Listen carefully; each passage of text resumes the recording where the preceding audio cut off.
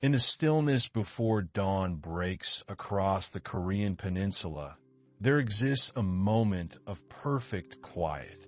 Imagine, if you will, a landscape wrapped in soft layers of morning mist, where dark mountains rise like ancient sentinels against the sky, just beginning to hint at the coming light.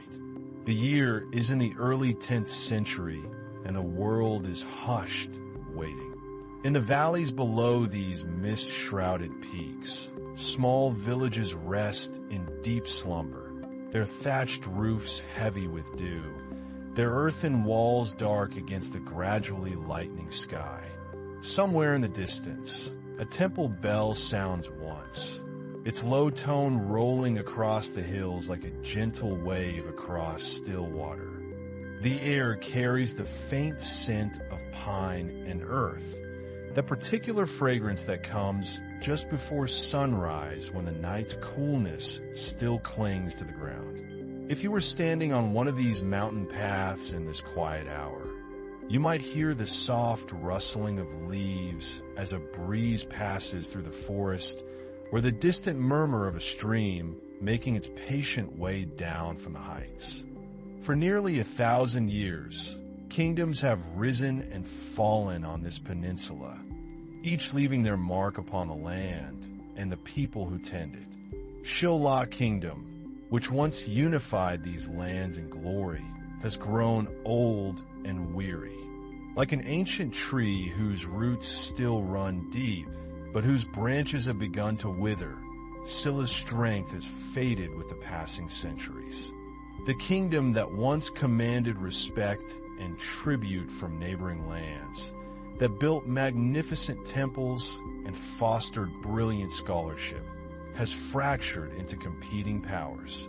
This is the Korean peninsula at a moment of transformation, though those sleeping in their warm homes cannot yet know how profoundly their world is about to change. The stones beneath your feet would be smooth and cool, worn by countless footsteps over countless years. Everything feels suspended, balanced between the world of dreams and the world of waking. But change, when it comes, does not always arrive with fire and sword. Sometimes it comes quietly, like that pre-dawn light that slowly, almost imperceptibly, begins to illuminate the eastern sky. The people in those sleeping villages have lived through decades of uncertainty, of shifting allegiances and distant battles, of wondering each harvest season what lord might claim their grain and what army might march through their fields. In the northern regions of the peninsula, Songak, Kaesong, there lived a man named Wongon. His name would become synonymous with the dynasty he founded, but in these early years, he was known first as a capable leader, a skilled administrator, and importantly, a man who chose mercy over vengeance. Sometimes it comes through the vision of one person who can see a different path forward, who understands that a kingdom built on ashes will only produce more ashes, but a kingdom built on reconciliation might endure. Wang Jian had served under Gung Ye, Taebong in the northern regions. Gung Ye had been a complicated figure, described in records as brilliant but increasingly unstable, visionary but growing paranoid and cruel. The people who served under him had watched with growing concern as his judgments became more erratic, his punishments more severe. His family were not nobles of ancient lineage, tracing their ancestry back through endless generations of aristocrats. Instead, they were merchants and local leaders, people who understood trade and diplomacy, who knew how to navigate between competing interests, who had built their influence through practical wisdom rather than hereditary right. Wang Jian did not seize this position through bloody conquest. The transition, while certainly involving political maneuvering and the quiet shifting of allegiances, is described in historical accounts as remarkably peaceful for such a significant change. He took the throne not as a tyrant demanding submission, but as a leader accepting responsibility. There comes a point when loyalty to a leader must be weighed against loyalty to the people that leader governs, and Wang Jian supporters are said to have reached that point. In the early 10th century, they turned to Wang Jian, asking him to take the throne, to become their king, to guide them toward a more stable future. From his capital at Songyak, Wang Jian looked out across a fractured land. The old Silla kingdom, Jiangju, still held nominal authority over much of the peninsula, but its control was more ceremonial than real. Regional strongmen had carved out their own territories, each maintaining their own armies, collecting their own taxes, making their own laws.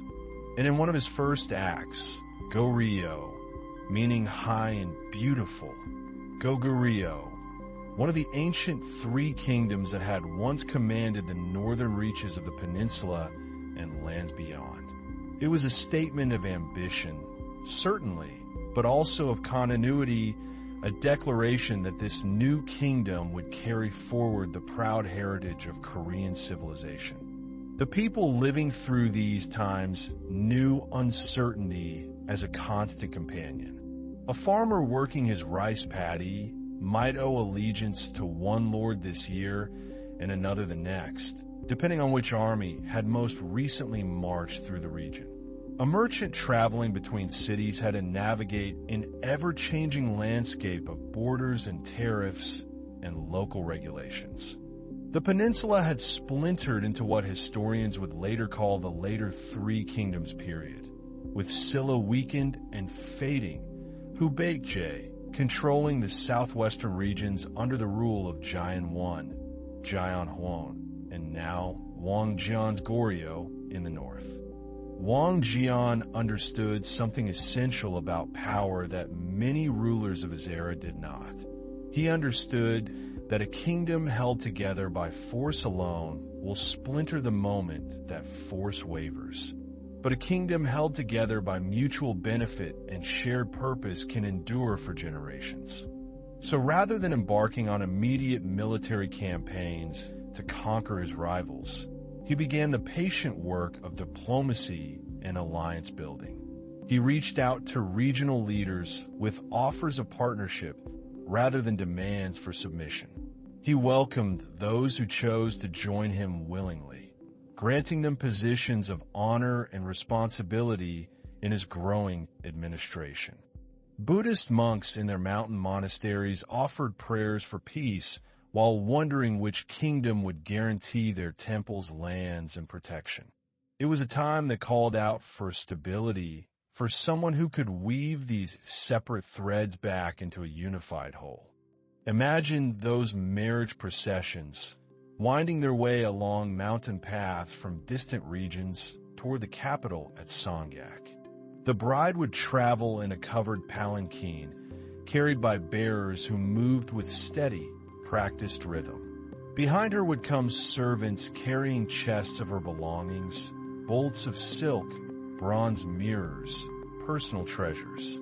Ahead would ride representatives of her family, dressed in their finest robes, proud to be forming this alliance with the rising power of Goryeo. He married daughters of influential families, not merely as a personal indulgence, but as a deliberate political strategy, weaving together the various noble houses into a network of kinship and mutual interest. Wang Jian is said to have taken many wives during his reign, each marriage a bridge between his kingdom and another center of power. To modern sensibilities, this might seem excessive, but in the context of 10th century Korean politics, it was a sophisticated strategy for peaceful unification. Each marriage brought new allies, new resources, new legitimacy. These journeys might take many days, following ancient roads that connected the scattered communities of the peninsula, passing through forests where autumn leaves turned the hillsides into tapestries of gold and crimson, crossing rivers on wooden bridges that had served travelers for generations, stopping at wayside villages where people would come out to watch the procession pass. The capital city of Songgak grew steadily as Wang Jian's influence expanded. Craftsmen arrived to build new administrative buildings, their hammers ringing out in steady rhythm as they fitted timbers together with careful precision. Scholars came seeking positions in the growing bureaucracy, bringing with them books and learning from various traditions. The children of these marriages would connect the various noble families, creating a web of relationships that made conflict less likely and cooperation more natural. It was not romantic in a modern sense, but it was effective and, importantly, it minimized bloodshed. The geography of this capital was itself significant. Songgak lay in a basin surrounded by mountains, with the peaks of Songgak Mountain rising to the north. In Korean traditional thought, Pungsu principles, what Chinese tradition called feng shui. The mountains provided protection from harsh northern winds, while the land sloped gently toward the south, allowing for good drainage and agriculture. Rivers and streams flowed through the region, providing water for both practical needs and the aesthetic enjoyment so valued in East Asian culture. In the early morning hours, before the city fully awoke, you might have walked through its streets and heard only the soft sounds of preparation for the coming day. Perhaps a rooster crowing in someone's courtyard, or the quiet murmur of voices as early rising servants drew water from a well. Merchants established shops and warehouses, recognizing the economic opportunities that came with political stability. The city that had been a regional center began transforming into the heart of a kingdom. To build a capital here was to work with the natural harmony of the land rather than imposing human will against nature's design. The palace complex where Wang Jian lived and governed would be coming to life as well, though with the careful protocols that governed royal establishments. Guard would change shifts with quiet efficiency, their armor making soft clicking sounds as they moved. Court officials would be rising, dressing in their formal robes, preparing for the day's audiences and administrative work. The smell of wood smoke would begin drifting from kitchen hearths as cooks started fires to prepare the morning meal. The sky would slowly brighten, that deep blue-black of night giving way to deep blue, then lighter blue, then the warm colors of sunrise beginning to paint the eastern horizon. Wang Jian himself was known to be a diligent ruler, rising early and attending personally to matters of state. Historical records suggest he was not a distant monarch who left all practical matters to subordinates, but rather someone who involved himself directly in governance. He read reports from regional administrators, considered requests and petitions, discussed policy with his advisors. Servants would sweep courtyards, their brooms making soft swishing sounds against the stones. In the palace kitchens, preparations would begin for the elaborate meals required by court custom, with cooks selecting ingredients with exacting care, knowing that everything served to the king and his court must be perfect. His approach to the old Silla kingdom demonstrated his political wisdom particularly well. Silla had been the dominant power on the peninsula for centuries, and its capital at Gyeongju remained a center of culture and learning even as its political power waned. The ruling family of Silla, though weakened, still commanded respect and legitimacy in many quarters. He understood that the work of building a kingdom happened not in grand gestures, but in the accumulation of careful decisions, day after day, year after year. A more aggressive ruler might have sought to conquer and humiliate this fading kingdom, to make a dramatic statement of a new order. But Wang Jian was patient. He understood that Silla would fall eventually under its own weight, and that how it fell would matter greatly for the future stability of a unified peninsula. Meanwhile, his real rival for control of the peninsula was Jian Wan, the ruler of Hubei in the southwest. Jian Wan was a formidable figure, a military man who had risen from humble origins to carve out his own kingdom through force and strategic brilliance. He maintained diplomatic relations with Silla, treating its aging kings with respect even as his own power grew and theirs diminished. He waited, building his strength, expanding his influence, but not forcing a confrontation. It was a strategy that required confidence and restraint, the willingness to let events unfold in their own time rather than trying to hurry history along. But in these early years of Goryeo, in the quiet moments of foundation building, the full scope of that rivalry had not yet unfolded. Instead, there was a steady work of administration, of establishing institutions that could govern effectively, of creating systems that would endure beyond any individual ruler. Where Wang Jian favored diplomacy and gradual consolidation, Jian Wan was more aggressive, more willing to use military force to achieve his aims. The two men represented different visions for the peninsula's future, and their rivalry would shape the course of events for decades.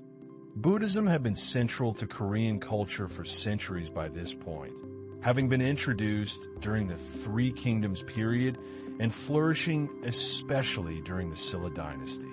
Monasteries owned extensive lands, operated schools, preserved and copied texts, and provided social services. Wang Jian appointed officials to manage various aspects of government, establishing bureaus to handle taxation, military affairs, public works, and justice. He encouraged the Buddhist monasteries that dotted the landscape, recognizing their role as centers of learning and spiritual life, while also understanding their economic and social importance. Imagine one of these monasteries nestled in a mountain valley, its compound arranged according to traditional patterns. The main hall would face south, its curved roof elegant against the sky, its wooden pillars painted in rich colors and decorated with intricate patterns. Inside, golden Buddha statues would glow softly in the light of oil lamps, their serene faces watching over the space. The monks and nuns who inhabited these institutions represented a significant educated class, and Wang Jian, like many rulers before him, recognized that supporting Buddhism served both spiritual and practical purposes. He sponsored the construction and renovation of temples, attended important ceremonies, consulted with prominent monks on matters both spiritual and worldly. In the monastery's courtyard, perhaps an ancient tree would provide shade, its thick trunk evidence of generations of growth, its branches spreading wide. A stone pagoda might stand nearby, its multiple tiers symbolizing the levels of enlightenment, its stones carefully carved and fitted together without mortar, held in place by their own weight and the precision of their crafting. These monasteries existed throughout the peninsula in every region, and they represented a kind of continuity even as political power shifted. A monk in a mountain temple might pray for the success of Wang Jian's kingdom, or for the preservation of Silla's heritage, or for Hubei's prosperity, depending on where that temple was located and who patronized it. But the fundamental practices of Buddhism remained constant. The sound of chanting might drift from the meditation hall, where monks in gray robes sat in rows, their voices rising and falling in ancient rhythms. The scent of incense would perfume the air, sandalwood or pine, its smoke curling upward in delicate spirals. In the early morning, dew would gather on the stones, making them glisten in the growing light. This continuity of cultural and religious life provided a foundation upon which political unity could be built. Wang Jian was building a kingdom, yes, but he was not creating something entirely new. He was gathering together strands that already existed, weaving them into a new pattern while respecting their individual character. The monks still rose before dawn for morning prayers, still studied sutras, still tended their temple gardens, still welcomed travelers seeking shelter, regardless of which kingdom claimed sovereignty over their particular mountain. As the morning light fully breaks across the landscape, illuminating those mist-wrapped mountains and sleeping villages, we can begin to see the shape of what was emerging.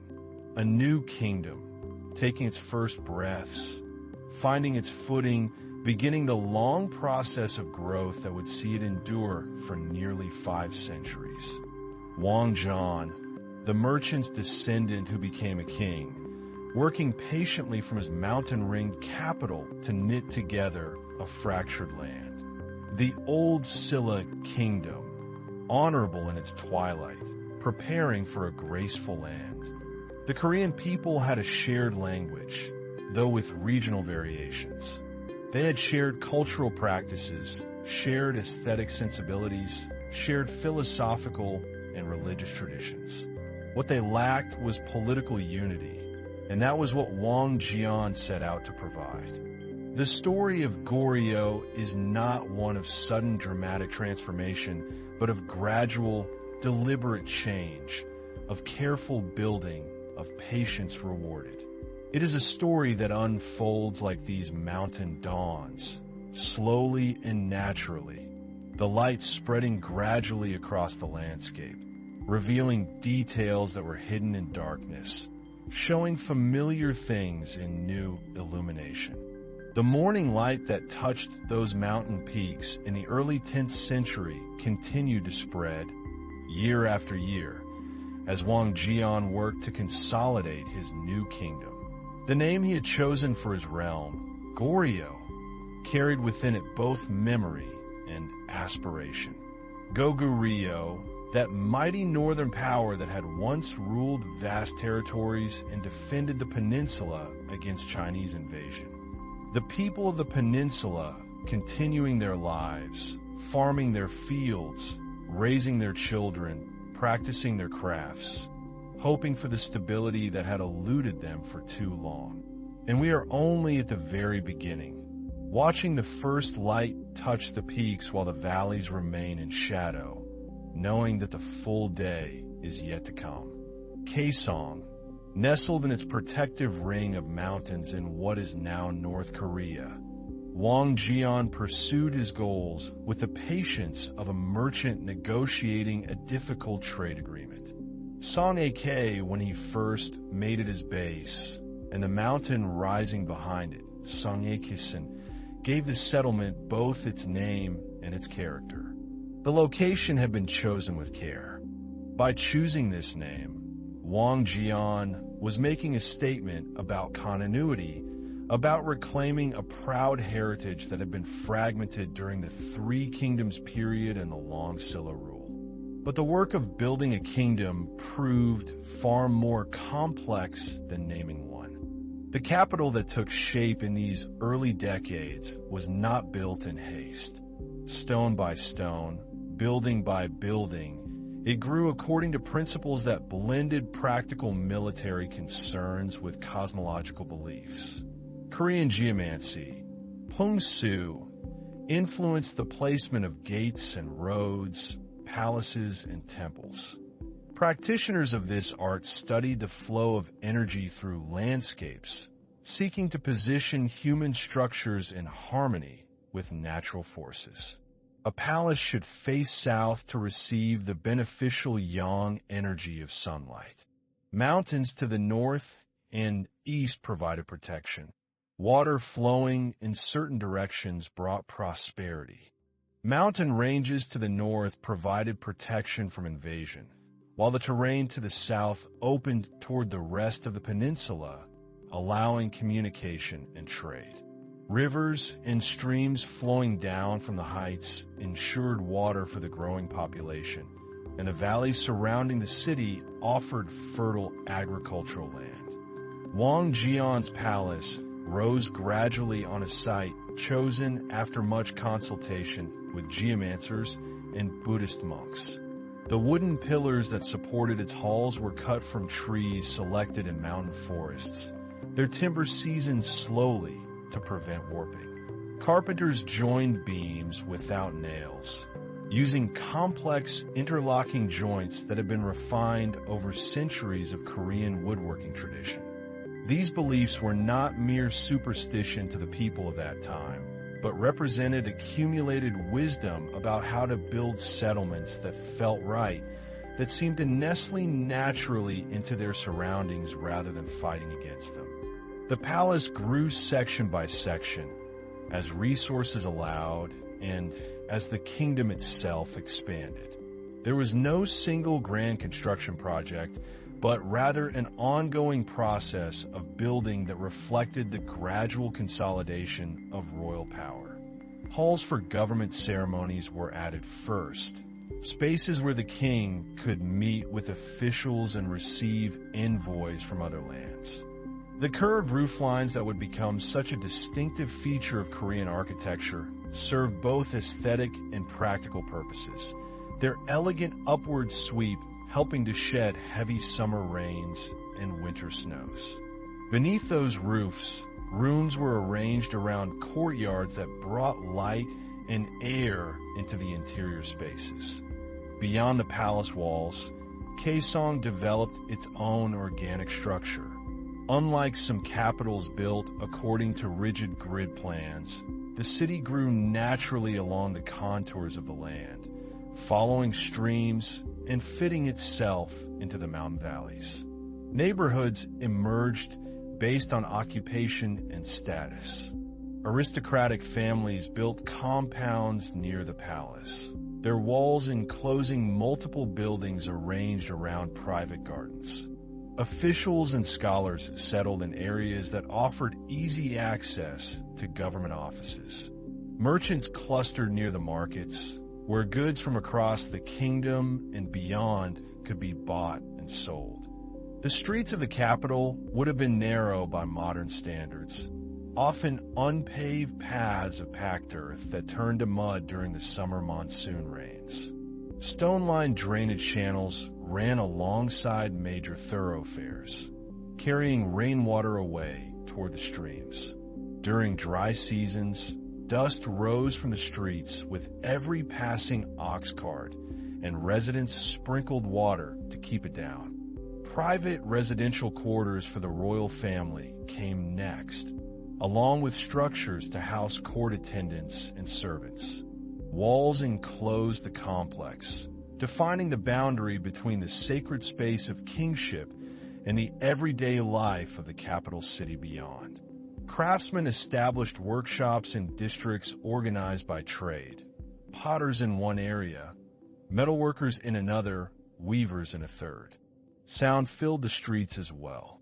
The wooden clapper that a night watchman struck as he made his rounds. The calls of vendors selling rice cakes or winter radishes. The rhythmic clack of looms from weaving shops.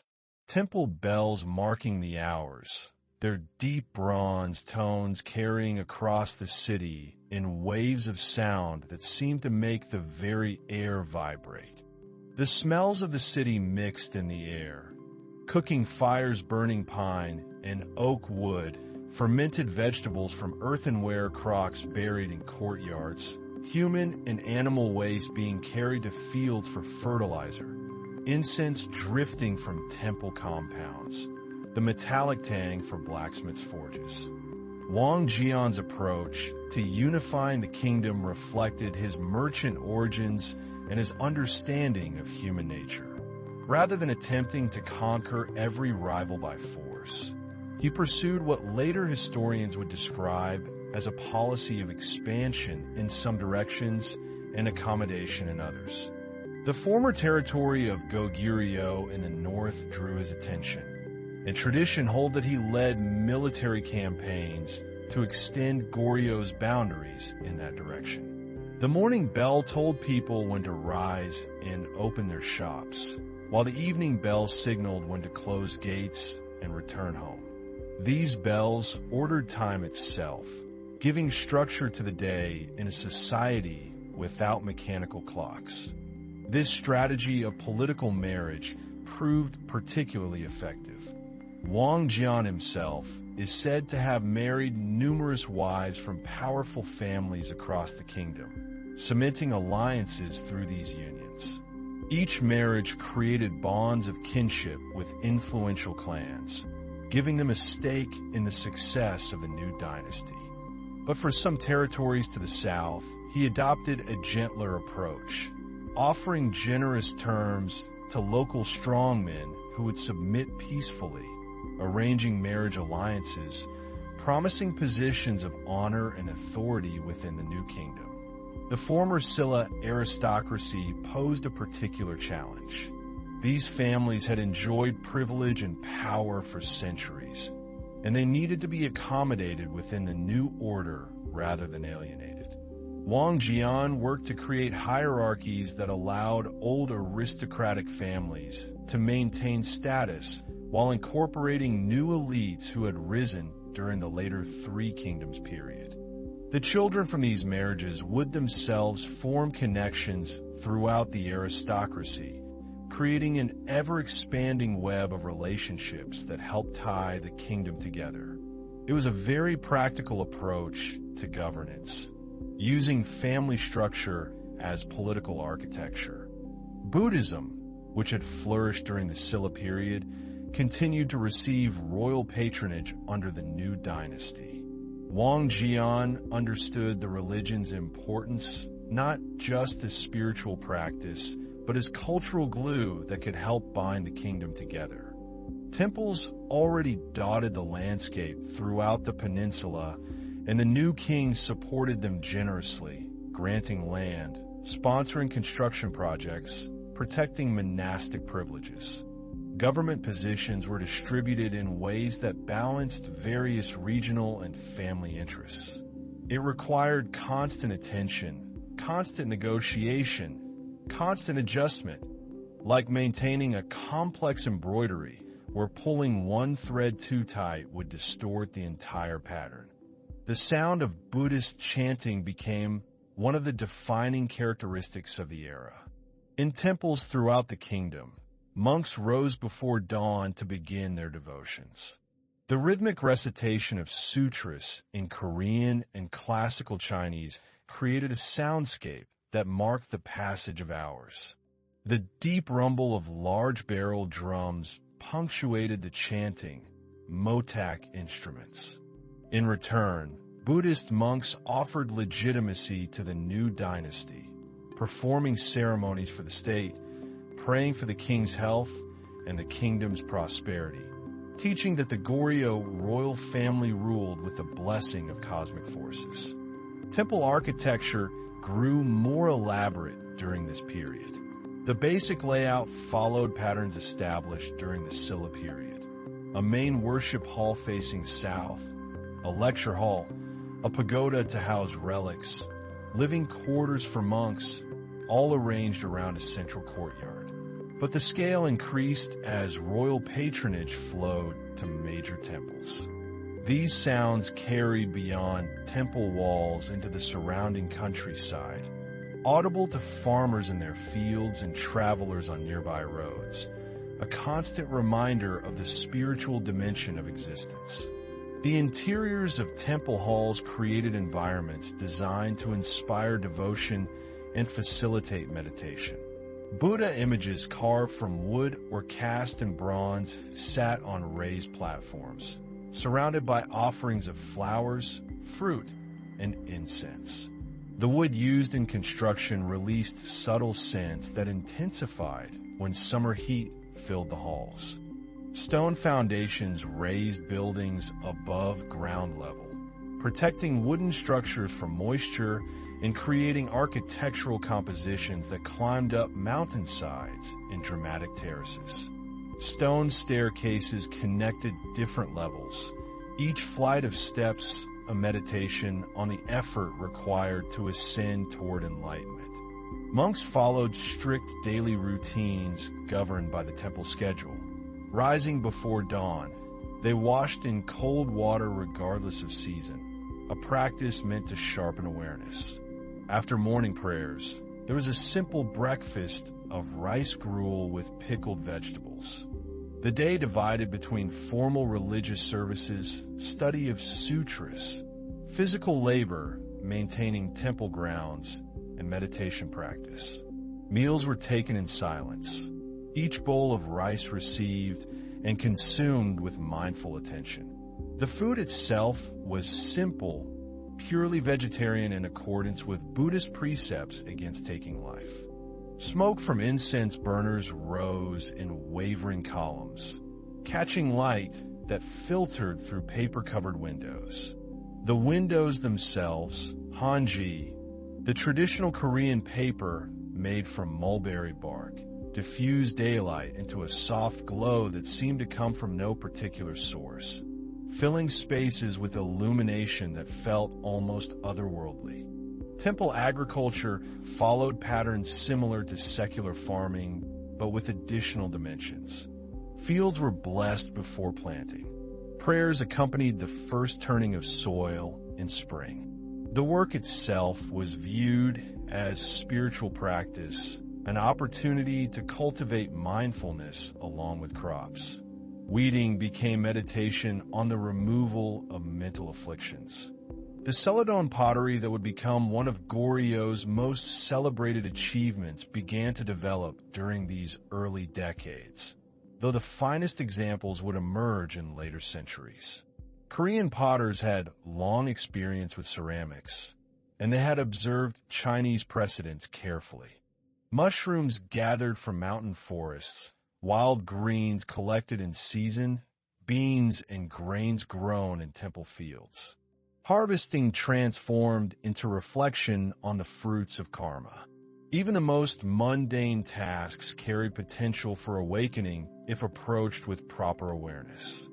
The clay itself came from specific deposits in river valleys, dug when conditions were right and prepared through long processes of refining. Potters mixed different clays to achieve desired working properties and firing characteristics.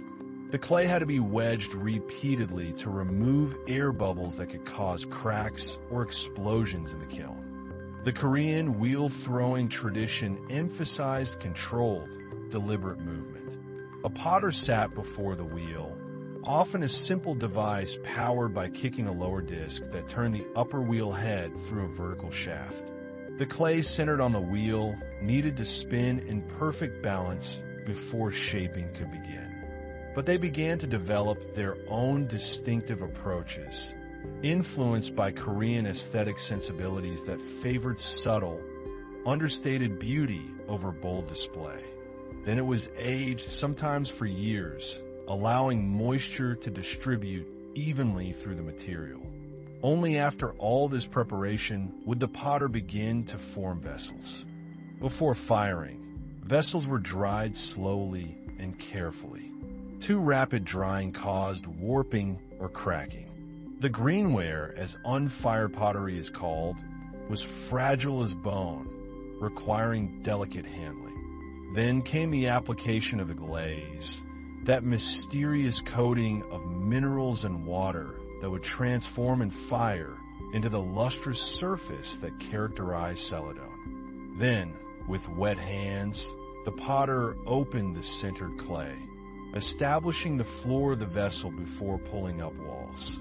The process required sensitivity to the clay's response, adjusting pressure and speed to coax it into form. A bowl or jar emerged gradually from formless clay, taking shape through repeated cycles of thinning, lifting, shaping. The kilns themselves were built into hillsides, long chambers that climbed slopes at angles carefully calculated to create proper draft.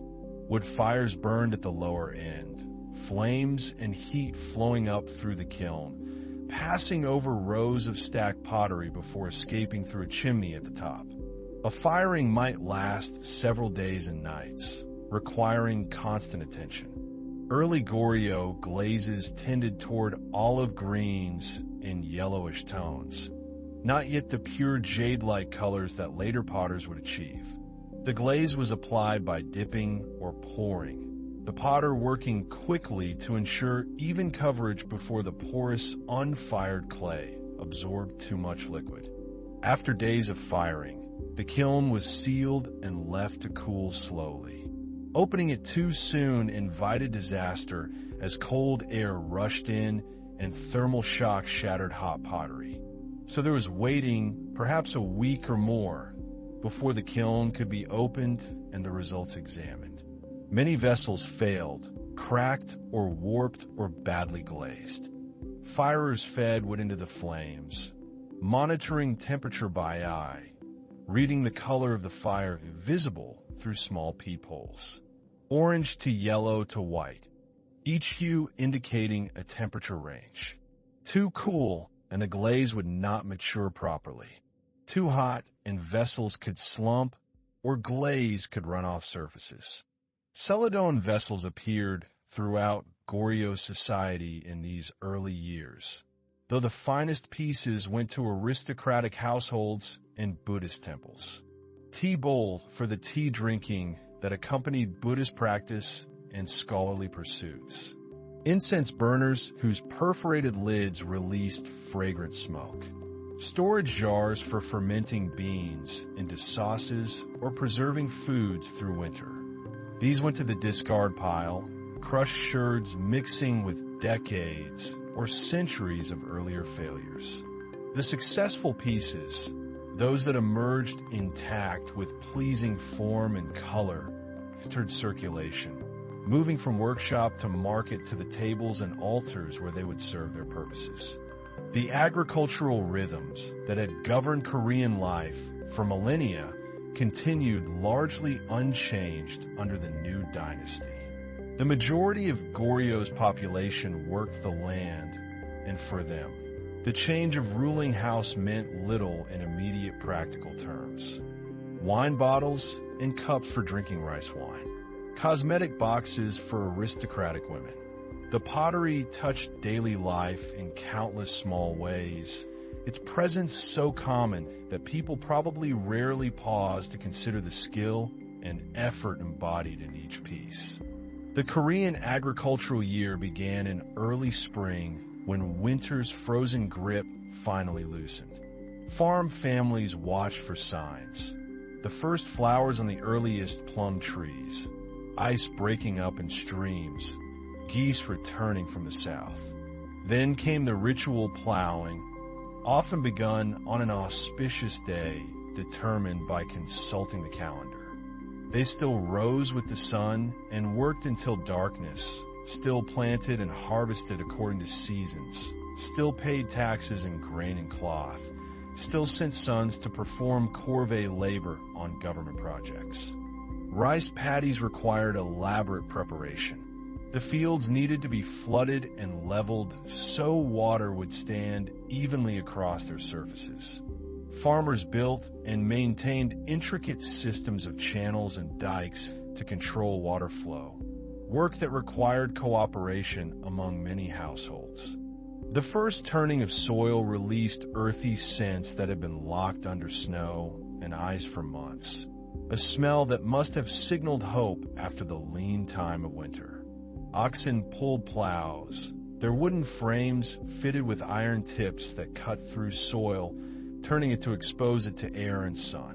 Rice seedlings started in special nursery beds where they could be tended carefully before transplanting. When the time came, farmers moved them to the flooded paddies, working bent over in the water, pressing each delicate plant into the mud in neat rows. Transplanting was backbreaking labor that left legs aching and hands cramped.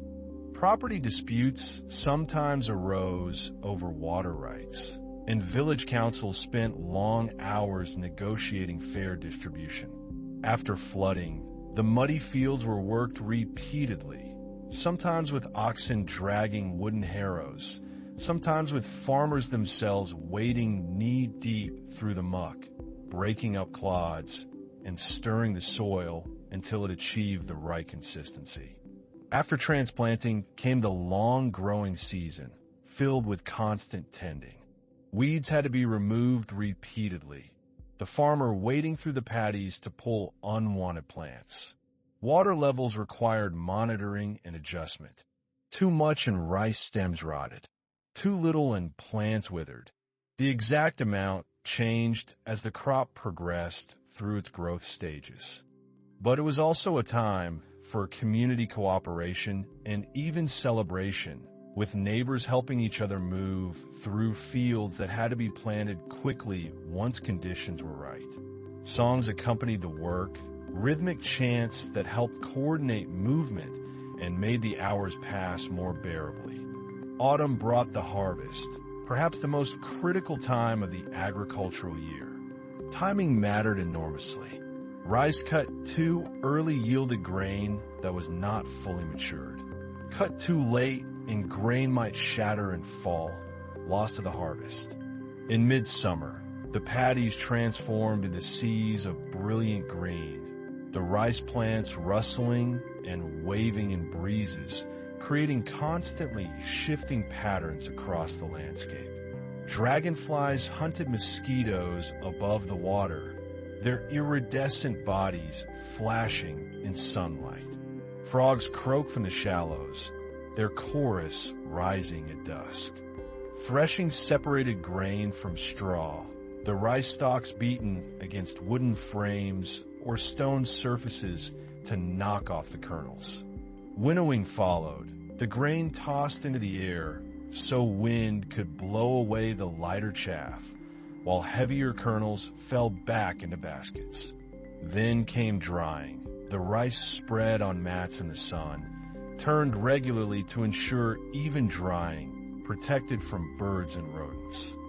Farmers watched the fields carefully, looking for that moment when the rice heads bent under their own weight, when the grains had turned from green to gold, but stems retained enough strength to stand. Then came days of intense labor. Entire families and hired help working from dawn to dusk, cutting the rice with sickles, bundling the stalks, carrying them from fields to threshing grounds. Beyond rice paddies, farmers cultivated dry fields on hillsides and higher ground. Here they grew millet and barley, soybeans and red beans, buckwheat and vegetables. Dry field crops were hardier than rice, able to grow in poorer soil with less labor, though they yielded less dramatic harvests. These crops provided variety in the diet and security against rice crop failures. Only after all this could the harvest be stored. Some portion kept for the household's own needs, some sold at market, some delivered to tax collectors who claimed the government's share. Kitchen gardens near farmhouses provided vegetables and herbs for daily meals. Radishes that grew thick as a man's arm. Kimchi, that fermented vegetable preparation that provided crucial nutrition through winter months. Garlic and green onions for flavoring dishes. Perilla leaves with their distinctive pungent aroma. Bean plants enriched the soil, preparing fields for grain crops in the following year through natural processes that farmers understood through centuries of observation, even if they lacked scientific explanation of nitrogen fixation. Farm families preserved food obsessively against the lean months of winter and early spring when fresh food was scarce. Vegetables were salted or fermented or dried. Fish were salted and dried. Fruits were preserved in honey or dried in the sun. Grain was stored in raised wooden storehouses that protected against rats and moisture. Hot peppers, though these would become much more prominent in Korean cuisine in later centuries. The gardens required constant attention, weeding and watering, protecting from insects and small animals, harvesting at proper times. The farmhouse itself was a simple structure, usually a few rooms arranged around a central courtyard. Walls were often wattle and daub, wooden frames filled with woven branches and plastered with mud mixed with straw. Thatched roofs of rice straw or miscanthus grass provided insulation and shed rain. The successful household maintained stores that would carry it through until the next harvest, with enough surplus to cover contingencies like a cold spring that delayed planting or an early frost that damaged crops. Farm families lived close to the earth in ways difficult for modern people to imagine. They marked time by seasons and agricultural tasks rather than by dates or hours. Their understanding of nature came from constant, intimate observation. They knew which plants appeared first in spring, which birds returned when, which frogs called in which season. Ondol heating system, a Korean innovation of considerable age, used heated stone channels running under the floor.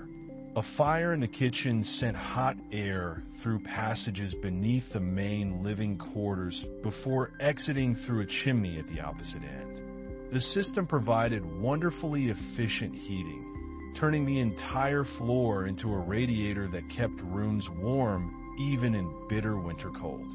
Villages were the basic social unit in the countryside, collections of households that worked together and supported each other.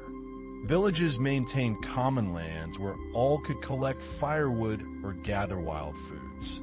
They coordinated agricultural labor for tasks requiring many hands. They arbitrated disputes among neighbors. They could read weather signs in clouds and winds, predict coming rain from the behavior of insects and animals. This knowledge was practical necessity, accumulated over lifetimes and passed down through generations, refined by countless cycles of observation and consequence. The aristocratic life in Kaesong and other administrative centers was far removed from these agricultural realities, though entirely dependent on them. The grain and other goods that farmers produced supported the government, the military, the court, the temples. Aristocrats lived in large compounds with multiple buildings for different functions, homes that reflected their status and wealth. Gardens in aristocratic compounds incorporated elements that reflected both aesthetic and philosophical concerns. Ponds were shaped to suggest natural forms, their edges irregular rather than geometric. Rocks were placed to create miniature mountain scenes, arranged according to principles that balanced weight and emptiness, vertical and horizontal elements. They organized celebrations for major festivals and rituals for community protection. Village councils of respected elders made decisions affecting the community, guided by custom and collective wisdom rather than written law. The architectural style emphasized harmony between buildings and their surrounding gardens, creating residential parks rather than just houses. These gardens served as settings for cultured leisure, spaces where aristocratic men could engage in the refined pursuits that marked them as superior beings, at least in their own estimation. They composed poetry while viewing autumn maples or spring blossoms. They played board games, paduk, the strategic game of placing black and white stones on a grid, attempting to control territory. Trees and shrubs were carefully chosen and positioned, valued for their seasonal changes, their associations with particular virtues or literary references. A pine for constancy, remaining green through winter. A plum for resilience, blooming in late winter cold. A bamboo for integrity, bending but not breaking under pressure. The scholar's study in an aristocratic household was a sanctum dedicated to learning and artistic pursuits. Shelves held manuscript books, hand-copied texts of Confucian classics and Buddhist sutras, histories, and poetry collections. The Chinese writing system, which Korean scholars used for formal writing even though it was poorly suited to representing the Korean language, took years to master. They practiced calligraphy, the art of beautiful writing that was considered a measure of a man's cultivation and character. They discussed philosophical texts and debated proper interpretations of classical works. The implements of writing were objects of reverence and aesthetic appreciation. Ink sticks made from pine soot bound with glue, their surfaces often decorated with calligraphy or designs. Ink stones with slight depressions that held the water in which ink sticks were ground, their stones chosen for grain and color, their surfaces polished smooth by years of use. A scholar needed to memorize thousands of characters to be considered educated, along with the classical texts written using those characters. Education was largely a process of memorization and commentary on ancient works, with creative interpretation happening within well-established frameworks of understanding. The ritual of preparing to write had its own meditative quality. The scholar ground the ink stick on the stone with added water, working it in circular motions until the liquid achieved the right consistency and darkness. This process could not be rushed. Hurried grinding produced inferior ink. Brushes with wooden or bamboo handles and tips of animal hair, rabbit or weasel or sheep, each type suited to different calligraphic effects. Paper ranged from rough, everyday grades for practice to precious sheets reserved for important documents or works of art, with the finest papers having a warmth and texture that enhanced the ink absorbed into their fibers. When brush finally touched paper, the act of writing became a performance that revealed character. The movement of the brush, the weight and balance of strokes, the spacing of characters, all expressed the writer's skill and personality. So the preparation itself became a moment of transition, a threshold between mundane concerns and the focused mental state required for calligraphy or composition. The scent of the grinding ink, slightly astringent, filled the study. Then the brush was selected and tested on scrap paper, loaded with ink carefully so the right amount soaked into the bristles. Court ceremonies in the Goryeo Dynasty blended Chinese influences with Korean traditions, creating distinctive rituals that reinforced the cosmic order as understood in that time. The king stood at the apex of this order, an intermediary between heaven and earth, responsible for maintaining harmony in the human realm. A single character might take just seconds to write, but those seconds represented years of practice, thousands of repetitions that trained hand and eye and mind to move as one. The finished calligraphy was not just writing, but art, appreciated for visual beauty independent of semantic content, though of course the meaning of the text added additional layers of significance.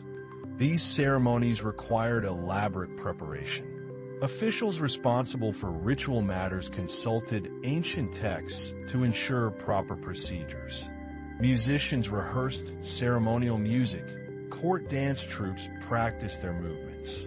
Offerings were prepared according to precise specifications. Particular foods presented in particular vessels in particular arrangements. His ritual duties were considered as important as his political and military functions. Seasonal ceremonies marked the turning of the year. Ancestor worship honored the royal lineage. State sacrifices appealed to nature deities for rain or good harvest. The music that accompanied these ceremonies was slow and stately, meant to evoke cosmic harmony rather than entertain. Stone chimes and bronze bells provided precise, tones that were understood to resonate with natural forces. Drums marked rhythm with deep, steady beats. Flutes and wooden instruments added melodic lines that wove together in textures unlike the folk music of the countryside. For the common people, religion and ritual operated on different levels. Buddhist temples remained important, and farmers made offerings to ensure good harvests or heal sick family members. But alongside formal Buddhism, older shamanic traditions persisted, especially in rural areas. Village shamans, often women, performed rituals to appease spirits, cure diseases, divine the future. Nothing could be left to chance or individual discretion. The rituals worked through exact replication of proper forms, connecting the present moment to a long chain of previous performances stretching back to legendary antiquity. The dancers moved with deliberate precision, their gestures symbolic rather than expressive, each movement laden with meaning that trained observers could read. A shamanistic ritual might last hours or even days, the shaman entering trance states through music and dance, her body becoming a vessel for spirits to communicate with the human community. Drums and cymbals drove the rhythm, building in intensity until the threshold between mundane and spiritual reality grew thin. These practitioners occupied an ambiguous social position, simultaneously essential and marginalized, called upon in times of crisis, yet treated with suspicion by orthodox religious authorities. These practices made educated elites uncomfortable. They smacked of superstition, of ignorant peasant credulity, of beliefs that the scholarly class considered beneath dignity.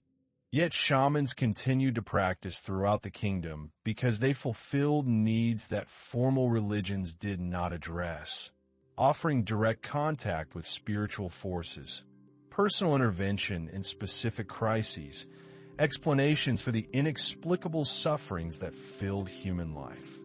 Daily life, for most people, whether in the capital or the countryside, followed patterns governed by sunrise and sunset, by seasons, by the requirements of survival.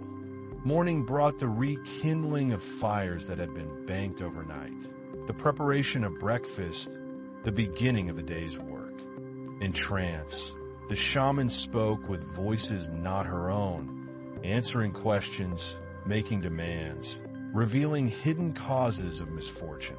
Participants sometimes entered altered states as well, the boundary between observer and participant dissolving in the ritual's momentum. The aristocrats might dismiss shamanism publicly while quietly consulting shamans privately when circumstances grew desperate. Work filled daylight hours. For farmers, this meant field labor. For craftsmen, production in workshops. For servants and slaves in aristocratic households, an endless round of tasks maintaining the compound and serving the family. Meals were simple, rice or other grains supplemented with vegetables, small amounts of fish or meat for those who could afford it, fermented bean paste for flavoring and protein. Food was cooked over wood fires, the smoke escaping through gaps in thatched roofs, since chimneys were luxuries not all houses possessed. Evening brought the household together for the main meal of the day. Then there might be a few hours for rest and simple entertainments before sleep. Stories were told, often the same ones heard countless times, yet still enjoyed for their familiarity. Songs were sung, folk melodies that everyone knew, whose verses could be adapted to current situations. Women worked as hard as men, though their labor was often less visible, cooking and cleaning, spinning thread and weaving cloth, raising children, tending gardens, preparing preserved foods, making clothes. The sexual division of labor was strict, with whole categories of work being exclusively male or female domains, the boundaries enforced by custom and propriety. Night came early without artificial lighting. A few oil lamps might burn in wealthy households, their flames casting dancing shadows. Most people simply went to sleep when darkness fell, rising again with the dawn. Occasionally traveling performers might visit a village, singers or acrobats or musicians, bringing news from beyond the immediate area along with entertainment. The Goryeo kingdom in its early years was still finding its identity, still in the process of becoming what it would be. The old Silla kingdom finally ended its long existence in 935, when the last king formally surrendered to Wang Jian, who received him with honor and treated him generously, granting him a palace in Kaesong and a stipend to maintain his dignity. The stars overhead were the same stars that had looked down on ancient kingdoms, that would shine long after Goryeo itself had passed into history, indifferent to human concerns, beautiful and distant and constant in their movements across the heavens. By 936, then, the peninsula was unified under one government for the first time since earlier periods of division. But as Wang Jian surely understood, conquest or political submission did not automatically create genuine unity. That would require time and patient effort, the work of generations rather than a single reign. He had laid foundations. It was a peaceful transition, an elderly kingdom laying down its burden and entrusting it to younger hands.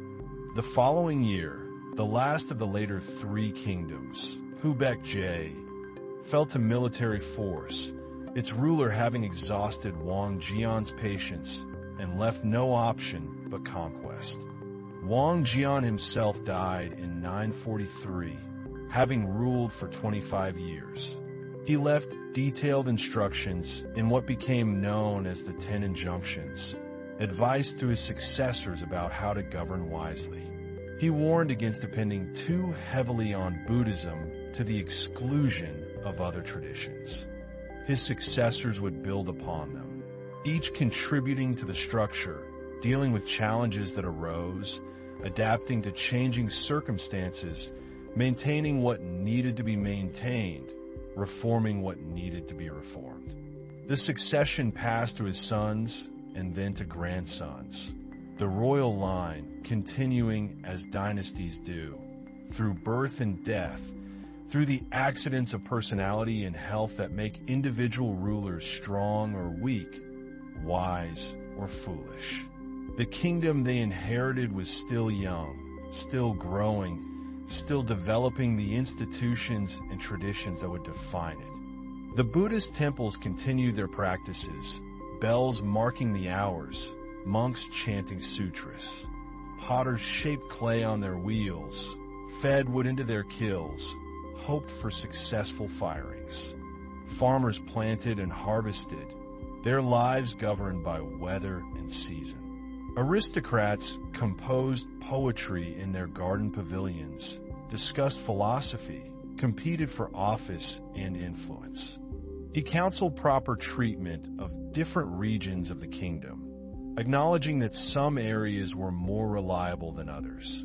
He cautioned about geomancy and temple construction, urging moderation.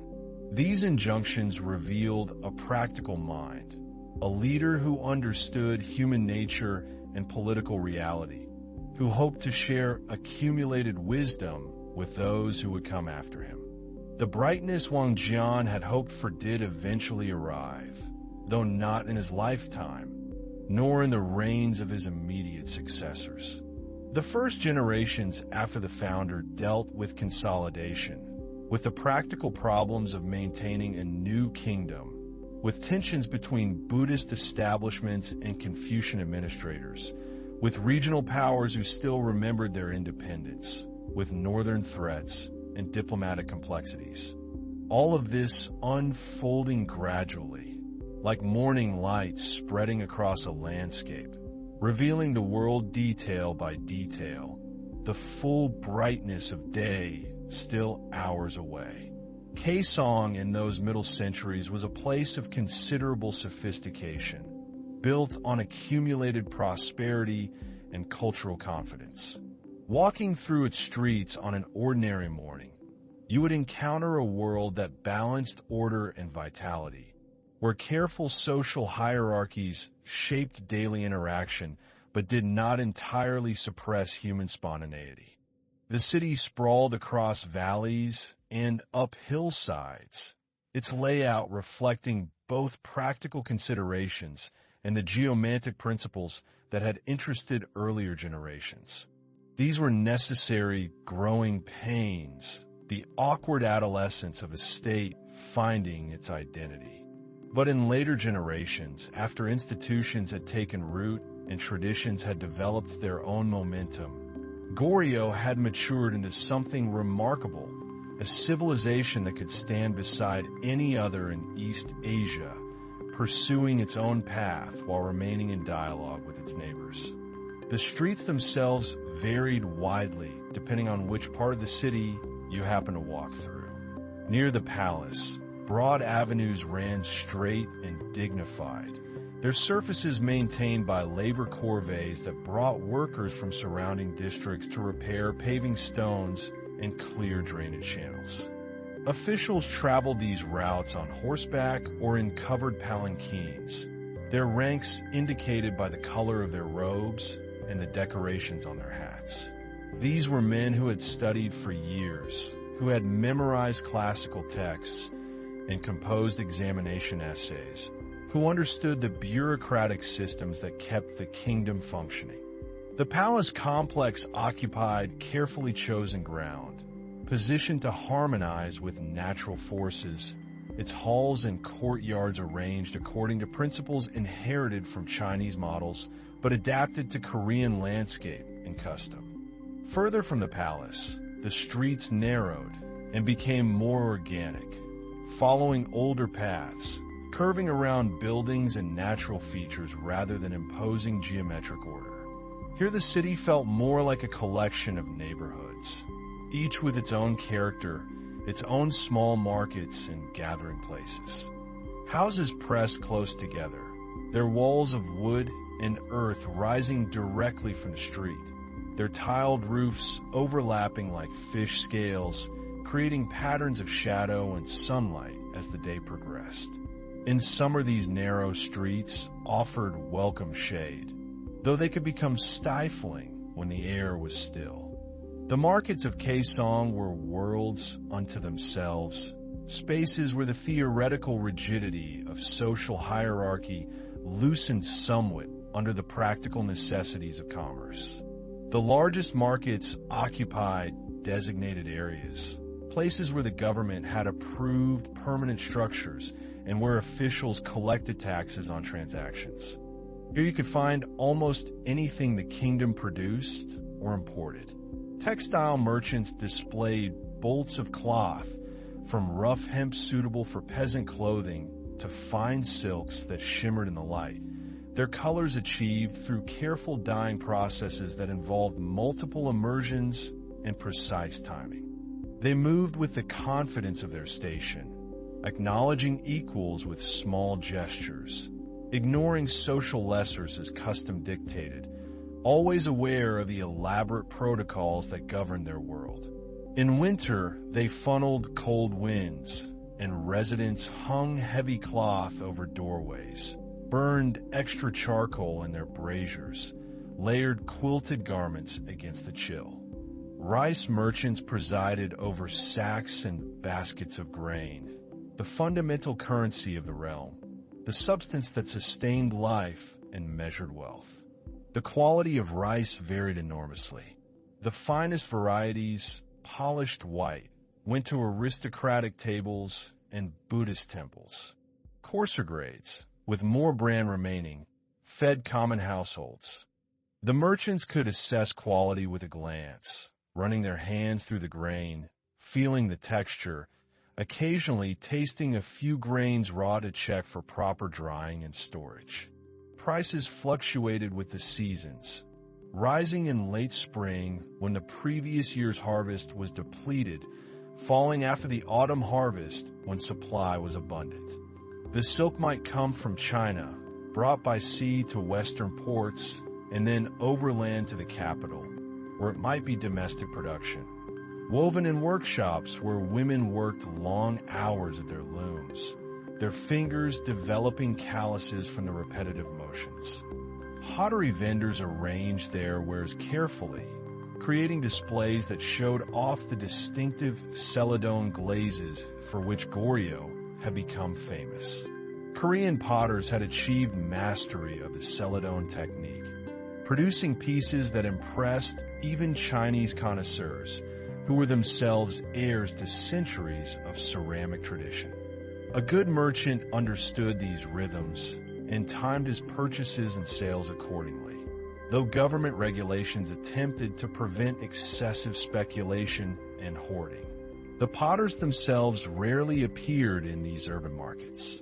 They worked in kilns scattered through the countryside, in places where suitable clay was abundant and where kilns could be built into hillsides to take advantage of natural draft. The work was demanding and uncertain. A potter might spend weeks preparing clay, removing impurities, achieving the right consistency through repeated kneading and aging. Shaping the vessels required both technical skill and aesthetic judgment. Each piece had to function properly. A wine bottle had to pour without dripping.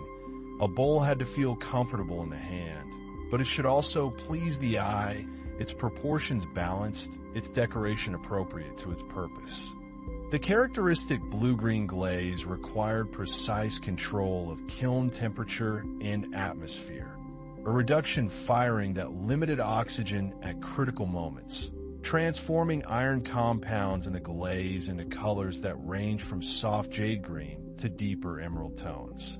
The finest pieces seemed to glow with inner light, their surfaces smooth as water, their forms elegant and restrained. Elsewhere in the markets, vegetable sellers arranged their produce in neat piles, calling out to potential customers, praising the freshness of their greens, the sweetness of their melons, the crispness of their radishes. Much of this came from farms just outside the city walls, brought in before dawn by farmers who had loaded their A-frame carriers and walked the dark roads into town. These farmers occupied an interesting position in the social order. Confucian theory placed them high in the hierarchy of the four classes, just below the scholars, valued because they produced the grain that sustained everyone.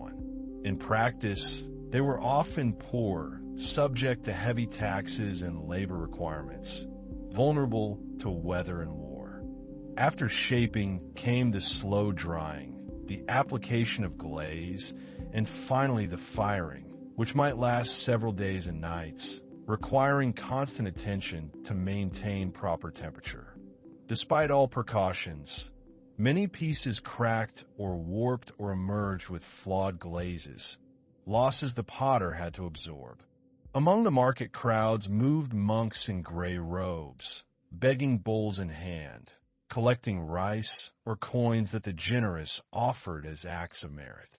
Buddhism by this period had thoroughly woven itself into the fabric of Goryeo society. The religion offered explanations for suffering, paths toward liberation, rituals that marked important life transitions, and a sophisticated philosophy that appealed to educated minds. Different schools competed for followers and royal patronage. The Seon tradition, similar to Chinese Chan or Japanese Zen, emphasized meditation and direct insight over textual study. The relationship between Buddhism and the state was complex and sometimes contradictory. On one hand, Buddhist monks were technically outside the normal social hierarchy, having left household life and its obligations. On the other hand, Major temples controlled vast estates worked by tenant farmers, accumulated wealth through donations and commercial activities, and wielded considerable political influence through their connections with aristocratic families.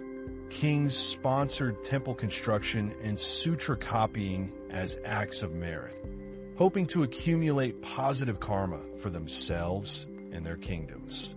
Still, they performed their roles season after season, working land their families had tended for generations, maintaining the agricultural base without which no civilization could exist. Other schools focused on particular sutras, developing elaborate interpretive traditions around sacred texts. In the markets, you might also encounter foreign merchants, men who had traveled remarkable distances to trade goods that commanded premium prices in Kaesong. Chinese traders were most common, arriving by sea with cargoes of silk, books, medicines, and luxury items that Korean aristocrats desired. The largest temples became architectural complexes of great beauty, their halls painted in bright colors, their courtyards paved with stone, their gardens arranged for contemplation. The exchange with Sung. China was particularly rich during much of the Goryeo period. The Song dynasty, which had developed into one of history's most culturally sophisticated civilizations, had profound influence across East Asia. Song painters had revolutionized landscape art. Song potters had perfected ceramic techniques. Song philosophers were synthesizing new schools of Confucian thought that would eventually spread throughout the region. Some of these merchants settled permanently in Kaesong, establishing households, learning the local language, serving as intermediaries between Chinese and Korean commercial networks. They lived in designated quarters, subject to special regulations, their status somewhat ambiguous, needed for the goods and knowledge they brought, but never quite integrated into Korean society. This cultural exchange was not one-directional. Goryeo had its own achievements to offer, particularly in the realm of printing. The kingdom had embraced woodblock printing early and thoroughly, recognizing its potential for reproducing texts and images. Goryeo printers had accumulated considerable expertise.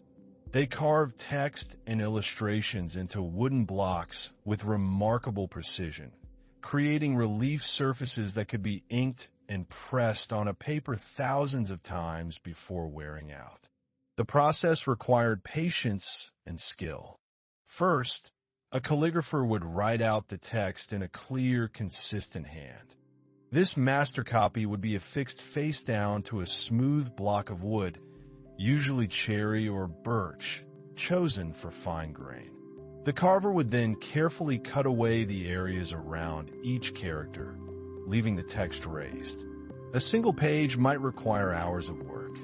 Tripitaka Koreana, a complete edition of the Buddhist canon carved onto wooden blocks. An earlier version had been completed in the 11th century, an enormous undertaking that involved organizing thousands of texts, determining authoritative versions where multiple copies existed, and carving hundreds of thousands of individual characters onto tens of thousands of wooden blocks. Goryeo intellectuals followed these developments with intense interest, importing books, studying new styles, engaging with new ideas while maintaining their own distinctive approaches. A complete book required dozens or hundreds of blocks, all of which had to be stored carefully, organized so that pages could be printed in correct sequence. Work on the second Tripitaka began in the 13th century during a period of Mongol threat and continued for years. The project was partly an act of faith, an appeal to Buddhist powers for protection against invasion, but it was also a statement of cultural determination, a refusal to let military danger interrupt civilizational pursuits. Teams of scholar monks compared different versions of texts, resolve discrepancies, establish definitive readings. Skilled carvers transformed these texts into printing blocks. Ganhwa Island, where the court had fled for safety from Mongol armies. The finished product was extraordinary not only for its scale, over 80,000 blocks containing tens of millions of characters, but for its accuracy and craftsmanship. The blocks were carved with such precision that the printed characters appeared clear and even. The carvers had maintained remarkable consistency across the entire project, despite the many hands involved. Each block was made of carefully treated wood to prevent warping and insect damage. The text on both sides of each block included not only the main sutra text, but also notes indicating the title, fascicle number, and block number, ensuring that the blocks could be organized and used correctly. The edges of the blocks were reinforced with metal to prevent splitting. That first edition was destroyed during foreign invasions, a devastating cultural loss. But rather than accept defeat, the kingdom undertook to create a new edition, even more carefully prepared, even more accurate. Despite the uncertain circumstances, despite limited resources and constant anxiety about military developments, the work proceeded methodically, block by block, text by text. Walking through the quieter districts of Kaesong, away from market noise and commercial bustle, you might pass Confucian academies where scholars gathered to study classical texts and discuss philosophical questions. These institutions had grown in number and importance as Goryeo matured. They served multiple purposes. Most practically, they prepared young men for the civil service examinations that determined entry into the bureaucracy. These examinations tested knowledge of Confucian classics, the Analects, the Mencius, the classic of poetry, the classic of documents, the classic of changes, and the spring and autumn annals. But the academies were more than examination preparation centers. They were places where intellectual traditions were preserved and transmitted, where young scholars absorbed not just textual knowledge, but values and worldviews. The curriculum emphasized self-cultivation as the foundation for governing others. A proper scholar was expected to develop virtue through study and reflection, to align his behavior with moral principles, to subordinate personal desires to larger obligations. This philosophy held that good government flowed naturally from the moral character of officials. If officials were virtuous, the people would naturally follow good examples.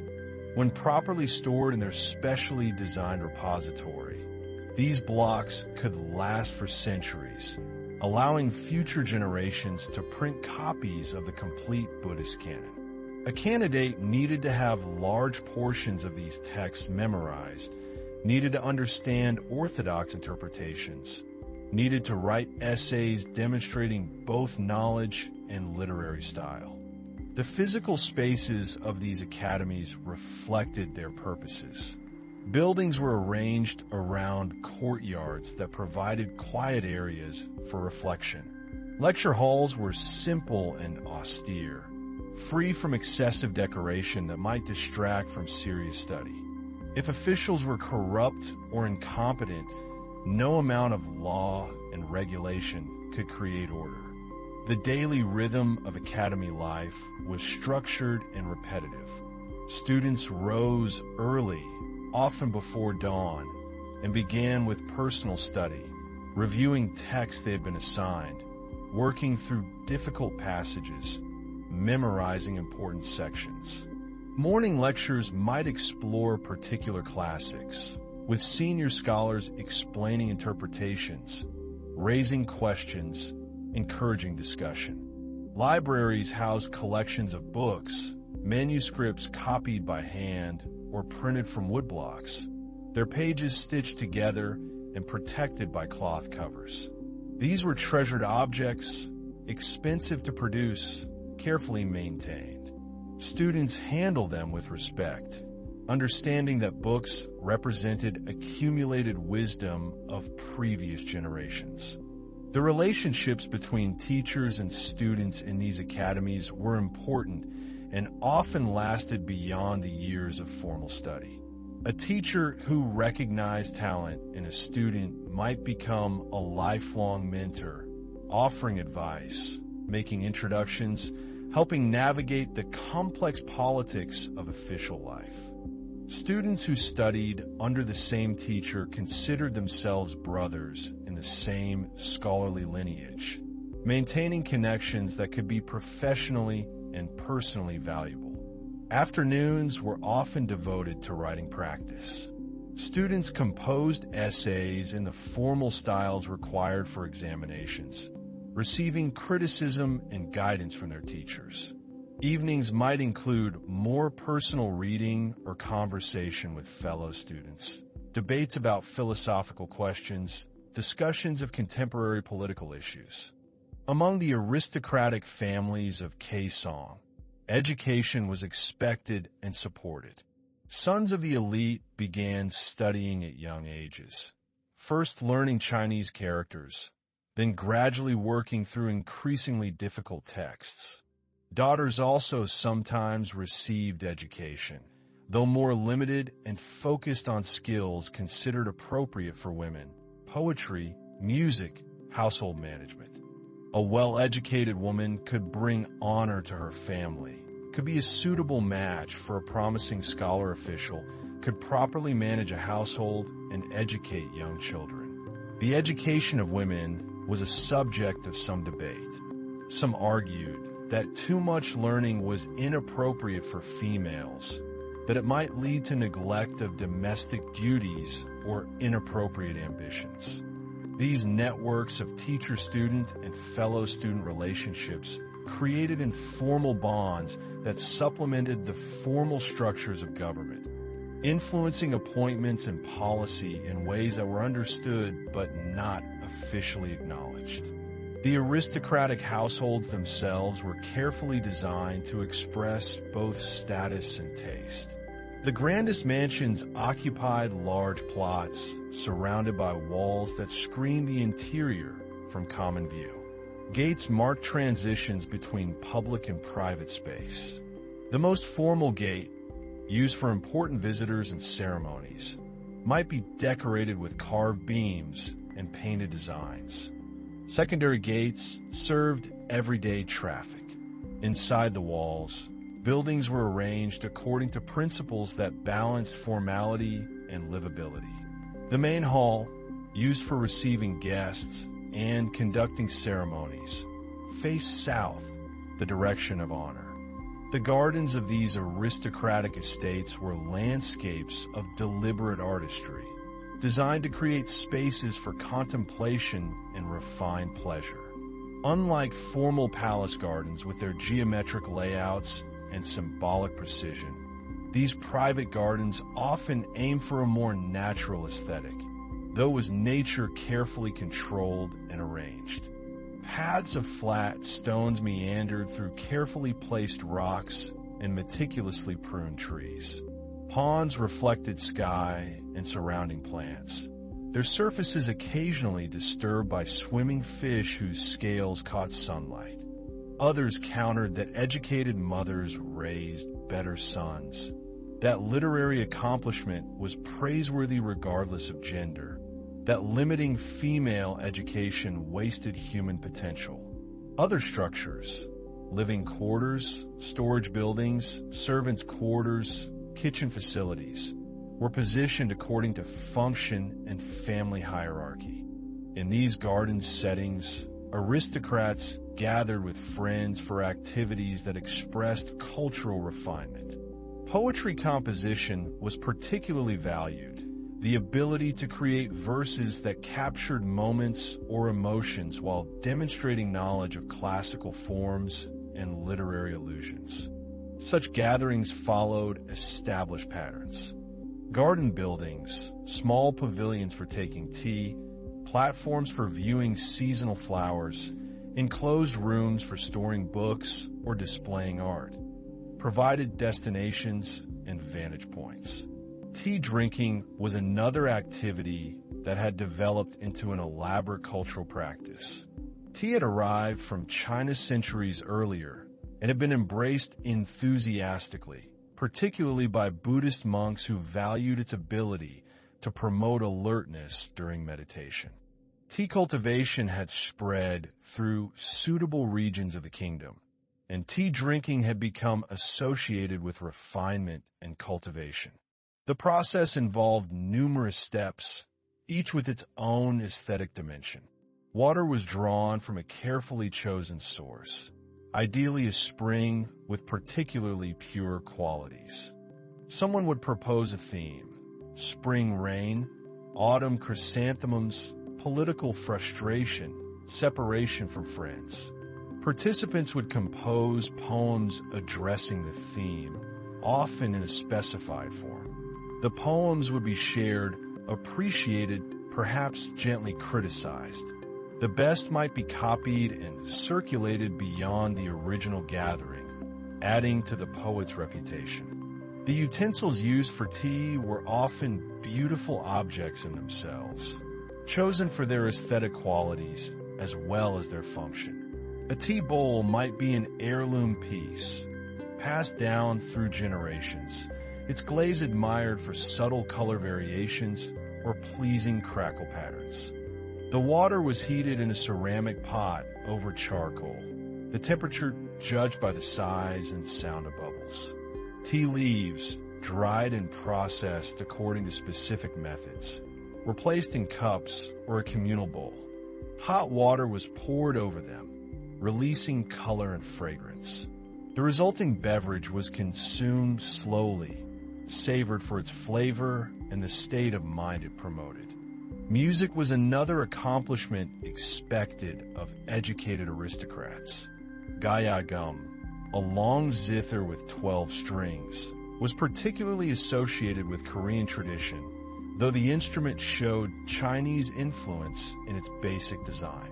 Playing it required technical skill. The right hand plucked strings while the left hand pressed down behind the bridges to modify pitch and add subtle inflections. The water pot might be a recent acquisition from a favored potter, appreciated for its form and the way its spout poured without dripping. Even the charcoal brazier could be an object of attention, its metal casting decorated with auspicious symbols or literary references. Arranging these objects, using them properly, appreciating their qualities, all of this demonstrated cultivation and taste. The social hierarchies that structured this aristocratic world were complex and multidimensional. Birth mattered enormously.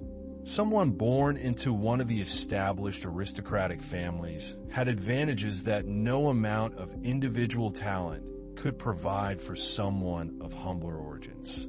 But technique alone was insufficient. Good playing expressed emotion and suggested meaning beyond the notes themselves, creating moods that complemented poetry or expressed feelings that words could not capture.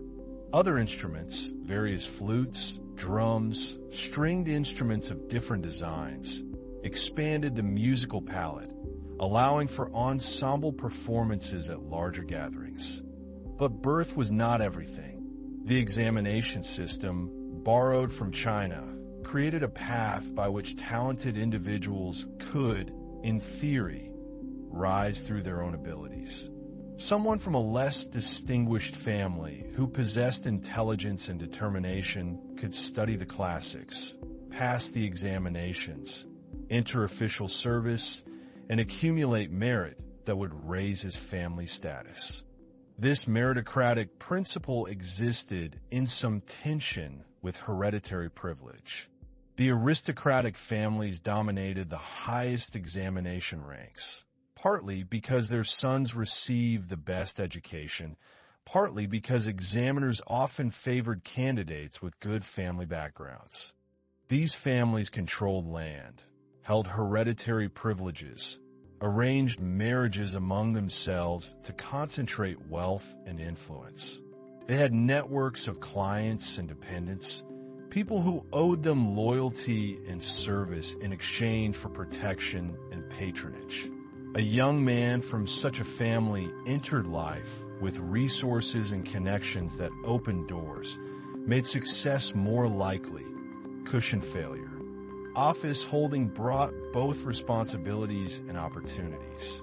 A successful official could accumulate wealth through legitimate means, government salaries, income from land grants attached to certain positions, and through less legitimate means that were nonetheless widely practiced, such as accepting gifts from people seeking favors or skimming resources from projects under his supervision. Still, some talented outsiders did succeed, and their success gave the system legitimacy, suggesting that it rewarded ability rather than merely confirming inherited status. The Buddhist temples, meanwhile, operated according to different principles, though they too were deeply embedded in the social and economic structures of Goryeo. A large temple was a complex institution, much more than a place where monks pursued individual enlightenment. It owned land worked by tenants who paid rent in grain and labor. Officials were expected to support extended family networks, providing positions for relatives, arranging advantageous marriages, helping family members in legal or financial difficulties. These obligations meant that individual success translated into broader family advancement, but also that officials faced constant demands that might conflict with their official duties. Becoming a monk involved a significant decision that affected not just the individual, but his entire family. In theory, someone who took monastic vows was leaving behind household life, severing normal family obligations, embarking on a path aimed at liberation from the cycle of birth and death. In practice, families sometimes encouraged sons to become monks for practical reasons. It employed artisans, carpenters, painters, metal workers, who maintained buildings and created religious objects. It housed libraries and schools where monks studied Buddhist texts and philosophy. It offered rituals and ceremonies that people requested and paid for. Funerals, memorial services, prayers for healing or good fortune, elaborate festivals that drew large crowds. Life within a temple followed rhythms quite different from secular life. The day began very early, often with a pre-dawn service that included chanting and meditation. Breakfast was simple vegetarian fare: rice gruel, pickled vegetables, perhaps tofu or bean paste soup. Morning hours might be devoted to study, with senior monks lecturing on difficult texts or leading discussions of philosophical points. Younger monks memorized sutras, learned ritual procedures, studied the languages, Chinese and sometimes Sanskrit, necessary for understanding Buddhist literature. A younger son with little prospect of inheritance might find better opportunities in a religious institution than in secular life. A family with many sons might send one to a temple to accumulate religious merit. Some temples accepted children as novices, raising and training them, creating lifetime bonds between the individuals and their religious institutions. Not all monks pursued this austere path with equal dedication. Temples varied widely in their rigor and spiritual seriousness. Some maintained high standards and attracted talented, committed practitioners. Others were lax, serving primarily as economic institutions or as refuges for people escaping various difficulties. The government periodically attempted to regulate religious institutions, conducting examinations to certify monks, limiting the number of temples, restricting land holdings. These efforts met with mixed success. Powerful temples had influential supporters, including members of the royal family and high aristocrats. Among the most serious practitioners were the Zen monks, who emphasized meditation practice over textual study. They often lived in smaller, more remote monasteries, places chosen for their quietness and natural beauty. The daily schedule in these communities centered on long periods of seated meditation, interrupted only for meals, work, and sleep. The meditation itself was demanding, requiring sustained concentration, constant attention to wandering thoughts, patient acceptance of physical discomfort as legs cramped and backs ached from sitting still for hours. Teachers in this tradition often employed paradoxical stories and questions, koans designed to frustrate logical thinking and provoke sudden insight. Afternoons included work, maintaining temple grounds, preparing food, copying manuscripts, creating artwork for ritual use. Evening services marked the transition toward night, and monks retired early, sleeping on thin mats in unheated rooms, training themselves in discipline and endurance. Attempts at strict regulation often foundered on the political difficulties of enforcing them. The physical practice of meditation was supported by careful attention to posture and breathing. Monks sat on cushions with legs crossed, back straight, but not rigid, hands positioned in prescribed ways.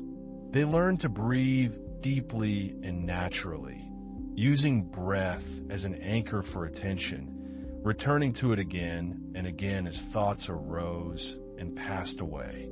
This practice was understood to quiet mental turbulence, to reveal the mind's true nature, to create conditions where insight could emerge. Stories circulated about monks who had experienced sudden awakening after years of practice, moments when long-held confusion dissolved and reality appeared with perfect clarity. Back in the capital streets, ordinary life continued independent of these aristocratic refinements and monastic disciplines. Craftsmen plied their trades in small workshops, passing skills from master to apprentice according to traditions that went back generations. A metalworker might specialize in bronze casting, creating bells for temples or vessels for wealthy households. The process required knowledge of alloys and temperatures, understanding how different proportions of copper and tin affected the metal's properties. Too much tin made the bronze brittle. Too little made it soft. The ideal proportion depended on the object being made. Bells required particular alloys that would produce clear, sustained tones. A monk might spend years working with a single koan, approaching it from different angles, sitting with it until the intellectual puzzle dissolved into direct understanding. Such stories inspired others to persevere through difficult periods when progress seemed impossible. Carpenters built the wooden structures that housed all these activities, from palace halls to market stalls. Korean carpentry had developed distinctive techniques, particularly in creating elaborate bracket systems that supported roof overhangs and distributed weight efficiently. These brackets stacked in complex arrangements, each piece precisely cut to fit with the others, the whole assembly locked together through geometry rather than nails or glue. Building such structures required careful planning and execution. Timber had to be selected and cut to proper dimensions. Joints had to be carved with precision. The assembly had to proceed in correct sequence. The materials themselves came from various sources. Fine timber for important buildings came from mountain forests, logged during winter when sap was down and trees were less likely to split during drying. Teams of workers felled trees with axes, shaped them roughly at the logging site, and then dragged them down mountains using ropes and wooden sleds. Vessels for cooking or storage needed different properties. A master metalworker knew these things intuitively from years of experience, though he might not be able to explain the principles in abstract terms. A mistake early in the process could compromise the entire structure.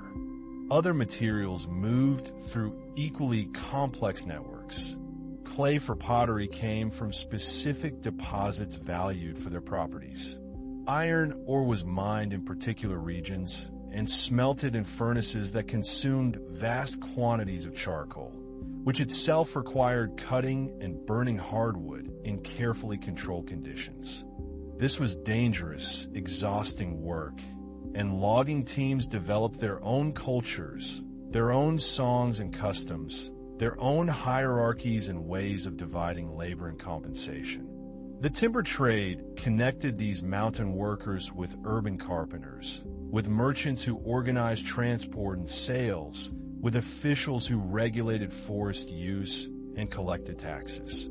The government attempted to regulate and tax this economic activity with varying degrees of success. Official markets in major towns had designated operating hours and regulations about weights and measures. Tax collectors worked to assess and gather what was owed to the state, a task complicated by taxpayers' natural desire to minimize their obligations and by the difficulty of accurately measuring agricultural production and commercial transactions. Corvée labor requirements pulled peasants away from their fields periodically to work on government projects, maintaining roads, building fortifications, constructing palace buildings, or temples sponsored by the court. These labor demands created tension between the state's needs and the agricultural cycle's requirements. Salt was produced along the coast by evaporating seawater in shallow pans or by gathering it for natural salt flats. All of these materials and products moved along roads and waterways, carried by porters and carters, loaded onto boats, stored in warehouses, bought and sold through chains of transactions that connected producers and consumers who might never meet. The legal system attempted to maintain order and resolve disputes, though justice was often uneven. Serious crimes, murder, rebellion, major theft brought harsh punishments, including death, exile, or slavery. Lesser offenses might result in beatings, fines, or temporary imprisonment. The system recognized different categories of people and treated them accordingly. A peasant called away during planting or harvest season might return to find his crops ruined, his family's survival threatened. Courts at various levels heard cases and rendered judgments. Local magistrates dealt with minor disputes and crimes within their jurisdictions. More serious matters went to higher courts.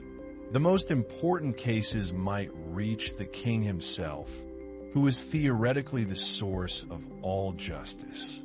In practice, kings delegated most judicial functions to specialized officials, intervening personally only in cases with political implications or involving high-ranking individuals.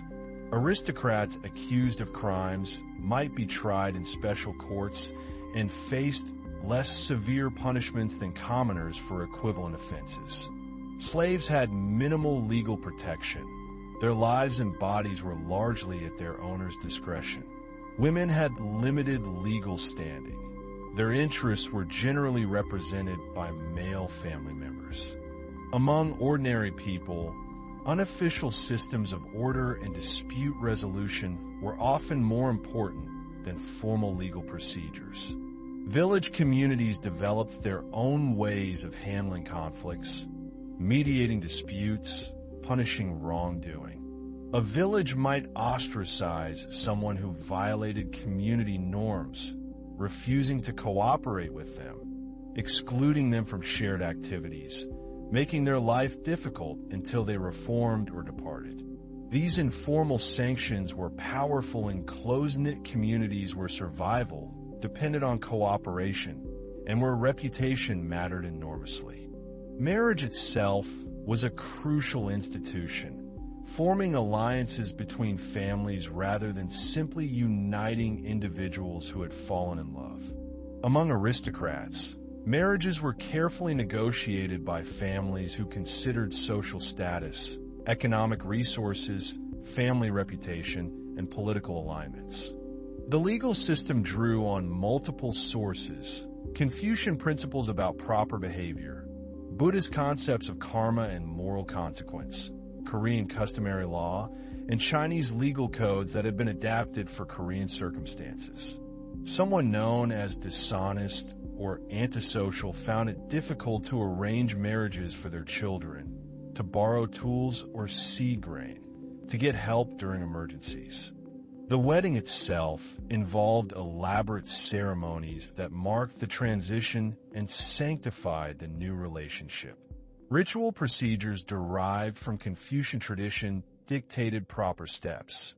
Formal exchanges between families, ceremonial gifts, specific clothing, and postures prescribed words.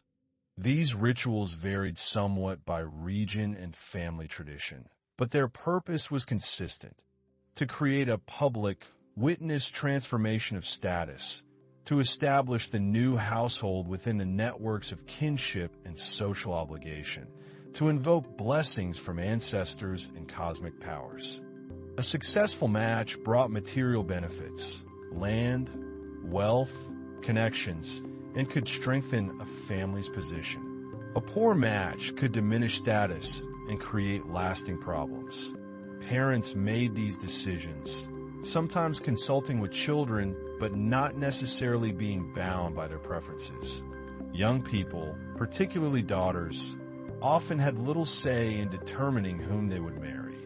Among commoners, marriage practices were somewhat less elaborate, but followed similar patterns. Families still arranged most marriages, though young people might have more opportunity to express preferences. The ceremonies were simpler, less expensive, but still marked by ritual and celebration. After marriage, a new bride typically moved into her husband's family household, subordinating herself to her mother-in-law, learning her new family's ways, beginning the slow process of establishing her position through bearing children, particularly sons. Children were welcomed and valued, particularly sons who would continue the family line and eventually care for aging parents. Childhood was relatively brief. By age 5 or 6, children were expected to begin contributing to household work, starting with simple tasks suited to their abilities. A wedding meant feasting if the families could afford it. Music and dancing, temporary suspension of normal work routines. These celebrations served social purposes, reinforcing community bonds, providing entertainment in lives that offered few diversions, marking the passage of time through memorable events. Death, the inevitable end of all these lives, was marked by ceremonies that reflected both Buddhist and Confucian influences. Buddhist funerals included prayers and rituals intended to help the deceased navigate the afterlife, to influence their rebirth into favorable circumstances. Monks chanted sutras, burned incense, offered food to spirits. Confucian tradition emphasized proper mourning by surviving family members, particularly sons, who were expected to observe extended periods of grief, wearing plain clothes, abstaining from various activities, maintaining formal mourning for months or even years, depending on the relationship to the deceased. A farmer's son learned to tend animals, to help with weeding and harvesting, to perform the countless small jobs that agricultural life required. A daughter learned domestic skills, spinning, weaving, cooking, preserving food. These were not seen as optional education, but as essential training for adult life. The treatment of the dead body varied. Cremation was common among Buddhists, who saw the body as merely a temporary vessel for consciousness, not worth preserving. The ashes might be buried, scattered, or placed in a stupa. Confucian tradition generally preferred burial, placing the body in the earth where it would return to natural elements. These mourning practices were not merely emotional expression, but social obligations, ways of demonstrating proper filial devotion, of maintaining family honor. The cycle of seasons continued to govern much of life despite all urban sophistication and institutional complexity. Spring still meant planting, farmers working their fields from dawn until dark, backs bent over the earth, hands placing seeds or rice seedlings according to practices refined over centuries.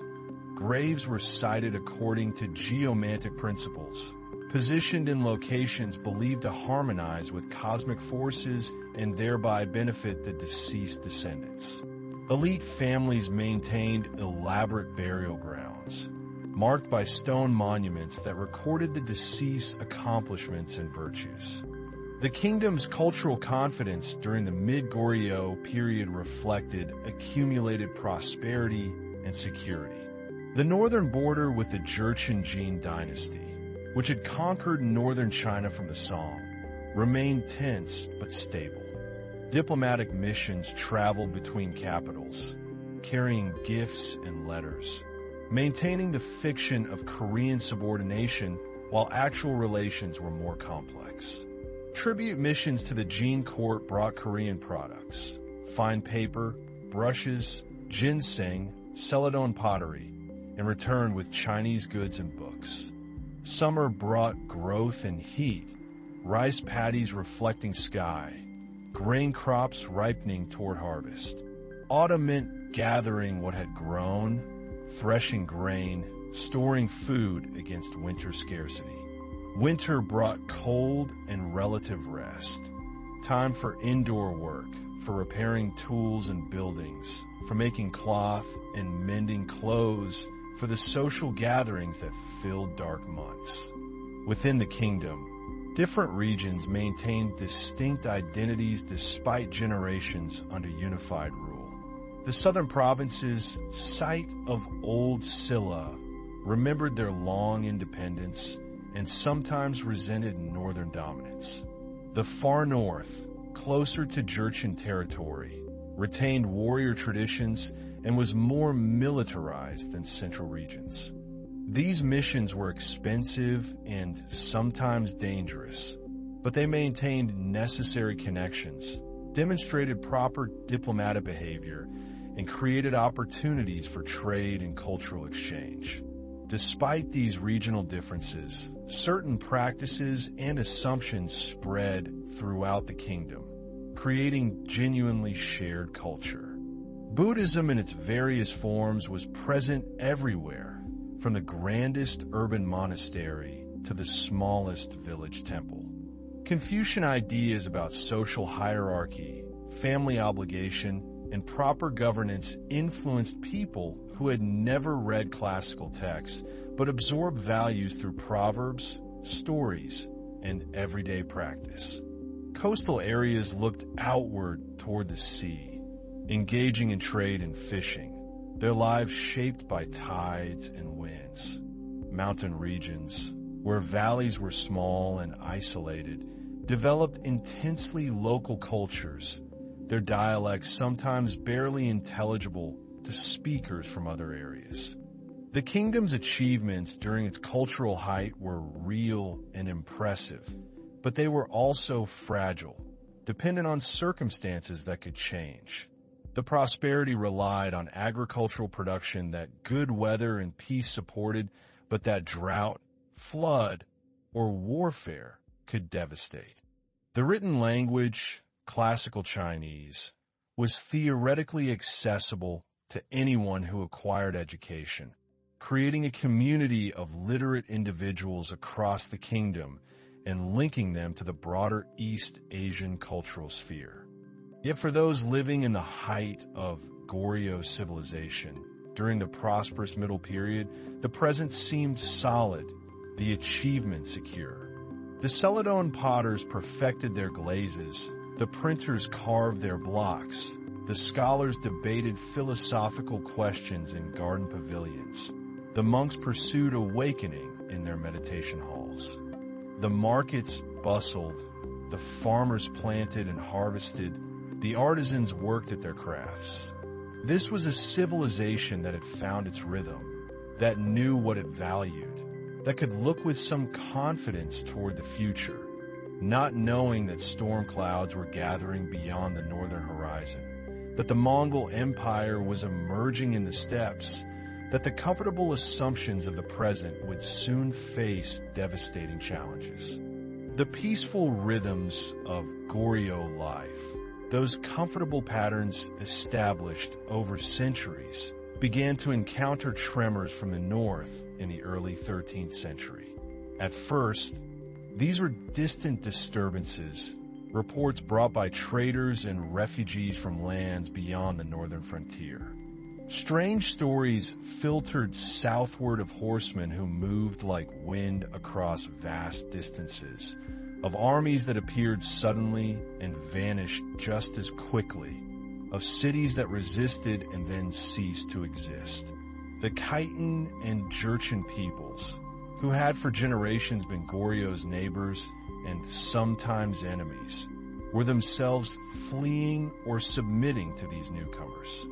The cultural flowering depended on surplus resources that allowed people to pursue activities beyond basic survival. The political stability rested on functioning institutions and reasonable competence among rulers and officials.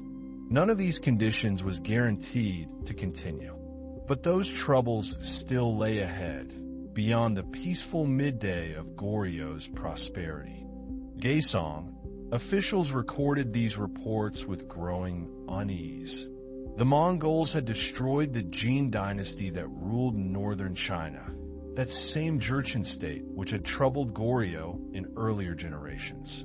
They had swept across Central Asia, reaching lands so distant that their names were barely known in Korea. The speed and scale of these conquests seemed scarcely believable, yet the refugees kept coming, and the reports kept arriving. Still, the Mongol homeland was far away, separated from Goryeo by other territories. Perhaps the storm would blow itself out before reaching the peninsula. The first Mongol envoys arrived in Goryeo in the early 13th century, making demands that were not quite requests, suggesting relationships that were not quite partnerships. The Korean court responded with the careful diplomacy it had practiced for generations, sending gifts, offering tribute, seeking to establish the formal frameworks that governed relations between states. The name itself was unfamiliar, requiring new characters to write it in the classical script. Mongol. Perhaps accommodations could be reached, tributes paid, the traditional diplomatic methods employed that had kept the kingdom safe for centuries. But beginning in the early 1230s, the Mongol armies came south in earnest. They crossed into Goryeo territory with a force that transformed the landscape it touched. The northern regions felt the impact first, as horsemen appeared in numbers that seemed to darken the horizon, moving with coordination that spoke of extraordinary discipline and command. Korean forces met them in several engagements and discovered that traditional defensive strategies, effective against earlier invaders, proved inadequate against this new enemy. The Mongol composite bow could shoot farther than Korean weapons. Their cavalry could maneuver with speed that foot soldiers could not match. The court in Gaesong faced a decision that would shape the kingdom's future for generations. Some officials argued for continued resistance on the mainland, for gathering forces and defending the traditional heartland. Others proposed a strategy that seemed radical but had ancient precedent. Korea was a peninsula, its western and southern coasts dotted with islands. protected by waters that horses could not cross. The Mongols, for all their fearsome skill on land, had not demonstrated naval power. For a brief time, this seemed to work. Embassies traveled back and forth. The Mongols were preoccupied with their conquests in China and the West. Goryeo might yet escape direct confrontation through skilled negotiation and timely submission. Their siege techniques, learned from Chinese engineers and craftsmen from various lands, could reduce fortifications that had seemed impregnable. In the early 1230s, the court made its decision. The king and his officials, along with essential government functions, Ganghwa Island, a relatively large island just off the western coast near the mouth of the Han River. The island was close enough to the mainland to maintain communications and supply lines, yet separated by tidal waters that would prevent Mongol cavalry from simply riding across. Fortifications were constructed or strengthened. Government buildings were erected. If the court moved to an island, if the government relocated to a place the invaders could not easily reach, resistance could continue indefinitely while the Mongols exhausted themselves against an enemy they could not quite grasp. This decision preserved the court and maintained the formal continuity of the state, but it also meant abandoning the civilian population of the mainland to face the invaders largely without protection. The farmers and villagers, the monks in their monasteries, the townspeople in regional centers, all had to find their own ways to survive the Mongol occupations. Some fled to mountain fortresses. What had been a temporary refuge began to take on the character of an alternative capital, a place where the kingdom's essential functions could continue even as much of the mainland suffered under Mongol control.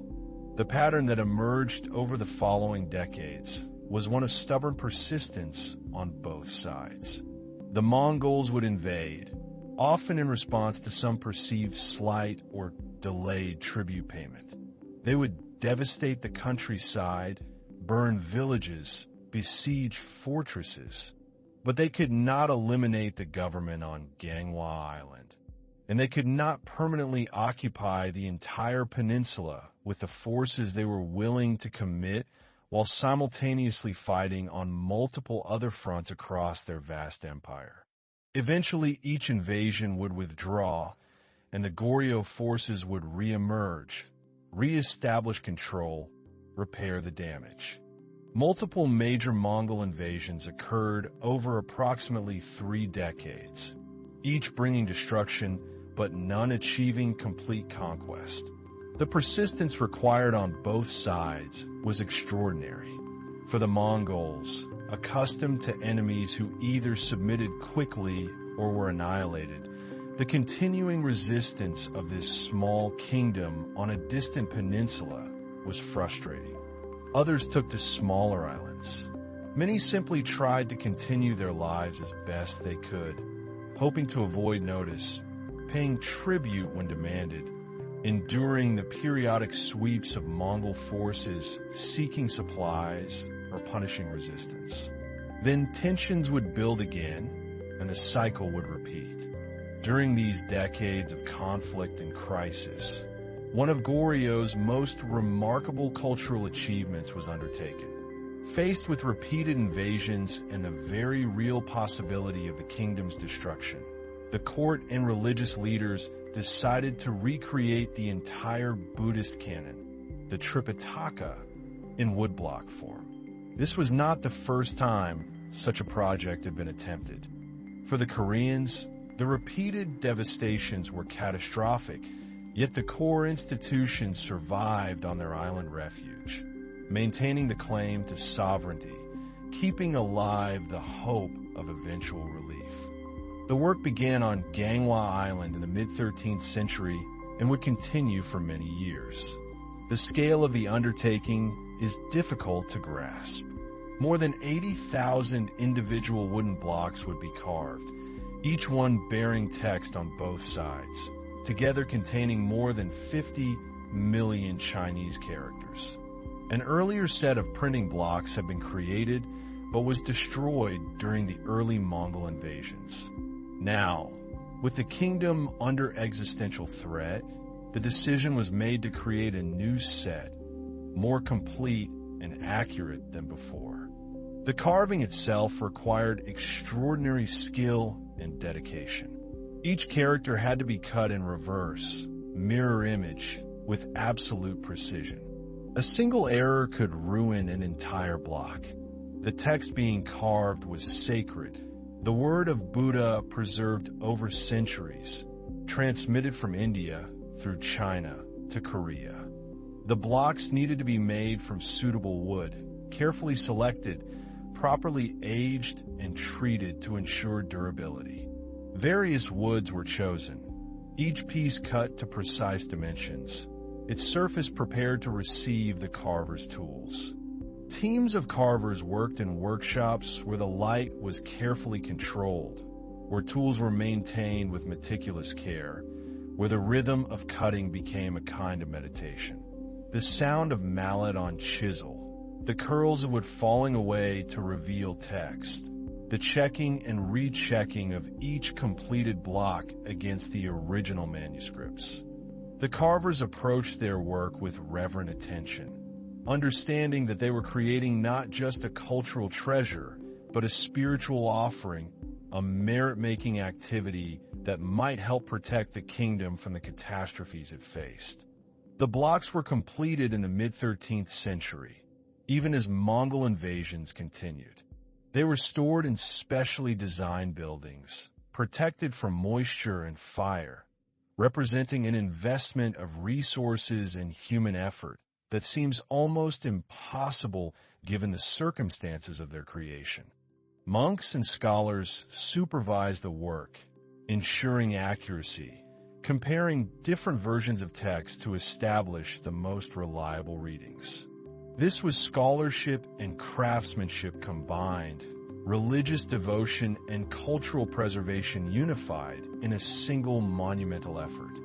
The Mongol invasions finally wound down in the later 13th century, not because the invaders were defeated militarily, but because both sides were exhausted, because political changes within the Mongol Empire diverted attention, and because negotiated settlement began to seem preferable to endless conflict.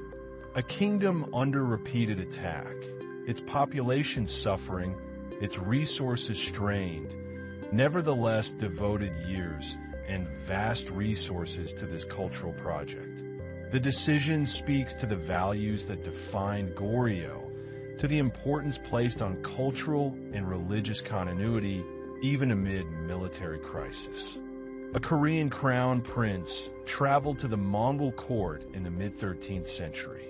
His journey took him northward across territories that bore the scars of decades of warfare, through lands that now acknowledged Mongol authority, to the capital where the center of Eurasian power now resided. The cultural adjustment must have been profound. The Mongol court, even as it adopted some Chinese administrative practices, retained the character of its steppe origins. The language, customs, values, all differed markedly for what a Korean prince had known. Yet this was now the reality of power.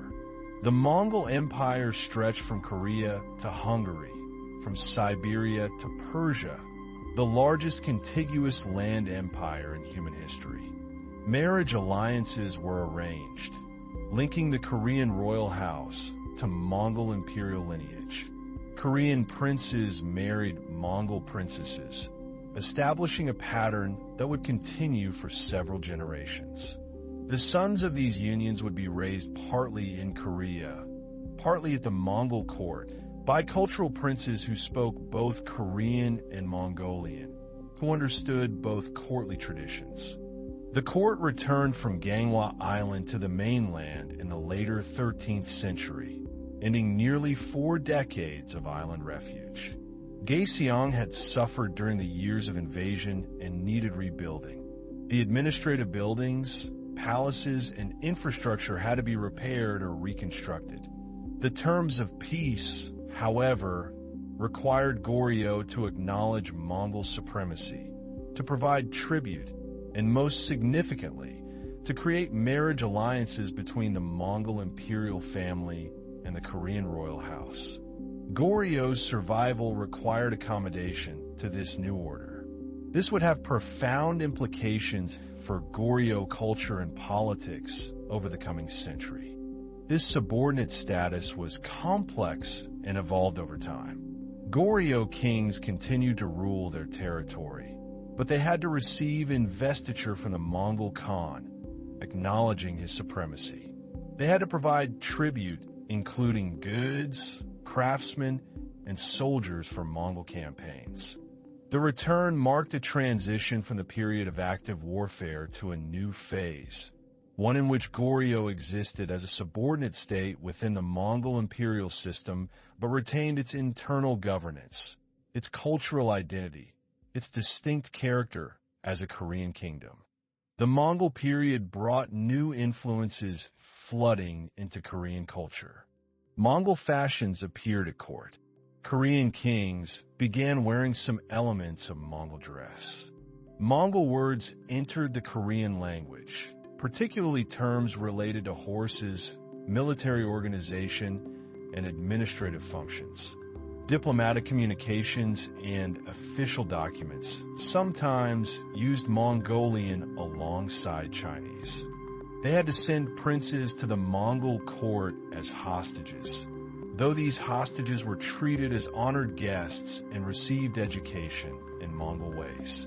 The relationship was one of subordination, certainly, but not outright annexation. Goryeo remained Goryeo, even as it bent to accommodate Mongol dominance. At the same time, the Mongol connection opened new opportunities. Korean merchants gained access to the vast trade networks that the Mongols had unified under their rule. The Silk Road, that ancient network of routes connecting China to Central Asia, Persia, and beyond, became safer to travel under Mongol protection. The journey westward from Korea took months, crossing the deserts and mountains that separated East Asia from Central Asia. Korean travelers would have passed through territories that had recently been battlefields, seeing ruined cities and abandoned fortifications alongside flourishing market towns that benefited from the new stability. Young Korean nobles, sent to the Mongol court for education or service, returned with new perspectives, new skills, sometimes new allegiances that complicated their relationship with traditional Korean values. Korean envoys and merchants began journeying westward, encountering peoples and places their ancestors had known only from ancient texts or travelers' tales. The cosmopolitan atmosphere of these Silk Road cities must have been startling for Koreans accustomed to the relatively homogeneous culture of their peninsula. Here were peoples who looked different, spoke incomprehensible languages, practiced unfamiliar religions, wore strange clothes, ate unusual foods. Muslim traders from Persia and Arabia, following Islam, a religion barely known in Korea. At the major caravan cities, they encountered merchants from every direction. Chinese bringing silk and porcelain, Central Asians offering horses and jade, Persians with metalwork and carpets, even occasional Europeans from the distant West. Some Korean merchants established themselves in these distant cities for extended periods, learning local languages, forming partnerships with merchants from other lands, sometimes marrying local women. They would write letters home describing wonders they had seen. Cities larger than anything in Korea, irrigation systems that turned deserts green, astronomical observatories where scholars from multiple cultures collaborated, libraries containing texts in dozens of languages and scripts. Nestorian Christians from Central Asia, carrying their faith along the trade routes. Jewish merchants, Buddhists from various traditions, Zoroastrians, Manichaeans, a marketplace of religions as diverse as the marketplace of goods. The goods flowing along these trade routes enriched Goryeo's material culture. Persian metalwork techniques are said to have influenced Korean craftsmen. Central Asian textile patterns appeared in Korean fabrics. The Korean nobility developed tastes for exotic goods. Fine carpets from Persia, jade from distant regions, gems from various lands, horses from the Mongol heartland bred for quality rather than just utility. These letters, when they reached Korea after months of travel, must have seemed barely credible. Descriptions of a world vastly larger and more varied than most Koreans had imagined. The cultural exchange was not limited to material goods. Ideas, technologies, and artistic traditions also traveled the routes. Astronomical knowledge developed in various lands made its way to Korea. Medical texts influenced by different traditions circulated. Within Korea itself, adaptation to Mongol dominance took many forms. Some families and factions cooperated enthusiastically with the new overlords, seeing opportunity for advancement. Certain aristocratic families formed close ties with Mongol officials, married their daughters to Mongol nobles, secured positions of influence by being useful intermediaries between the two cultures. These luxuries were expensive, but the Mongol peace had created prosperity for those connected to the new networks, and Korean nobles with connections to the Mongol court found themselves with resources to indulge such tastes. Artistic motifs from distant regions appeared in Korean paintings, adapted to local aesthetic preferences, but showing clear foreign influence. Other segments of Korean society resisted, sometimes openly, but more often through passive non-cooperation or preservation of traditional practices. Buddhist monasteries in remote mountains maintained their routines with minimal acknowledgement of Mongol authority. Confucian scholars continued teaching classical Chinese texts, preserving intellectual traditions that predated Mongol rule and would, they hoped, outlasted. These families prospered, acquiring land and wealth, gaining prominence at court. Their success aroused resentment among more traditional aristocrats who saw such collaboration as betrayal of Korean independence. The construction of fortresses during and after the Mongol invasions reflected both the trauma of the period and the strategic lessons learned. Earlier fortifications, designed primarily against northern invaders who fought in similar styles to Korean forces, had proved inadequate against Mongol siege techniques. Farmers in distant regions might barely notice the change in overlordship, paying their taxes to whoever collected them, enduring periodic military levies, otherwise continuing the agricultural rhythms that had sustained Korean civilization for centuries. Mountain fortresses became particularly important, built on peaks accessible only by steep paths where cavalry could not maneuver and siege equipment could not be easily transported. These fortresses served as refuges during invasions, places where populations could retreat with their valuables and food stores, waiting out the passage of enemy forces. The construction of these fortresses was communal labor on a massive scale. Stone had to be quarried and hauled up mountain paths, timber cut and shaped for gates and buildings, mortar mixed and applied. Local populations provided labor, working under the direction of military engineers and stonemasons who understood fortress design. New fortresses needed to be positioned in locations difficult for cavalry to reach, built with walls that could withstand both direct assault and siege engines, provisioned to endure long blockades.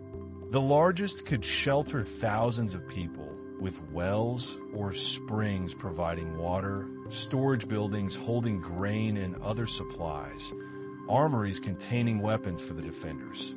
The fortresses also became social spaces, places where military garrisons lived year-round, where monasteries were sometimes established, where markets emerged to serve the garrison and surrounding population.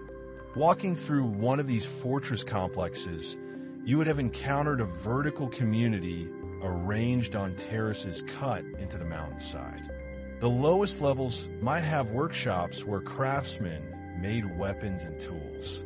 Higher up would be barracks for soldiers, storehouses for supplies, administrative buildings where officers planned and kept records. The work was back-breaking, dangerous, taking years to complete major installations. But the memory of defenseless villages being destroyed motivated the effort. These walls represented security, the possibility of survival when invasion came again. The view from these mountain fortresses was spectacular, looking out over the valleys and plains below, across forested ridges to distant mountains. Sentries keeping watch could see for miles, spotting approaching travelers or armies while they were still hours away. Near the summit, often occupying the most defensible position, would be the commander's residence, and perhaps a temple where monks prayed for the protection of the fortress and all within it. The artistic traditions of Goryeo adapted and evolved during the Mongol period, absorbing new influences while maintaining distinctive Korean characteristics. Celadon pottery, already renowned in the pre-Mongol period, continued to be produced, though the disruptions of war and changes in patronage affected both quality and style. In peacetime, garrison duty in such places must have been tedious, days passing in routine patrols and maintenance tasks, relieved by occasional supply caravans bringing news from the valleys below. In wartime, these fortresses became islands of resistance, their defenders watching enemy forces pass below, sometimes sallying forth for raids, always ready to retreat behind their walls when pursued. Buddhist art flourished in some ways during this period, partly because the creation of religious art was seen as merit-making activity that could protect against misfortune. Temples commissioned new statues of Buddhas and Bodhisattvas, painted murals depicting Buddhist cosmology and narratives from sutras, cast bronze bells whose sound would purify the spiritual atmosphere.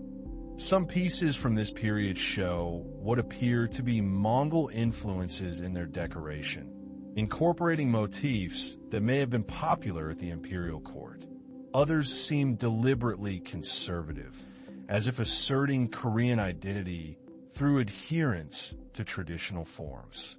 Some of the finest Buddhist paintings from the Goryeo period are believed to date to these decades, hanging scrolls depicting Buddhas and Bodhisattvas with extraordinary grace and refinement. The colors were rich, made from mineral and vegetable pigments that required laborious preparation. Gold leaf might be applied to highlight halos and decorative elements. The artisans who created these works drew on centuries of Korean Buddhist artistic tradition while also incorporating elements from Mongol-ruled China, where Tibetan Buddhist influences were said to be growing stronger under imperial patronage. Literati painting also developed during this period, practiced by scholar officials who painted as cultivated amateurs rather than professional artisans. These men, educated in Chinese classical literature and philosophy, used painting as a form of personal expression and as a social activity shared with friends. Their subjects were often landscapes, simplified and stylized rather than topographically accurate, meant to convey emotional and philosophical content rather than visual documentation. A painting might show a solitary mountain peak rising through mist, a few pine trees clinging to rocky outcrops, perhaps a tiny hut where a hermit contemplates nature. The faces of the holy figures displayed serene compassion, their bodies positioned in formal poses defined by centuries of iconographic tradition, their garments flowing in elegant folds. These paintings were created for temple halls, where they would be displayed during ceremonies, objects of devotion, and aesthetic contemplation. These scholar painters would gather for cultural occasions, composing poems and painting pictures in one another's company, drinking wine, and discussing philosophy and current affairs. Their gatherings were exercises in aesthetic refinement and intellectual community, ways of affirming shared values and cultural identity. Such images carried meanings understood by the educated elite. The nobility of the pine enduring harsh conditions, the spiritual value of withdrawal from worldly affairs, the harmony of living simply in accord with natural principles. Music and performance arts also evolved during the Mongol period, with court music said to have incorporated some Mongol instruments and melodies while maintaining traditional Korean forms. Ajang, a bowed zither, and various drums and flutes continued to be played in court ceremonies and ritual performances. In an era when political independence was compromised and Mongol influence permeated many aspects of court life, these cultural activities became assertions of what it meant to be Korean, of the civilization that had been built over centuries and that would, the participants hoped, outlast current political subordination. Dance was an important element of court ceremonies and Buddhist rituals. Dancers trained to perform prescribed movements with precision and grace, their gestures formal and controlled, their costumes elaborate. Some dances told stories from Buddhist scriptures or Confucian historical narratives. Others were more abstract, movements intended to embody principles of balance and harmony. The Mongol connection also brought new forms of entertainment. Mongol wrestling, archery competitions, and horsemanship displays became popular at court, both as demonstrations of martial skill and as entertainment. Musicians trained for years to master the complex rhythms and modal systems of traditional music. Music believed to have cosmic significance, capable of promoting harmony between heaven and earth when properly performed. The performers, whether professional entertainers or court ladies trained in these arts, understood their performances as having ritual significance beyond mere entertainment. The administrative system of Goryeo underwent modifications during the Mongol period, incorporating some Mongol practices while retaining the basic Chinese-derived bureaucratic structure. New offices were created to manage relations with the Mongol imperial government. Korean officials had to become familiar with Mongol administrative terminology and procedures. Young Korean nobles, especially those raised partly at the Mongol court, became proficient in these activities, seeing them as essential accomplishments for a gentleman in the cosmopolitan world that Mongol rule had created. Some officials navigated this environment skillfully, using their classical education to serve Korean interests while accommodating Mongol demands. Others became so closely identified with Mongol interests that they were seen as traitors to Korea. Still others withdrew from government service, retreating to study and teaching, refusing to compromise with the new order. The military, which had briefly dominated Goryeo politics in the decades before the Mongol invasions, found its role diminished in the new order. Major military decisions were now influenced or controlled by Mongol authorities. Korean forces were sometimes conscripted for Mongol campaigns, including the attempted invasions of Japan in 1274 and 1281. The examination system continued to function, producing new generations of officials educated in Chinese classics. But these men now had to operate in a political environment where Mongol connections could matter as much as scholarly achievement. These different responses created factions and tensions that would shape Korean politics for generations. The agricultural base of society continued despite all the political upheavals, because the fundamental reality remained that the population needed to eat and that food came from farming. The rice paddies in the southern regions, the dry fields on hillsides, and in northern areas all had to be worked year after year. The Mongol invasions had killed many farmers and destroyed much infrastructure, but the survivors returned to rebuild. Irrigation channels were cleared of debris and repaired. Fields were replanted. Korean shipbuilders were forced to construct vessels for these invasions, using Korean timber and skills for Mongol purposes. When both invasion attempts failed, partly due to typhoons that destroyed the fleets, the Korean participants returned home, having endured tremendous hardships for a foreign enterprise that brought no benefit to their kingdom. Agricultural techniques continued to improve gradually. Better varieties of rice were said to have been introduced from China. New irrigation methods spread through observation and communication between farming communities. The government, when it had resources, promoted agricultural development by distributing seed, maintaining irrigation systems, and keeping granaries for famine relief. Villages were reconstructed, often in the same locations, because the relationship between water, soil, and shelter that had made those locations suitable for settlement persisted despite human catastrophes. The farming villages, home to most of Korea's population, had their own rhythms and customs that continued regardless of who ruled in the capital.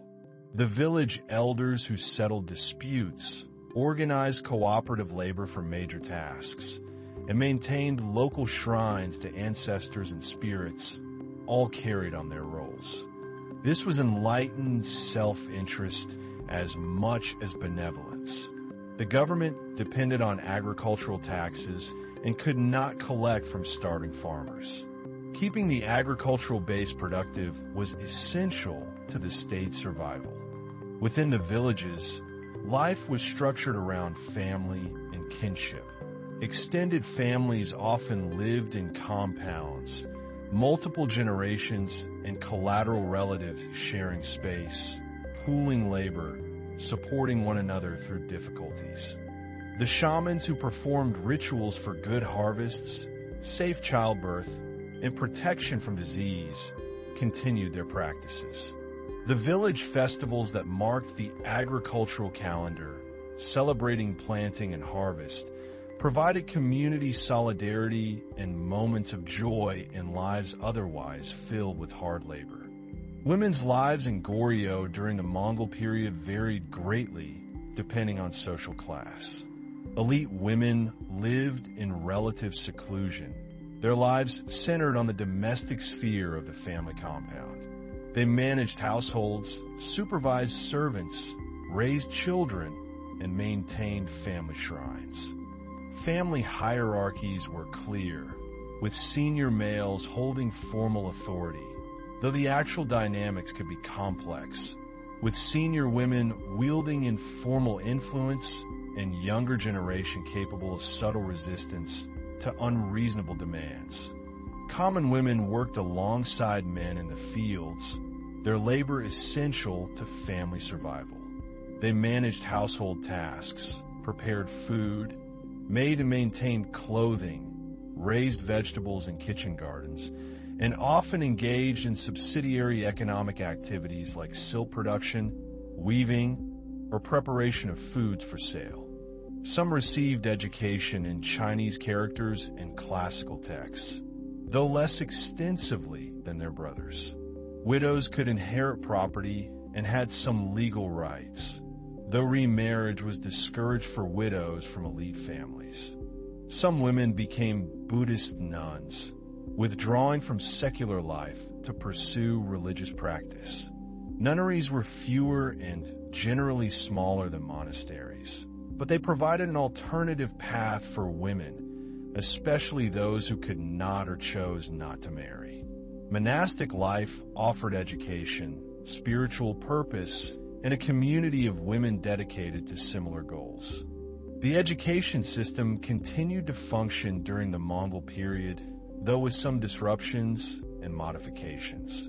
Village schools taught basic literacy to boys whose families could spare them from farm work. Private academies prepared elite youth for the civil service examinations. Their lives were hard, but not without dignity or moments of pleasure. The satisfaction of competent work, the joy of healthy children, the companionship of neighbors and relatives. Some nuns became accomplished in Buddhist doctrine and meditation, respected by monks and lay people alike. Scholarly debates during this period often touched on questions of loyalty and legitimacy in an era of foreign domination. The curriculum remained focused on Chinese classical texts, Confucian philosophy, poetry composition, and calligraphy. Students memorized vast quantities of text, learned to write in the formal styles required for official documents, and studied historical precedents that supposedly offered guidance for contemporary problems. Some scholars emphasized that Confucian loyalty was to universal principles rather than particular rulers, and that maintaining cultural refinement and moral cultivation was the highest duty regardless of political circumstances. This position justified withdrawal from political engagement, focusing instead on teaching, study, and personal moral development. How should a Confucian gentleman serve his state when that state was subordinate to a foreign empire? What did proper loyalty require? Could one serve Mongol interests without betraying Korean values? These questions had no easy answers, and different scholars reached different conclusions, creating intellectual factions that influence political alignments. The book production industry, already sophisticated before the Mongol invasions, recovered and expanded during the Mongol period. The woodblock printing technology that had created the Tripitaka was also applied to secular texts. Confucian classics, historical works, collections of poetry, medical texts, all were printed in increasing numbers. Other scholars argued that practical service was necessary, that the kingdom needed competent officials even under foreign domination, and that refusing service was selfish abdication of responsibility. These different positions created tensions that would persist throughout the Mongol period. Private libraries became markers of elite status and scholarly seriousness. A gentleman's study would have shelves lined with printed books, carefully stored in protective wrapping to guard against moisture and insects. Calligraphy tools, ink stones, brushes, and paper would be arranged on the desk, ready for use. These studies were refuges from the political world, spaces dedicated to cultivation of the self through reading, writing, and contemplation. The scholar would rise early, perhaps meditate or practice calligraphy while the mind was fresh, then turn to reading texts that required concentrated attention. Books remained expensive, each woodblock representing significant labor, but they were far more available than when texts could only be reproduced by hand copying. The room would be simply but elegantly furnished, perhaps with a low writing table, cushions for sitting, a window looking onto a garden where one could contemplate nature while pondering difficult passages in classical texts. The architectural developments during the Mongol period reflected both disruption and adaptation. Much had been destroyed during the invasions and needed rebuilding. Some reconstruction followed traditional Korean styles, deliberately maintaining continuity with the past. Later in the day, He might compose poetry or copy passages from admired works, perfecting his calligraphic technique while absorbing the meaning of the texts. Students might visit for instruction, friends might call for conversation, but the fundamental orientation was towards solitary engagement with the written tradition. Buddhist temples rebuilt during this period often maintained traditional Korean architectural forms. The gentle curves of the roofs, the bracket systems supporting wide eaves, the use of wood as the primary structural material. Other buildings, especially those associated with the court or with officials who had close Mongol connections, are said to have incorporated Mongol architectural elements. These might be subtle, matters of decorative detail or roof styles, or more pronounced, entire buildings designed in styles influenced by Mongol preferences. Garden design continued to be important in elite residences and temples. Korean gardens of this period emphasized natural forms arranged to create harmonious compositions. Rocks, water, carefully selected plants, all would be positioned to create scenes that looked natural but were actually carefully constructed. But the paintings and sculptures within might show influences from the Tibetan Buddhist traditions favored at the Mongol court, creating interesting combinations of Korean architectural form and hybrid artistic content. The persistence of Korean identity through the Mongol period was remarkable, achieved through conscious cultural preservation and through the simple continuation of daily practices that embodied Korean ways of life. Language remained distinctly Korean, even as Mongol loanwords were absorbed and classical Chinese remained a written medium for formal communication. A garden might include a pond with lotus flowers, rocks arranged to suggest mountains, paths that wound to reveal different views, pavilions placed to offer vantage points for contemplation. These gardens were outdoor rooms, spaces for walking meditation, poetry composition, or entertaining guests. The family rituals that marked life transitions, births, coming-of-age ceremonies, marriages, funerals, all continued in Korean forms shaped by Buddhist and Confucian influences, but specific to Korean culture. These rituals, performed in countless families across the generations, transmitted values and identity even when formal institutions were compromised. Clothing styles, though influenced by Mongol fashion at court, remained distinctly Korean for most of the population. Food preparation followed Korean methods, using ingredients and flavors that defined a Korean palate distinct from Chinese or Mongol cuisines. Resistance to Mongol domination took many forms beyond armed rebellion. Cultural preservation was itself a form of resistance, an assertion that Korean identity would persist regardless of political circumstances. Scholars who continued teaching Confucian texts, monks who maintained Korean Buddhist traditions, craftsmen who produced celadon in traditional styles, all were preserving and transmitting Korean culture through a difficult period. Children learned what it meant to be Korean not through abstract instruction, but through participating in these family rituals, speaking the Korean language, eating Korean food, observing their elders perform the gestures and recite the words that connected them to ancestors and to each other. The resilience required for this long accommodation was psychological and spiritual as much as material. People needed frameworks for understanding their situation that allowed continued hope and effort. Buddhism offered such frameworks, teaching that the current conditions were impermanent, the result of karma from past actions, but not fixed for all time. Their work might not have seemed heroic in the moment, just the continuation of their vocations. But collectively, these efforts maintained cultural continuity that would outlast Mongol dominance.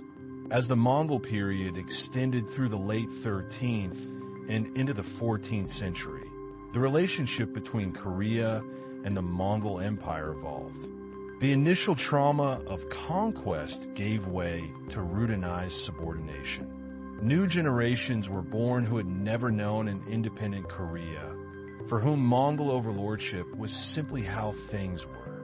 Confucian traditions emphasized moral cultivation and proper conduct regardless of circumstances, suggesting that maintaining one's humanity and virtue was possible and important even under foreign domination. These philosophical and religious resources helped people endure periods that might otherwise have seemed unbearable. The Mongol Empire itself was changing, fragmenting into different khanates, becoming more Chinese in its central administration as the Yuan dynasty developed bureaucratic sophistication. These changes affected Korea's relationship with the overlord power, sometimes loosening direct control, sometimes creating new complications as different Mongol factions competed for influence. The princes who had connections to the Mongol court became kings who governed Korea while maintaining their Mongol relationships. This created unique cultural and political dynamics, with some rulers more oriented toward Mongol interests and others more focused on Korean concerns. Through all these political maneuvers and cultural adaptations, the foundation of Korean society remained the agricultural communities where most people lived. The spring planting and fall harvest happened regardless of what transpired at court or in diplomatic missions to the Mongol capital.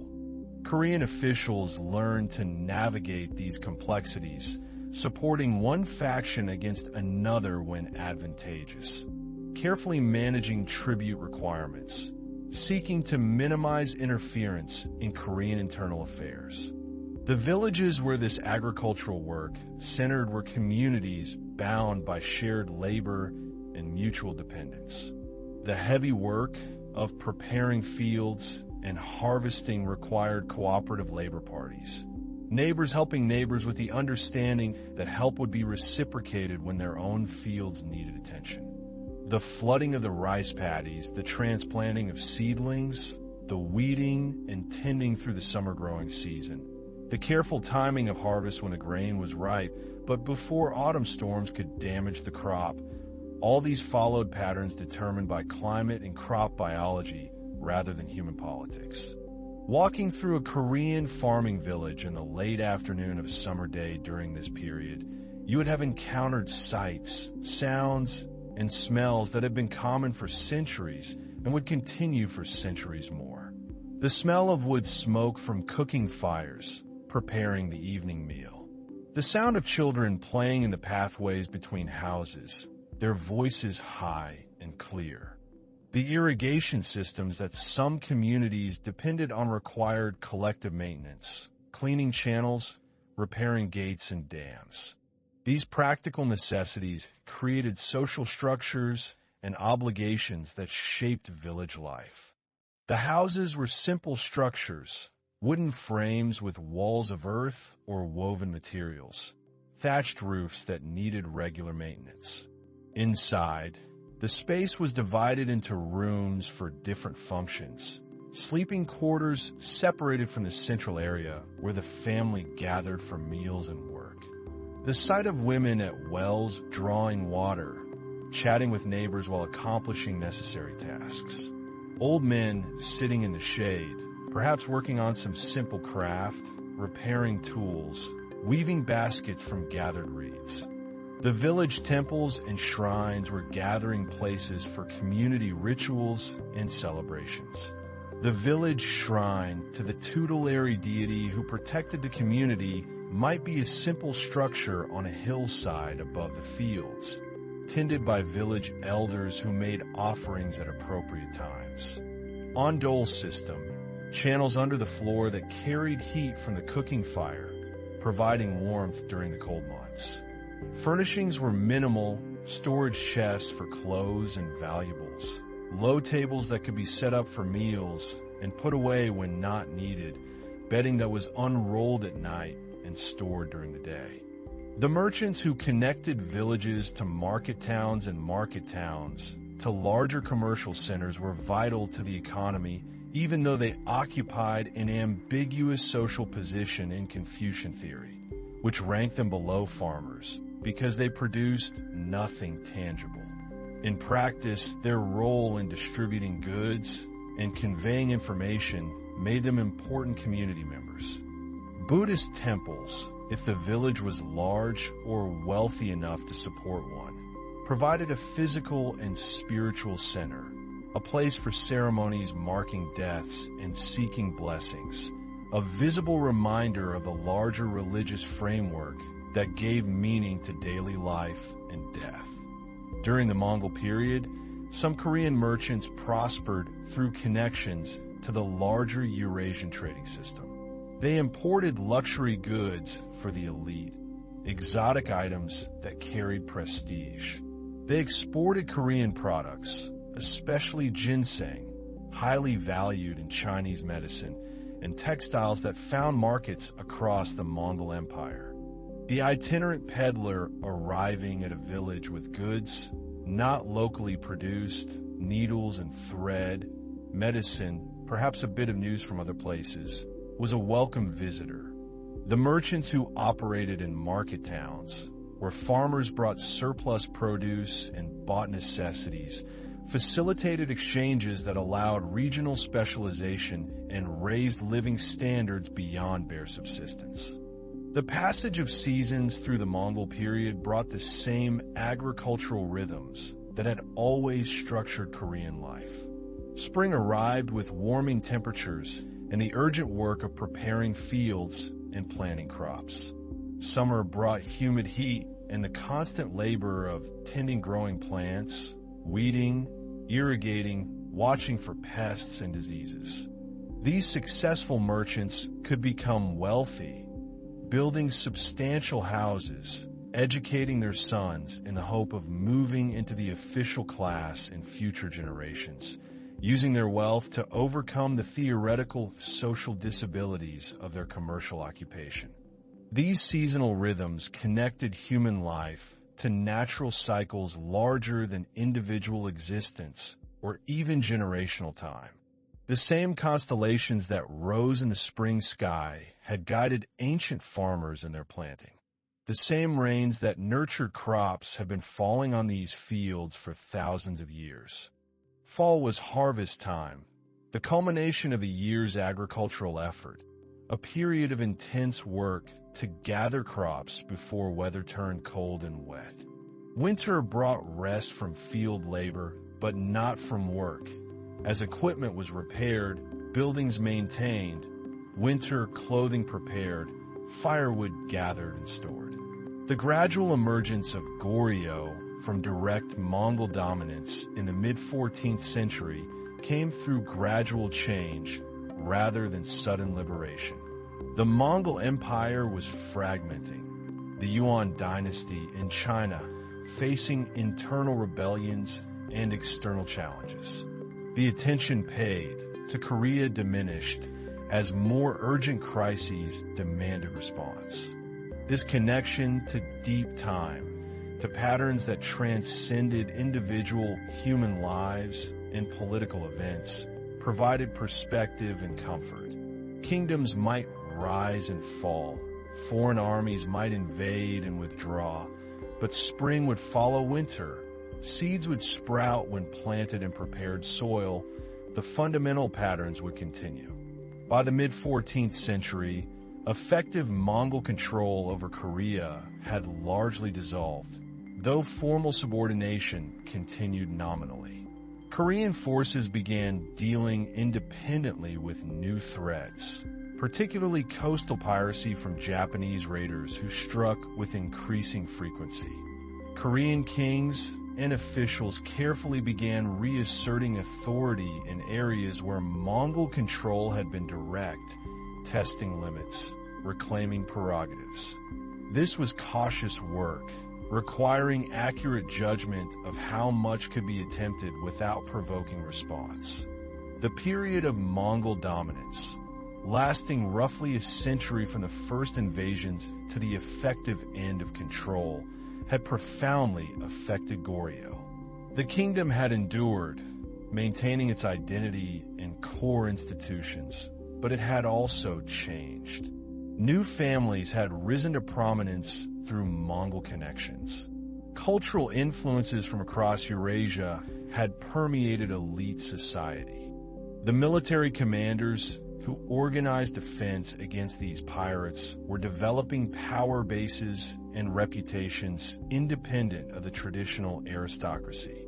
These were new men, risen through military achievement rather than inherited status, and their emergence would have significant implications for the kingdom's future.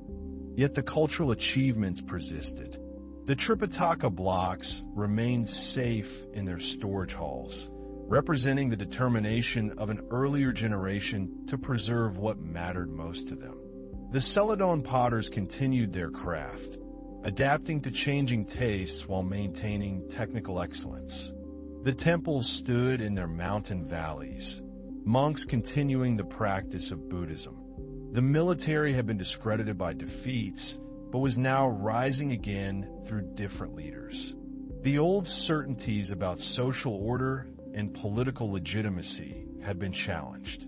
The confidence that had characterized the earlier Goryeo period was gone, replaced by an awareness of vulnerability and impermanence.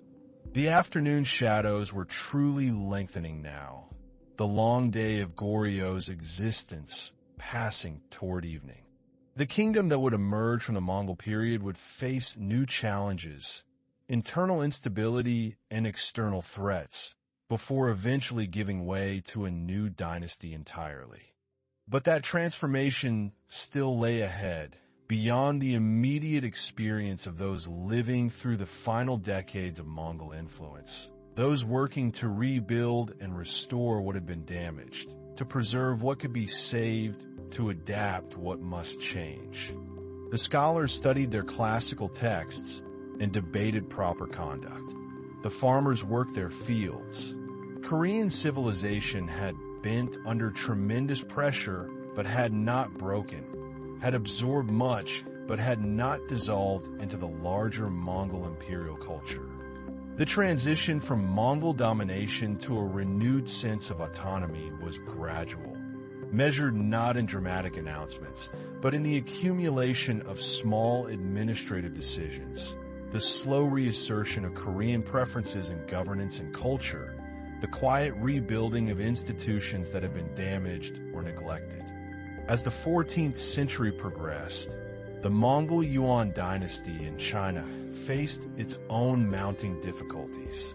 Rebellions erupted across the Chinese heartland. Factions at the Mongol court struggled for control.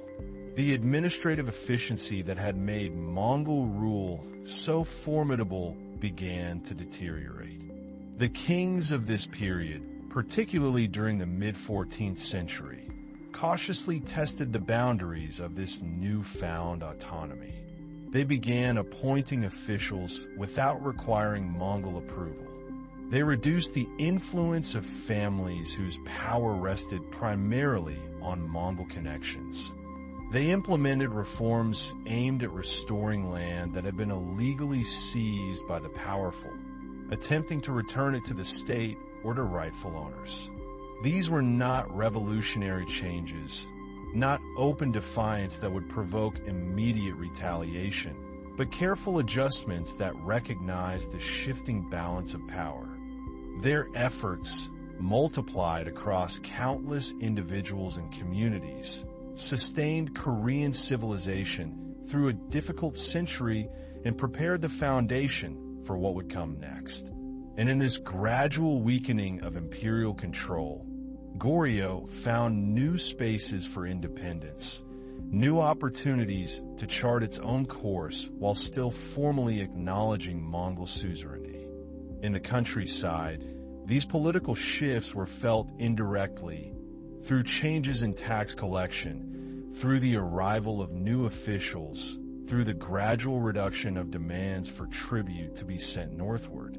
For the farmer working his plot, the fundamental rhythms of agricultural life continued unchanged. The seasons still dictated the essential tasks. Spring still required the preparation of rice paddies, the careful management of irrigation channels, the backbreaking work of transplanting seedlings into flooded fields. Summer brought the constant vigilance against pests and drought, the maintenance of terraces on hillsides, the cultivation of secondary crops in fields not dedicated to rice. The afternoon was not yet evening, but the quality of light had changed, the angle of the sun different, the shadows stretching longer across the peninsula. The villages where these farmers lived were small clusters of homes, typically built of wood and thatch, arranged along paths that wound through the landscape following the contours of valleys and hillsides. Each home centered on a kitchen with its hearth, the warm heart of domestic life, where food was prepared and where families gathered on cold evenings.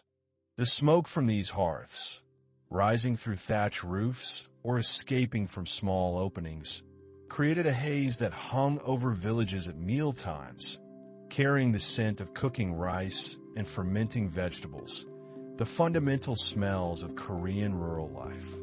Autumn meant harvest. The entire household mobilized for the critical work of gathering in the year's production before weather could damage it. Winter offered relative rest, but also required preparation, the repair of tools and buildings, the processing of food for storage, the creation of warmth against the cold that descended from Manchuria. The social structure of these villages was complex, woven from threads of kinship, land ownership, and status that determined relationships and obligations. The largest landowners often lived in the nearest town, their fields worked by tenants who gave over a portion of each harvest as rent. But there were also independent farmers who owned their own land, modest plots passed down through generations, and communal lands that belonged to the village as a whole. There were extended families living in compounds of several buildings, and isolated households farming marginal land on hillsides. Around each home stretched small gardens where families grew vegetables and herbs, where chickens scratched in the dirt, where children played under the watchful eyes of grandmothers. The Buddhism that had flourished during the earlier Goryeo period remained central to cultural and spiritual life, though its institutional power was beginning to face challenges from a revival of Confucian learning among the educated elite. The temples in their mountain settings continued as centers of religious practice, scholarship, and art. Monks rose before dawn for chanting, their voices carrying through the quiet darkness, marking the transition from night to day with ancient texts recited in rhythms perfected over centuries. They spent their days in study, in meditation, in the careful copying of scriptures, in the maintenance of temple grounds and buildings, in teaching the occasional students who came seeking instruction. These mountain temples were themselves works of art, their main halls constructed with wooden beams fitted together without nails, their eaves curving upward in the distinctive style of East Asian architecture, their interiors decorated with paintings of celestial beings and religious narratives. The smell of incense pervaded these spaces, sandalwood and pine, the smoke rising in delicate spirals before dissipating into the high ceilings. The sound of bells marked the hours, bronze tones resonating across mountain valleys, audible in distant villages, a reminder of spiritual reality underlying daily life. There were specialists whose skills supplemented agricultural work, blacksmiths who repaired tools, carpenters who built and maintained structures, shamans who performed rituals for health and prosperity and good harvests. They grew vegetables in temple gardens, prepared simple meals, welcomed pilgrims who climbed mountain paths to pray before gilded statues of the Buddha and Bodhisattvas. The late Goryeo period also witnessed the flourishing of Neo-Confucianism, the philosophical movement that had developed in Song, China, and was now being actively studied and promoted by Korean scholars. These scholars, many of whom had passed the civil service examinations that theoretically opened government service to those with talent rather than just those with aristocratic birth, believed that proper governance required moral cultivation, that rulers and officials must perfect their own characters before they could effectively guide society.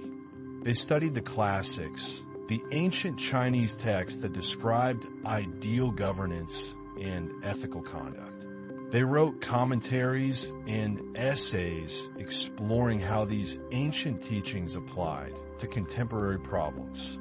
The temples held treasures accumulated over generations, bronze bells cast with inscriptions and decorative patterns, stone pagodas carved with Buddhist imagery, paintings on silk showing the Buddha's life or the pure lands of the afterlife, and always books, the precious texts that transmitted the Dharma across time and space.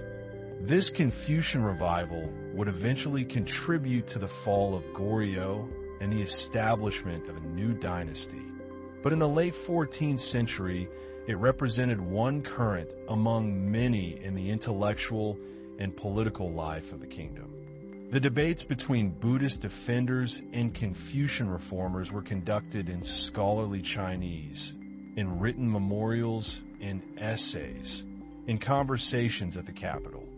For most Koreans, Buddhism remained the familiar religion of their ancestors, the faith marked by temple visits and household altars, by funeral rites and prayers for deceased relatives, by the comforting presence of bodhisattvas who responded to the sufferings of ordinary people.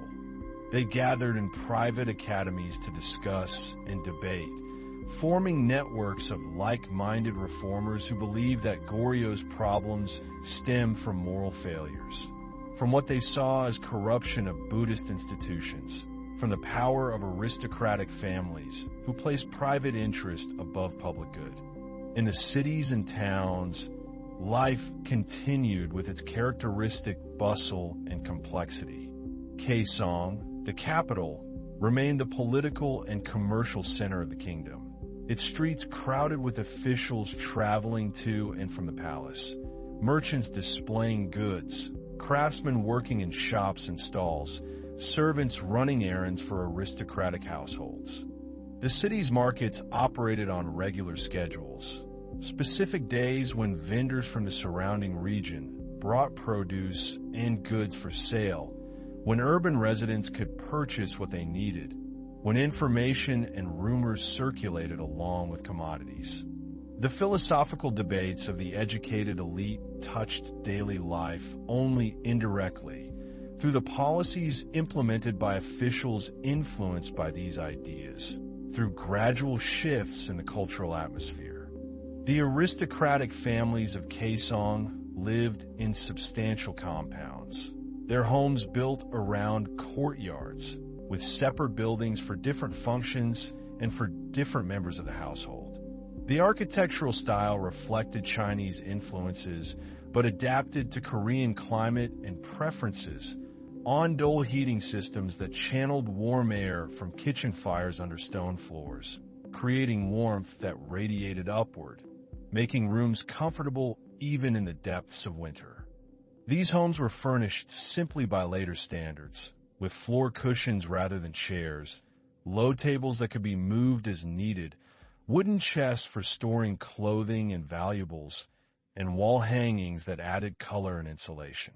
The sounds of these markets created a distinctive urban soundscape. The calls of vendors advertising their wares, the negotiations between buyers and sellers, the clatter of pottery and metalwork, the conversations in various regional dialects as people from across the peninsula converged on the capital. The women of these aristocratic households lived largely separated from public life, their days structured by domestic responsibilities and social obligations within their own sphere.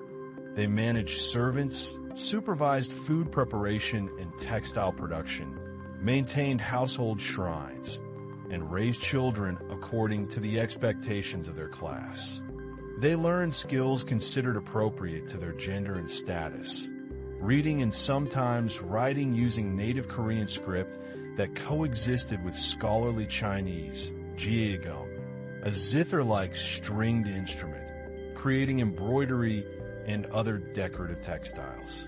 The wealthy displayed their status through the quality of materials rather than through quantity or elaboration, fine silks rather than coarse hemp, well-crafted pottery rather than rough earthenware, carefully maintained gardens rather than plain courtyards. The clothing of this period reflected both Korean traditions and influences from Mongol and Chinese styles.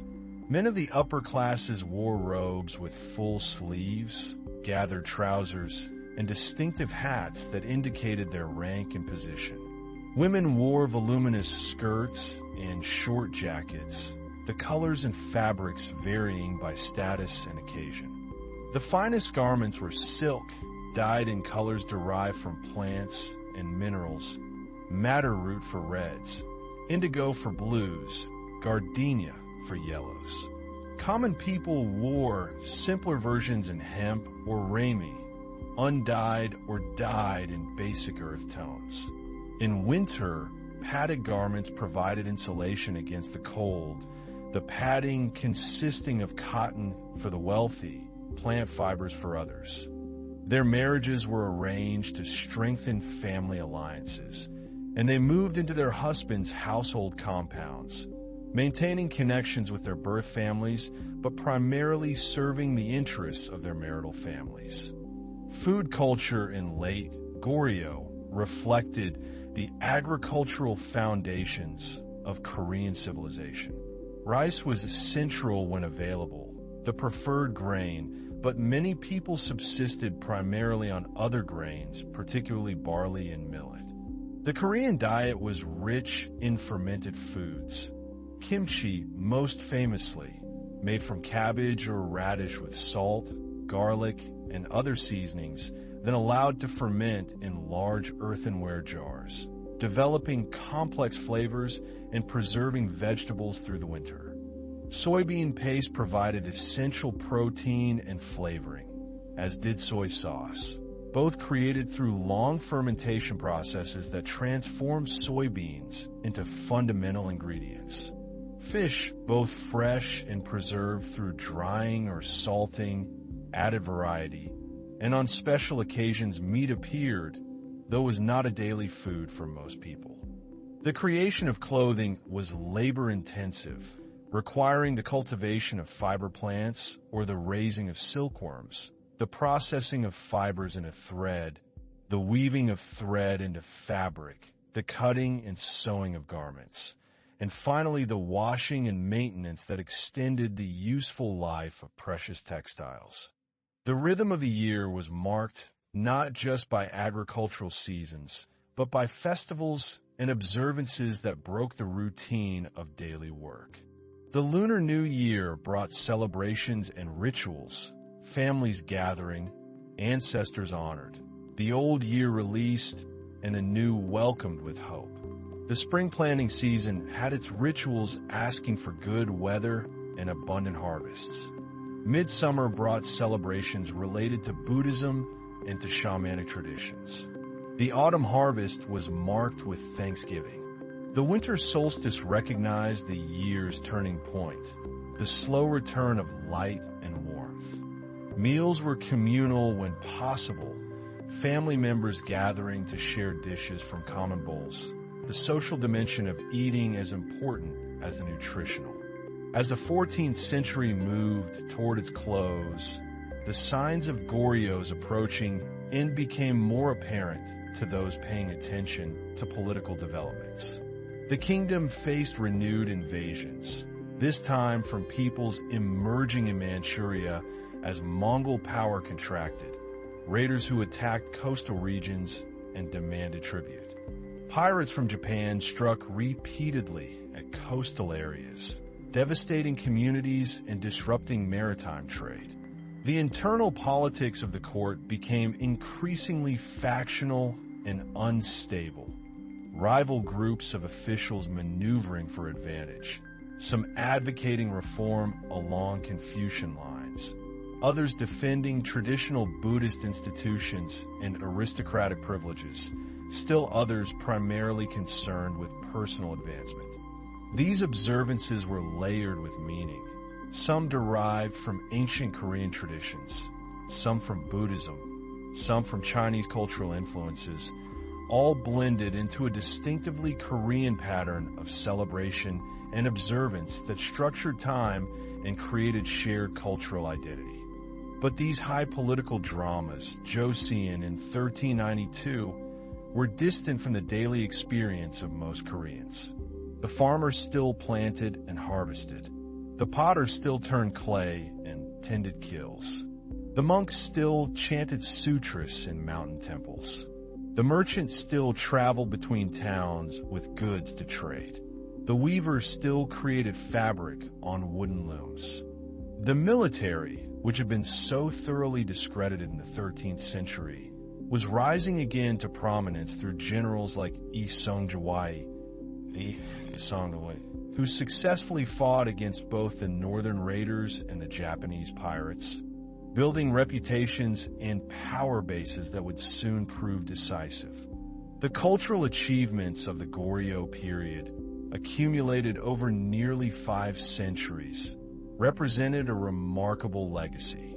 The Celadon ceramics, those pieces that survived and are preserved in museums today, reveal technical and artistic sophistication that amazes viewers centuries later. The soft gray-green glaze, the elegant forms, the delicate inlaid decoration, all speak to the skill and aesthetic sensibility of craftspeople whose names have been forgotten, but whose work endures.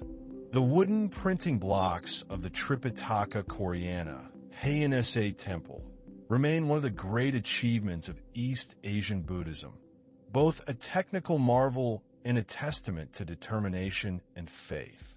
The mothers still raised children and maintained households. Life continued in its essential patterns, responding to immediate needs and local circumstances, the vast majority of the population only dimly aware of the political changes underway at the capital. The political structure that Goryeo created, borrowing from Chinese models but adapting them to Korean conditions, established patterns that would continue into the Joseon period. The civil service examination system, even though it never completely displaced aristocratic privilege during Goryeo, established the principle that governance should be based on learning and merit. The administrative divisions of the peninsula, the systems for tax collection and labor mobilization, the legal frameworks, all developed during Goryeo and influenced later dynasties.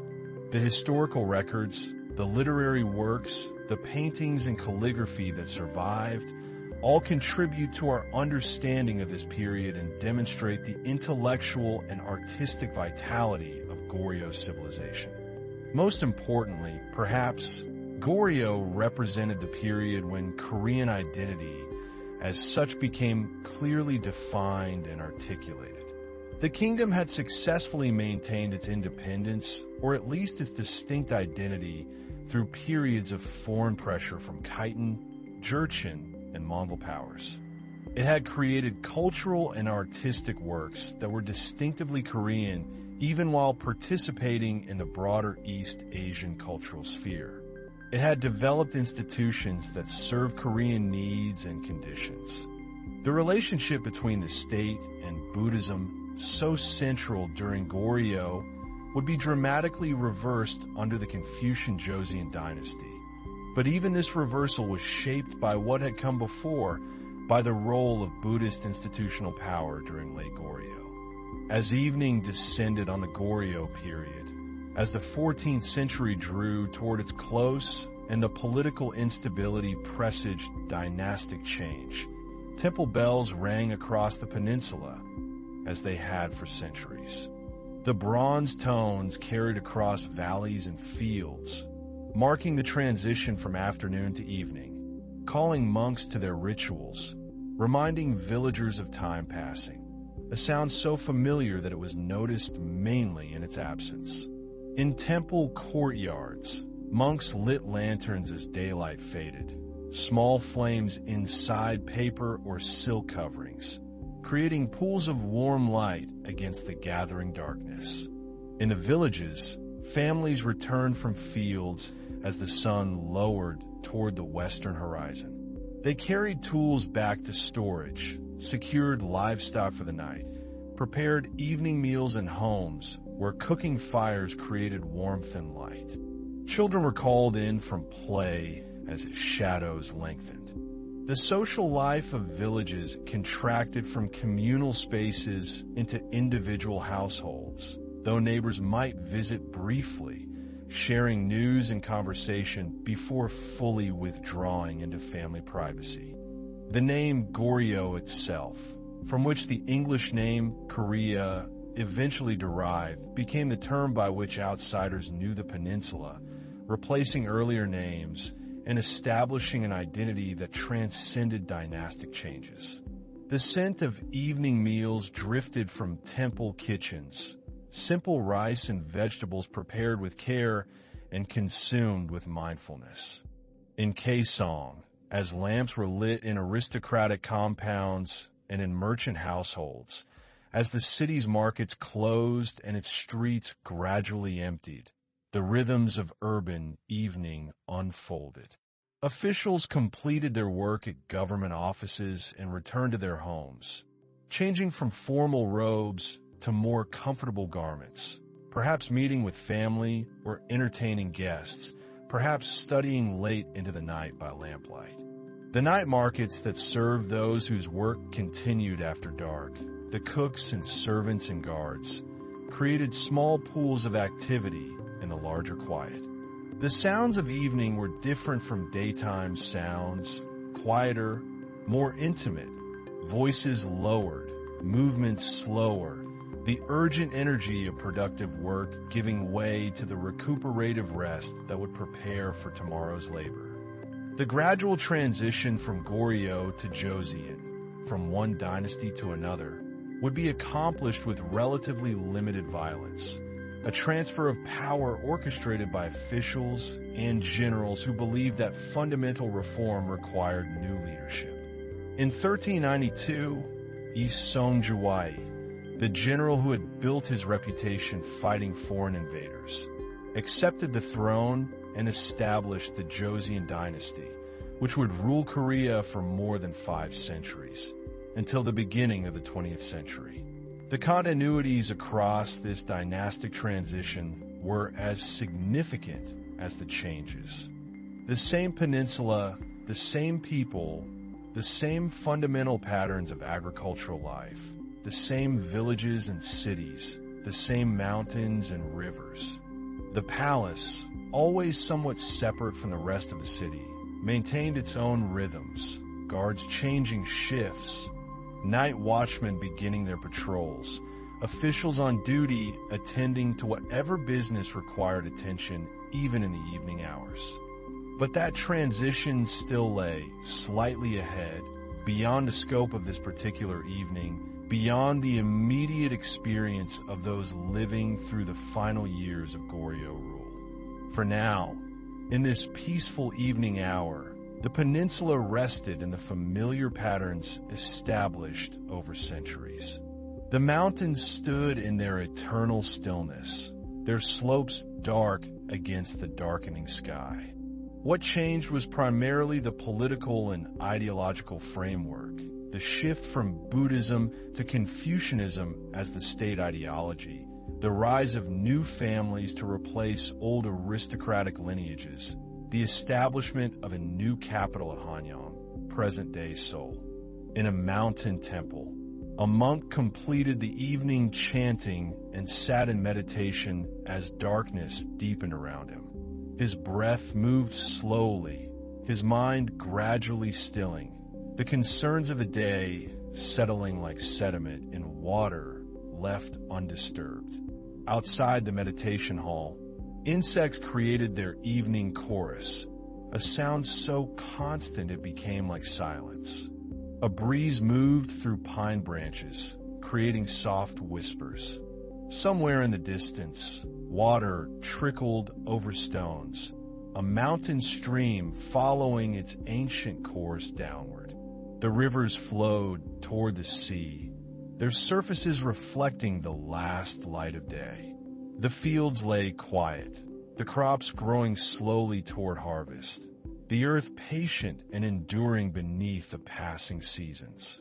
In a village house, a grandmother told stories to children as they lay down to sleep, old tales passed down through her family, some funny, some frightening, some teaching moral lessons, all serving to connect these children to their ancestors, to their culture, to the long chain of telling and listening that stretched back beyond memory. Her voice was soft and rhythmic, the words familiar from repetition, the stories a bridge between waking and sleeping, between the activities of day and the restoration of night. These sounds, these sensations connected this particular evening to countless previous evenings, to the accumulated experience of monks who had sat in this same hall for generations, seeking the same enlightenment, practicing the same letting go of attachment and desire. The lanterns in the temple courtyard burned lower as the night deepened, their paper coverings glowing softly, their flames steady in the still air. Gradually, one by one, they were extinguished by monks completing their evening duties before retiring to their cells.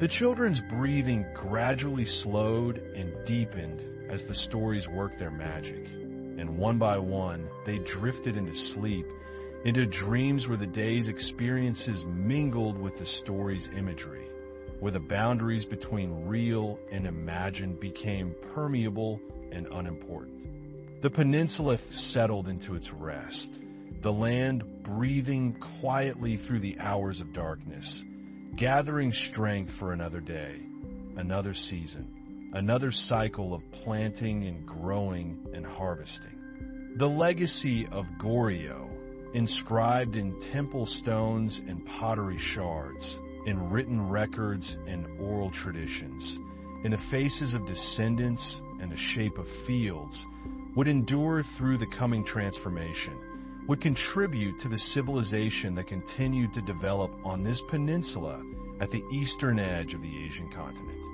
The pools of light contracted and disappeared, leaving only darkness and starlight, the great wheel of heaven turning slowly overhead, the same stars that had washed over the peninsula since before humans came, that would continue their eternal dance long after all the kingdoms and dynasties had faded into history.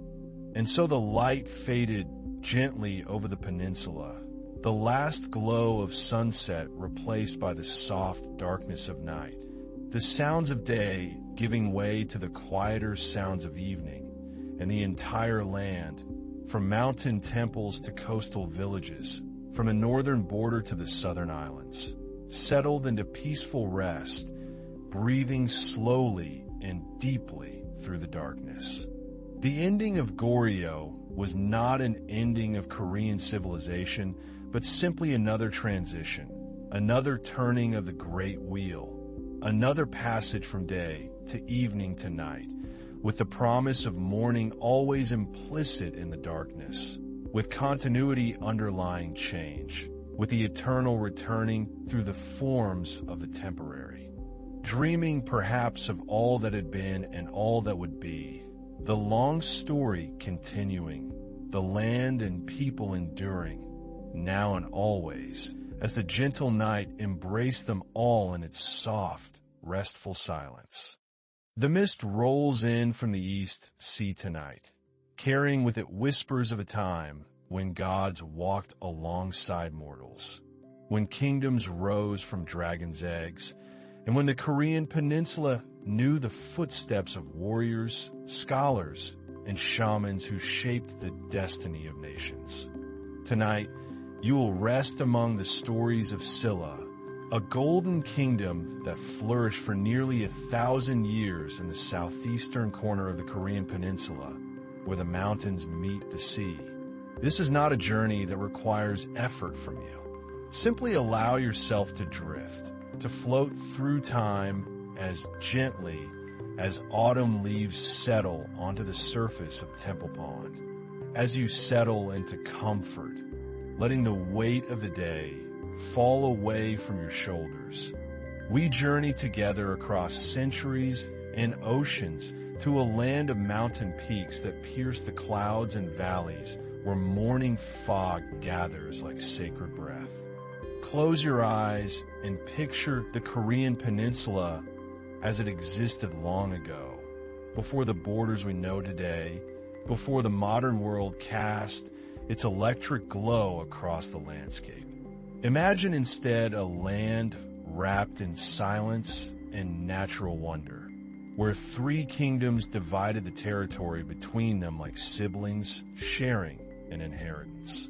In the north, Goryeo stretched across vast territories, its warriors fierce and its boundaries extending far beyond what we might expect. In the southwest, Baekje built its elegant cities and cultivated ties across the sea with distant lands. But that unity lies far in the future. For now, we find ourselves in the midst of Silla's early centuries, when the kingdom was still young, still finding its voice among the chorus of kingdoms. The land itself seems to breathe with possibility. Your breathing can slow now, matching the unhurried rhythm of these ancient tales, each one unfolding at the pace of seasons changing across rice terraces and palace gardens. And in the southeast, in Kedong River and the coastal waters, there emerged the kingdom we visit tonight, Silla, the land that would eventually unite them all beneath a single crown. The capital city, then and for centuries to come, Gyeongju. If you could stand on one of the surrounding hillsides in those early morning hours when night has not quite released its grip on the world, you would see something magical unfold. The valley fills with fog each dawn, a thick white blanket that obscures everything below, transforming the basin into a cloud sea. Taebaek Mountains form a protective spine along the eastern coast, their peaks perpetually crowned with snow that melts into streams, feeding the valleys below with water pure enough to see straight through to the smooth river stones beneath. Pine forests blanket the mountainsides in deep green, releasing their resinous scent into air so clean it seems to sparkle. Only the very tops of the burial mounds would emerge from this mist, like islands in an ethereal ocean, and the smoke from morning cooking fires would rise in thin gray threads, the only sign that humans dwelt below in their thatched homes and wooden halls. The people of early Silla did not yet know how extraordinary their destiny would become. They were farmers and fishermen, craftspeople and shamans, living close to the rhythms of earth and sea. They planted rice in flooded paddies that reflected the sky like mirrors. They harvested persimmons and chestnuts when autumn painted the hillsides in copper and gold. Let yourself sink deeper now into comfort, feeling the support beneath you, releasing any tension still clinging to your muscles. There is nowhere you need to be, nothing you need to do.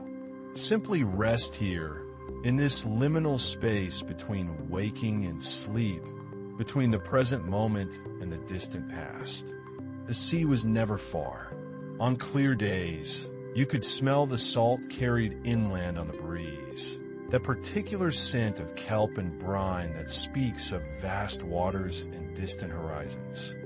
Fishermen would return to shore with their catches, hauling nets filled with silver fish that flashed in the sunlight. Yet stories were what gave meaning to existence. what connected the people to the land and to each other. And no story was more important to Scylla than the tale of its founding, the miraculous birth of its first king. They built their homes with wood from the mountain forests and thatched their roofs with rice straw, bundled and tied in overlapping layers that could shed even the heaviest rain. The rhythm of waves against the rocky coast provided a constant backdrop to life, a lullaby that never ceased, a reminder that the world was larger than any single kingdom, older than any human story. The story begins, as so many stories do, with a sign from the heavens. According to the traditional chronicles, in the 1st century before the Common Era, the land that would become Scylla was divided among 6 villages.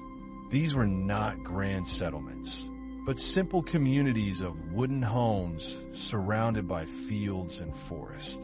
This is a story wrapped in myth and wonder, the kind of tale that was told on winter nights when families gathered around the fire, when the wind howled outside and the warmth inside created a circle of safety and belonging.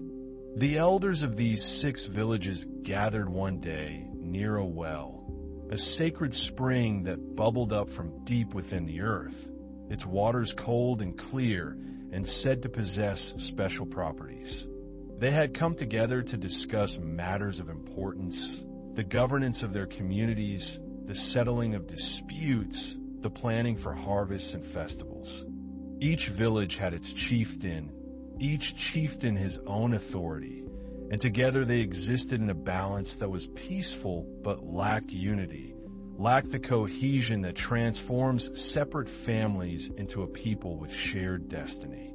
But as they talked, something extraordinary occurred.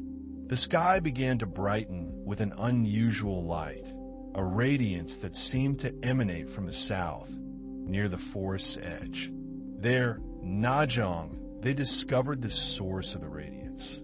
According to the legend, a white horse stood among the trees, and it seemed to glow with an inner light, as though it had been woven from moonbeams and starlight rather than flesh and bone.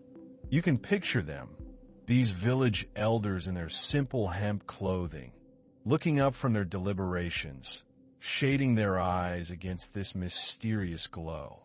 Some might have felt fear, others wonder, but all were drawn toward the source of the light. They moved together through the village paths, past the thatched homes and garden plots, toward the tree line where forest met field. Where the horse had been, something remained. An egg, large and perfectly formed, its shell possessing a faint purple luminescence. The elders approached with cautious steps, their hearts beating in their chests like drums. They carried the egg carefully back to the village, cradling it as one might hold the most precious treasure. Some accounts say they brought it to the sacred well, others that they took it to a special room prepared with clean straw and ritual offerings. What all accounts agree upon is what happened next. The horse knelt before them in an unmistakably reverent posture, and then, as they watched in astonishment, it vanished, fading like morning mist when the sun climbs above the mountains. Here was something beyond ordinary experience, something that spoke of divine intervention, of heaven reaching down to touch the earth at this particular place, in this particular moment. The child was beautiful beyond description, the chronicles tell us. His features were refined and noble, and even as an infant, he possessed an aura of dignity and grace that marked him as extraordinary. The village elders looked upon him with awe and knew immediately that this was no ordinary birth. The shell began to crack, fine lines spreading across its surface like rivers on a map, and from within emerged not a bird or serpent, but a boy child. Let your breathing deepen now, following the gentle rhythm of this ancient story, allowing it to carry you further into rest and relaxation. There is no hurry, no rush. time moves differently here in the space between history and dream. This was a gift from the heavens themselves, a sign that their land was blessed, chosen for something great. But a king, even one born from an egg, cannot rule alone. The story continues, weaving together strands of mythology and purpose. Shortly after Goryeo emerged from his shell, another marvel occurred. In a different location, Goryeo, tradition holds that a dragon appeared. They gave the child a name that reflected his miraculous origins. Goryeo, a name whose meaning scholars have debated for centuries. Some say it means bright one. Others translate it as one who rules the world wisely.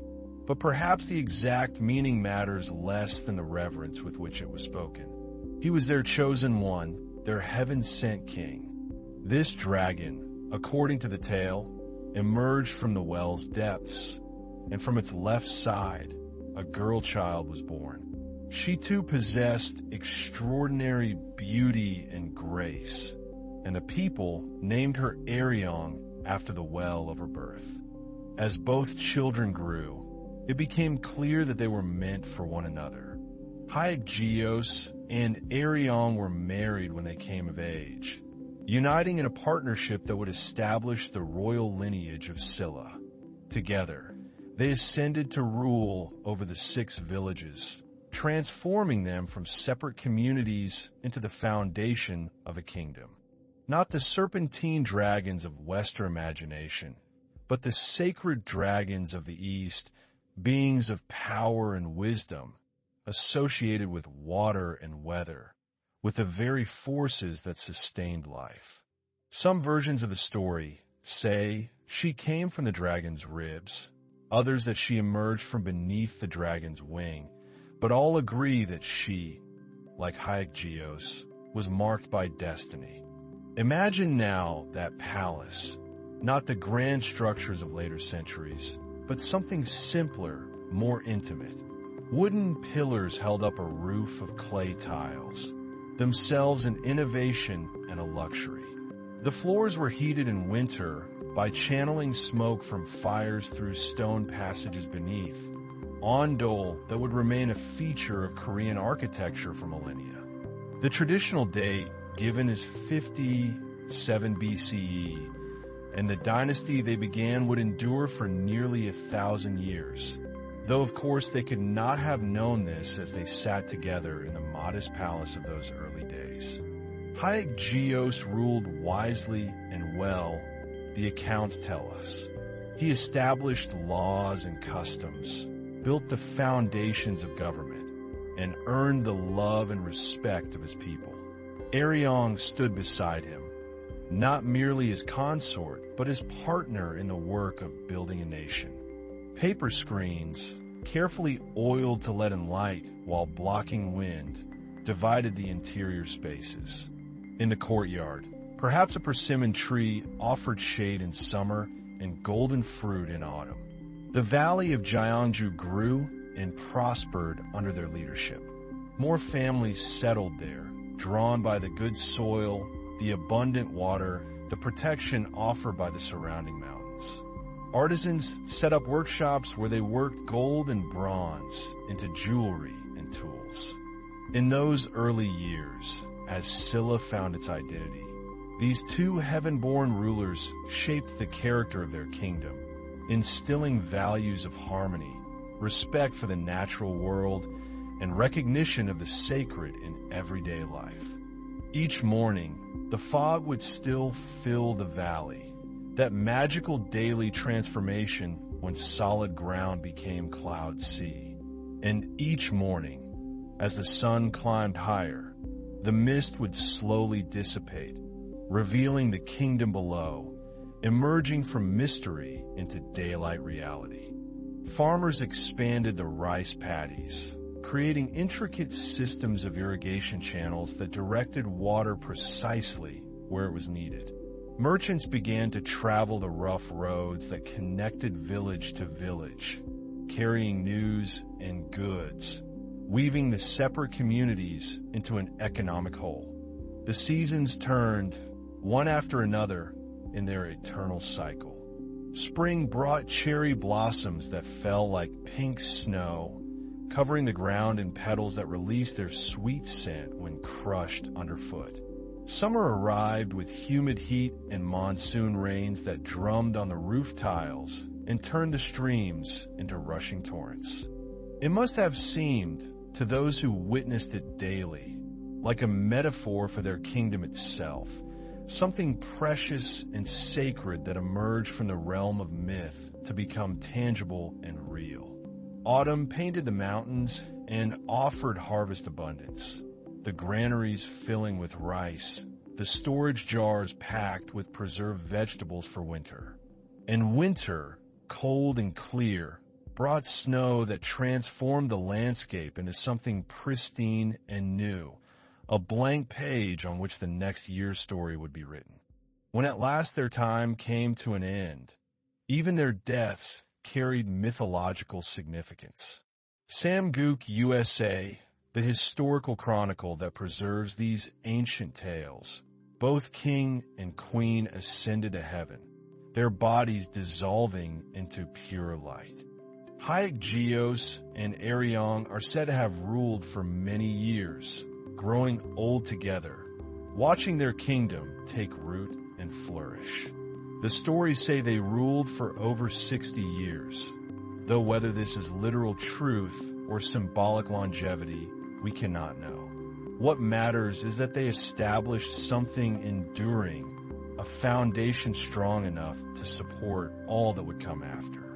Their clothing fell empty to the ground, and from the folds of those garments, pieces of their physical forms remained, fragments that the grieving people gathered and wished to bury with full honors. And so, the mythical beginning of Scylla passes gently into the slightly more historical accounts of the kings and queens who followed. The kingdom that began with an egg and a dragon grew slowly, steadily, over the generations. Other kingdoms rose around it, competed with it, occasionally made war upon it. But here too, the sacred intervened in the ordinary. Tradition holds that a great serpent appeared, preventing the people from bringing all the bodily remains together. So instead, 5 tombs were built, scattered in different locations, each holding a portion of the beloved rulers. These became known as the 5 tombs, sacred sites that will be tended and honored for centuries to come. But Scylla endured, protected by its mountains and its access to the sea, sustained by the rich soil of its valleys and the ingenuity of its people. The morning fog continues to gather in the Gyeongju Valley, just as it has for thousands of years. The East Sea still sends its waves against the rocky coast, the same eternal rhythm. And somewhere in the space between myth and history, between what can be proven and what is believed, the story of Scylla unfolds, one gentle chapter at a time, carrying you deeper into peace, deeper into the restful darkness where dreams and ancient tales become indistinguishable, where you float weightless through corridors of time, held safe by stories older than memory, softer than silk. Your body has become heavy now, sinking deeper into rest. Your breathing has found its natural rhythm, slow and effortless. The weight of Scylla's long history cradles you gently. These stories from across the centuries are creating a soft nest in which your mind can finally stop its constant motion and simply be. Endless as the turning of seasons over a land where kings were born from eggs and kingdoms rose from morning mist. The years pass like pages turning in an ancient book, each generation adding its own chapter to Scylla's unfolding story. Your breath moves slowly, effortlessly, as we drift forward through time to when the kingdom has grown beyond its mythical origins. when the descendants of those early rulers have developed something remarkable, something that would define Silla for centuries to come. Imagine that phrase for a moment as you sink deeper into rest. Sacred bone, not merely noble blood, not simply royal lineage, but bones themselves considered holy, set apart from all others by virtue of ancestry so pure that it connected directly back to the gods and dragons of Silla's founding. In those early centuries, as the kingdom established itself among the rival states of the peninsula, a system emerged that would structure every aspect of society, every possibility for advancement, every marriage alliance, every royal succession. Goryeo Pum, the bone rank system. Songgoel, the sacred bone. The sacred bone rank was exclusive beyond imagination. To possess it, one had to be born of both a father and a mother who themselves had sacred bone. The lineage had to be absolutely unbroken on both sides, a perfect golden thread woven through generations. This was not a rank that could be earned through valor and battle, through wisdom and governance, through wealth or marriage or merit. These were the bones that could wear the crown, that could sit upon the throne, that could mediate between heaven and earth. One was simply born with sacred bones, or one was not. Your body knows this hierarchy without thinking, the way muscles know which bones bear weight, which joints allow movement. The system flows through Silla society like blood, through veins, structuring everything, defining everyone. Jean Joel, true bone, still royal but not quite divine. True bone individuals could serve as ministers, as generals, as advisors of the highest order. They could marry into the sacred bone lines, providing spouses for kings and queens. But they could not, themselves, ascend to the ultimate throne unless there were no sacred bone heirs remaining.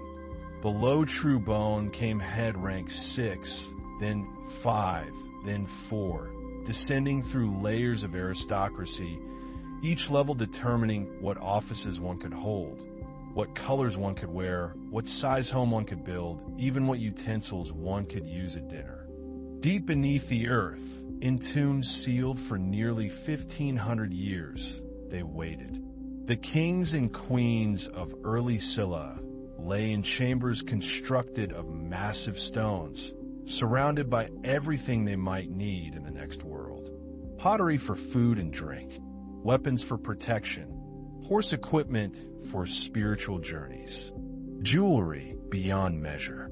But let us return to those at the very top, those sacred bones who wore the crowns. For the crowns themselves tell a story worth lingering over as you drift deeper into rest. And on their heads, or beside them, carefully positioned, the golden crowns. When archaeologists opened these tombs in the 20th century, the gold still gleamed as bright as the day it was sealed away from sunlight. Picture that moment. They'll let it wash over you gently, like a dream of discovering treasure. The earth removed handful by handful. The stone chamber revealed.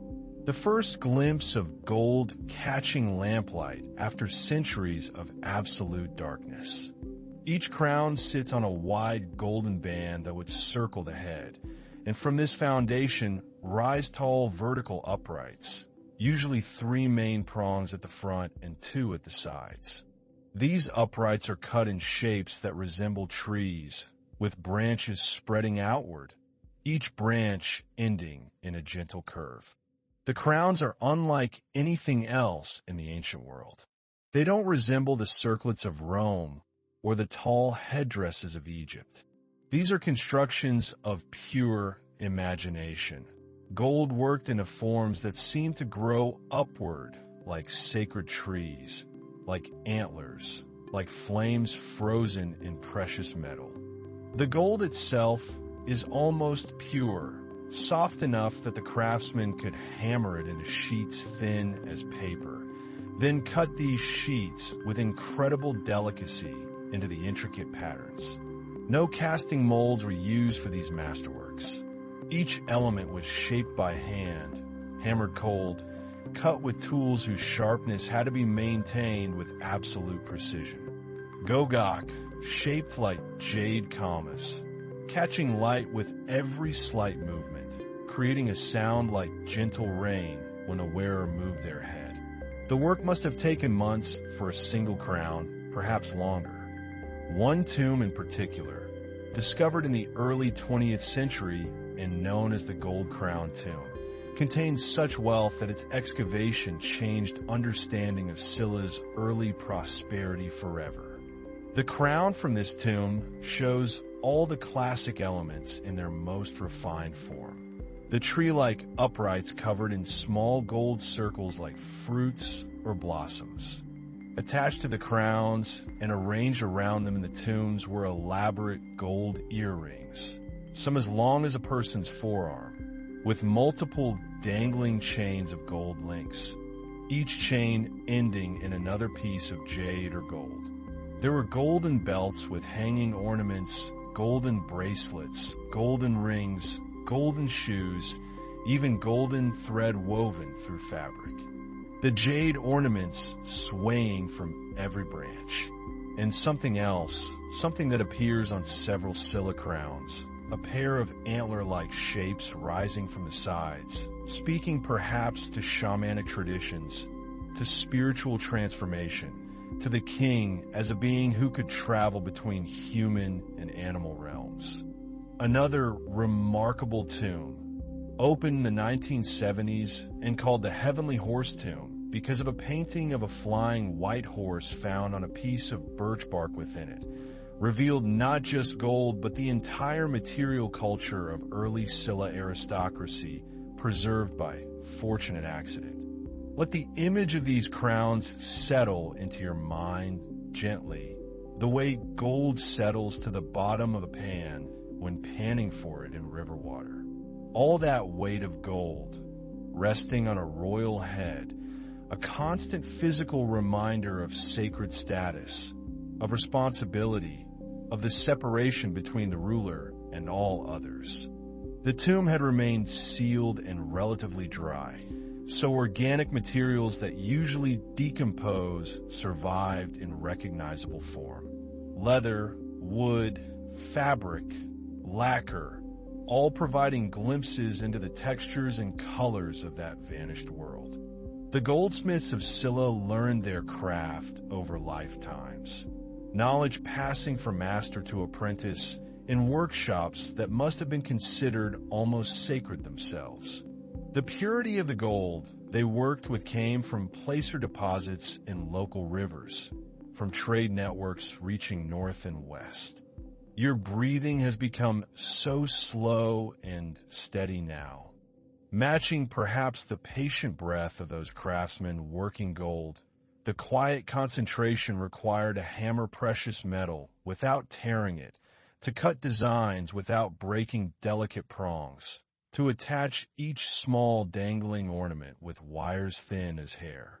They developed techniques for granulation, for filigree, for creating tiny gold spheres no larger than poppy seeds, to ornament surfaces, for twisting gold wire into complex patterns. The capital itself, Surabul, Gyeongju, grew gradually into one of the great cities of ancient East Asia.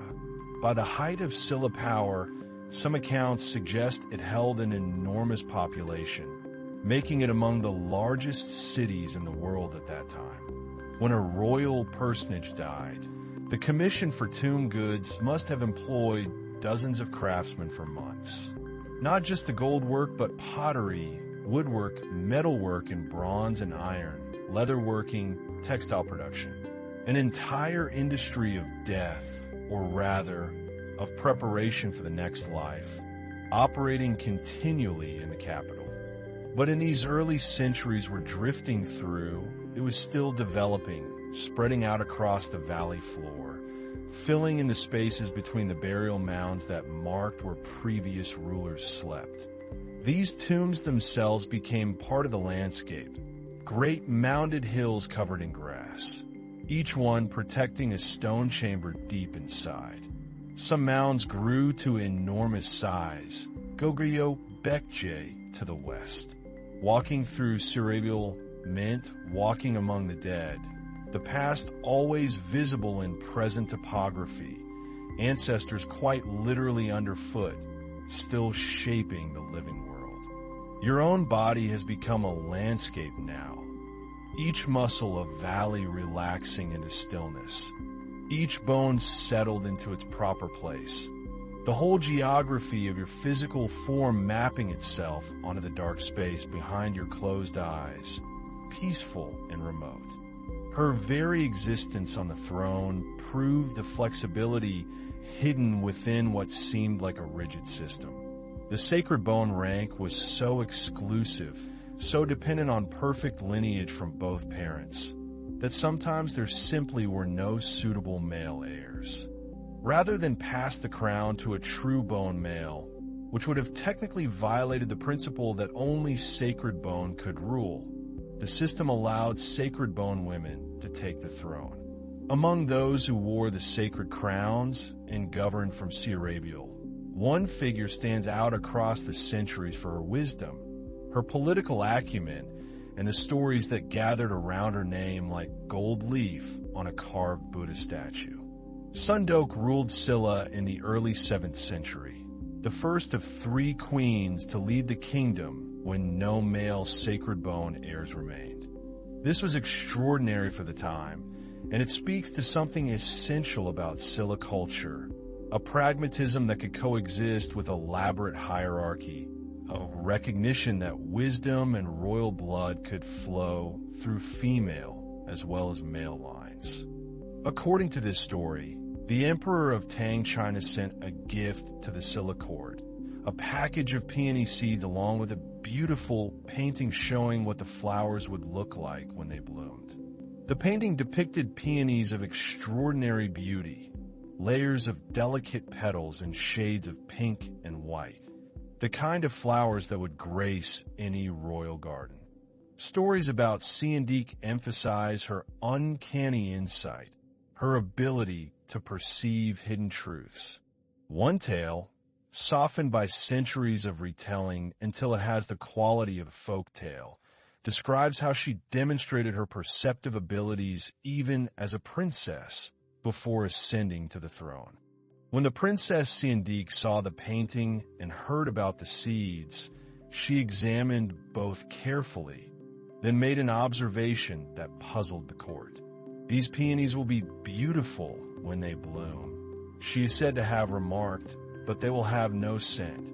When the seeds were planted and grew and finally bloomed, the story goes, the peonies were indeed as beautiful as the painting promised, and they had, as Siandik predicted, almost no fragrance at all. This story, whether literally true or shaped by later admiration, speaks to the qualities Silla culture valued in its rulers. How could she possibly know this? Asked the courtiers, when the seeds had not even been planted yet. She pointed to the painting. There are no butterflies or bees shown near these flowers, she explained. If they had a sweet fragrance, the artist would have included insects drawn to their scent. The absence of these details tells us these are variety bred for appearance alone. Other stories about Siandik tell of her predicting where enemy troops would gather or foreseeing the date of her own death. Always these demonstrations of perception beyond the ordinary, a mind that could see patterns hidden to others.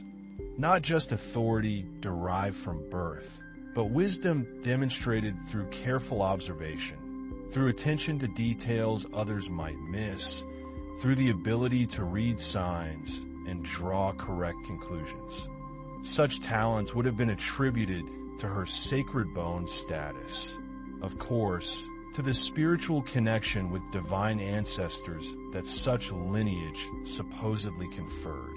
But they also elevated her individually made her specifically suitable for rule rather than merely generically eligible by birth.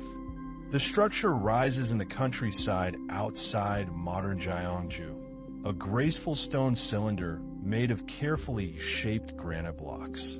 It stands about 9 meters tall, narrow enough that it feels delicate despite being built of solid stone, wider at the base and narrowing slightly as it rises, then flaring out again at the top. During her reign, Sihanouk sponsored the construction of a building that still stands today, one of the oldest astronomical observatories in East Asia, and certainly the most beautiful. Let yourself drift toward it now, the way you might drift toward a lighthouse beacon on a dark night, Kamsongdae, the Tower of Moon and Stars. Shaped like a bottle or a vase, the tower has a square opening about halfway up its height, facing south, large enough for a person to climb through. Inside, the floor is earthen, and scholars believe it may have been filled partway with sand or earth to create a stable observation platform at the right height. The number of stones used in the construction is believed to have astronomical and calendrical significance. Tradition holds that the base is made of 12 stones, representing the 12 months. The structure is said to use a number of stones that corresponds to the days of a lunar year. The stones are fitted together without mortar, each block cut to interlock with its neighbors, the whole held together by precision and gravity. During Sihanouk's time, court astronomers would have climbed to this platform on clear nights, carrying their instruments, their tablets for recording what they saw. Picture the tower on a clear winter night, your mind's eye seeing it the way it might have appeared during Sihanouk's reign, newly built, the stones still sharp-edged before centuries of weather softened its surfaces. The Milky Way spreads overhead in a luminous river, far more stars visible then than now. No light pollution dimming their collective glow. An astronomer climbs the exterior using wooden ladders or scaffolding positioned against the sides, carrying carefully wrapped instruments. These might include an armillary sphere for measuring the positions of stars and planets, water clocks for tracking time with precision, star charts copied on silk, brushes, and ink for recording observations. Everything about Kamsongdae speaks to the Silla understanding that heaven and earth were connected, that the movements of celestial bodies related directly to events in the human realm, that a wise ruler needed to track the heavens as carefully as watching the borders. The observatory stands silent and patient, its square opening a dark, eye watching the southern sky. This was vital work for the kingdom. Astronomical observations helped maintain the calendar, which was essential for agricultural planning, for timing rituals and ceremonies, for demonstrating the court's connection to cosmic order. Eclipses needed to be predicted so they didn't cause panic among the population. Sihanouk's patronage of Kamsongdae fit with her reputation for perception and wisdom. A ruler who could read hidden meanings in a painting of flowers would naturally value those who could read meanings in the movements of stars. The astronomer settles into position at the opening and begins the patient work of watching, measuring, noting down what the heavens reveal. Comets and unusual celestial events needed to be interpreted, their meaning for the kingdom divined, and appropriate responses prepared. The heavens spoke constantly, and the ruler needed translators.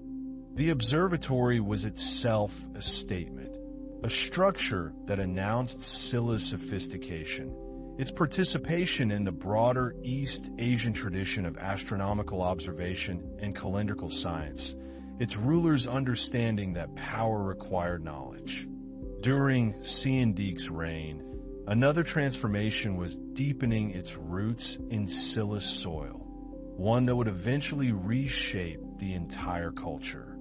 Buddhism had arrived on the peninsula several centuries earlier, filtering in from China, where it had already transformed from its Indian origins into something that could speak to East Asian sensibilities.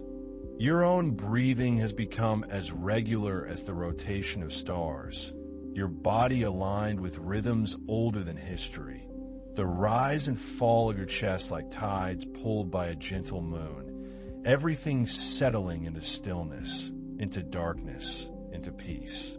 The indigenous spiritual practices of Silla, like those throughout the peninsula before Buddhism's arrival, centered on a shamanistic worldview where spirits inhabited mountains, rivers, trees, and stones, where communication with ancestors and nature spirits required ritual specialists who could enter trance states. But its growth in Silla was slower than in neighboring Goryeo or Beach, partly because Silla's sacred bone system and shamanistic traditions were so deeply established. The Buddha could be understood as the greatest of enlightened beings, but enlightened beings and spirits had always existed in local belief. Buddhist temples could be built on mountains sacred to mountain spirits, and indeed they often were, the new religion claiming the same powerful sites as the old, while simultaneously acknowledging the older powers. Where sacred sites marked places where the boundary between human and spiritual realms grew thin. These practices didn't simply vanish when Buddhism arrived. Instead, something more interesting happened. The two traditions began to interweave, each influencing the other, creating something unique to Korean Buddhism. Buddhist monks could perform rituals that served some of the same community functions as shamanic ceremonies, calling down blessings, ensuring good harvests, protecting against disaster. The approach to the temple follows a path through forest, tall pines rising on either side, their needles carpeting the ground in soft layers that muffle footsteps. The air is cool and carries the scent of pine resin, of earth, of wood smoke from the temple's hearths. In the capital, and increasingly throughout Silla territory, Buddhist temples began to rise. These were wooden structures, built using architectural techniques adapted from Chinese models, but gradually developing Korean characteristics. Imagine one of these temples appearing in a mountain valley, the way mist gradually reveals solid forms at dawn. The temple complex reveals itself gradually. First, a gate building, painted in bright mineral colors, reds and blues and greens, with fierce guardian figures carved and painted on either side, protectors who prevent malevolent spirits from entering. Pass through this gate and there's a courtyard, perhaps with a stone pagoda rising at its center, multiple tiers of carved stone stacked in perfect balance, each tier smaller than the one below, the whole structure tapering toward the sky. The main hall faces south, elevated on a stone platform, its roof heavy with curved ceramic tiles. The roof curves sweep upward at the corners in that characteristic way that makes Asian temple architecture seem almost afloat, defying gravity, reaching upward toward heaven. Stone markers appear along the path, each one carved with Buddhist images or inscriptions, preparing the visitor's mind for the sacred space ahead. These pagodas often contained relics, fragments of bone or hair or cloth believed to have been touched by Buddhist saints or even by the Buddha himself. These tiny physical connections to enlightenment sealed inside stone. Inside the hall, the light is dim and cool, filtered through paper screens. The air is thick with incense, that distinctive smell of burning sandalwood and other aromatics. Smoke rising in thin streams toward the rafters. At the far end of the hall, elevated on an altar platform, sit Buddhist statues, their faces serene, their bodies draped in robes carved or molded with incredible attention to the fall and fold of fabric. Under the eaves, elaborate bracket systems distribute the roof's weight, each wooden piece fitting into others in complex geometric patterns that are both structural and beautiful. The largest statue, the central figure, glows in lamplight. If this is a gilded image, the gold seems to emit its own light, soft and warm.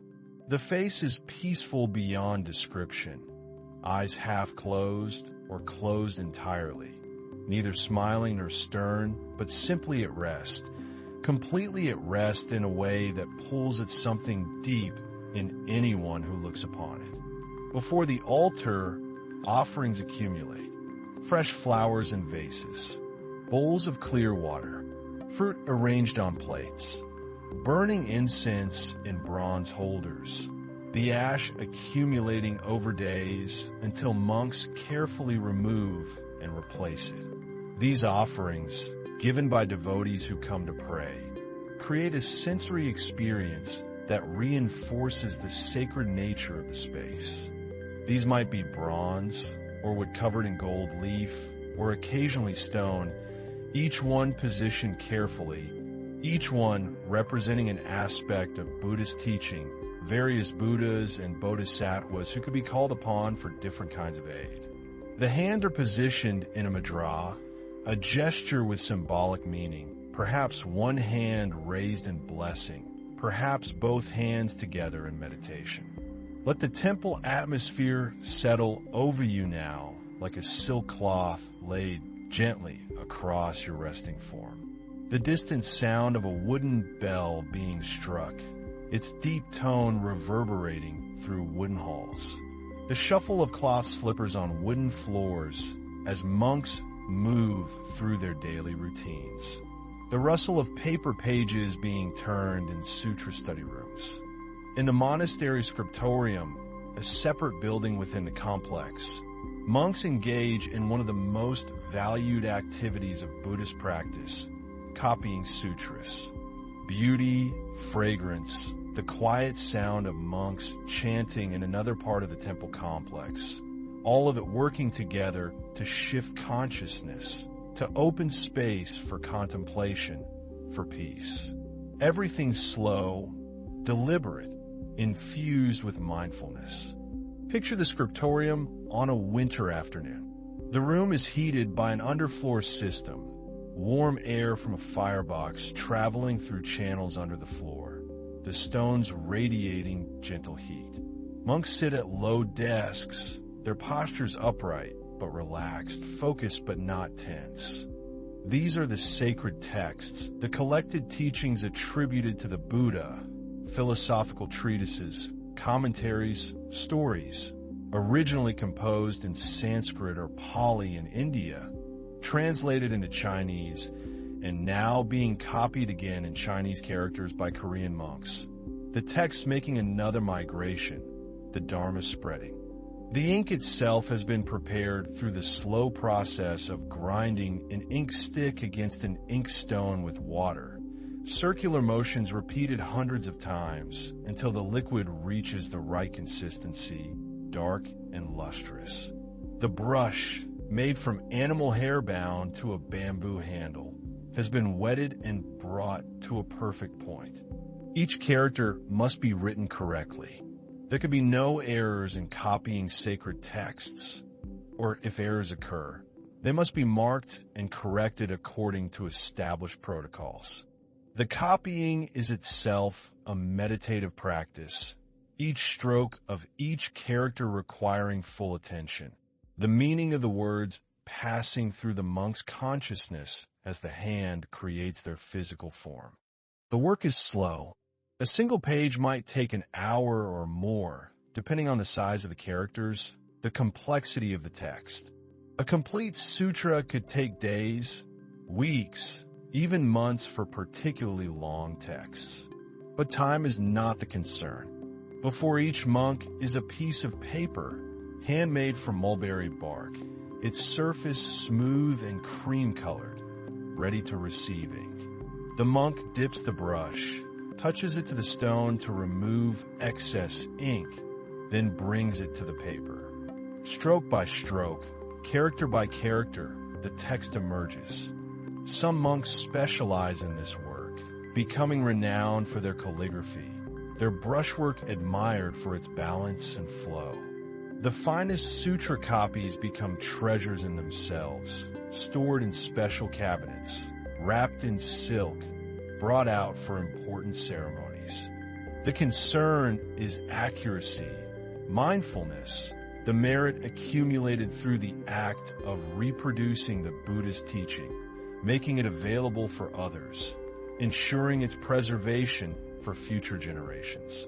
Others might be distributed to other temples, sent as gifts to support distant monasteries, creating networks of connection across the kingdom and beyond. As Buddhism grew in Silla, it inevitably became entangled with politics, with the royal house, with the sacred bone system. Temples received royal patronage, grants of land and workers to support that land, donations of wealth to support monastic communities. Your mind has become like the paper awaiting the brush, empty and receptive, calm and ready.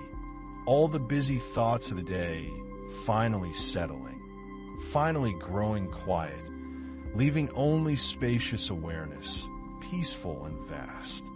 Queen Siandik herself was a patron of Buddhism, commissioning temples and supporting monastic communities. In return, temples provided legitimacy to rulers, performed ceremony for the protection of the kingdom, educated the children of aristocrats, served as centers of learning and culture. Zhajong is said to have traveled to China to study during her reign and returned to implement reforms that strengthened the monastic organization, establishing clearer hierarchies and ordination procedures, bringing Silla Buddhism more fully into alignment with Chinese models while still maintaining Korean characteristics. Another temple appears in the landscape of your imagination, this one larger, more elaborate than the mountain temple we visited earlier. This is a royal temple in the capital, endowed with wealth beyond measure, its buildings numerous and splendid, its rituals attended by aristocrats and commoners alike. Flanking this central image are attendant bodhisattvas, these enlightened beings who have postponed their own final nirvana in order to help all sentient beings achieve liberation. Their expressions are compassionate, their forms graceful, their robes and jewelry rendered with all the skill of master sculptors. The main Buddha hall is vast, its interior able to accommodate hundreds of devotees. The central Buddha image is enormous, perhaps 3 times human height, seated on a lotus throne, the lotus petals themselves carved with exquisite detail, each petal perfect, the whole creating a sense of the Buddha rising from the mud of existence, pure and unstained, offering a path to liberation. The walls of the hall are painted with elaborate murals depicting scenes from the Buddha's life, from his previous incarnations as told in the Jataka tales, from Pure Land paradises where beings who have earned merit through devotion will be reborn into conditions perfect for achieving enlightenment. On festival days, the temple comes fully alive. Lanterns are hung everywhere, their paper sides painted with auspicious symbols, their candles creating a warm glow as evening comes. Monks in formal robes process through the courtyards, chanting sutras, the rhythmic drone of their voices carrying across the temple grounds and out into the city. Some hold attributes, a lotus flower, a wish-granting jewel, a medicine jar, each item symbolic, each one offering a different kind of help to those who call upon them. These paintings cover every available surface, the colors bright and clear, mineral pigments ground fine and mixed with binding media, applied by artist monks who were themselves engaged in devotional practice through their work. Devotees follow, their own voices joining in on familiar passages, everyone moving together in circuits around the main hall, around the pagoda, the repetitive walking and chanting creating a shared trance state, a collective focus that transcends individual concerns. Offerings are presented on a grand scale. Dozens of flower arrangements, mountains of fruit, elaborate dishes prepared specially for the ceremony. Incense burns in huge bronze vessels, the smoke rising in clouds. Monks strike large bronze bells, wooden drums, stone chimes, creating soundscapes that mark ritual transitions, that wake gods and ancestors and spirits to the prayers being offered. But life in Silla was not all royal courts and temples, sacred bones and elaborate hierarchies.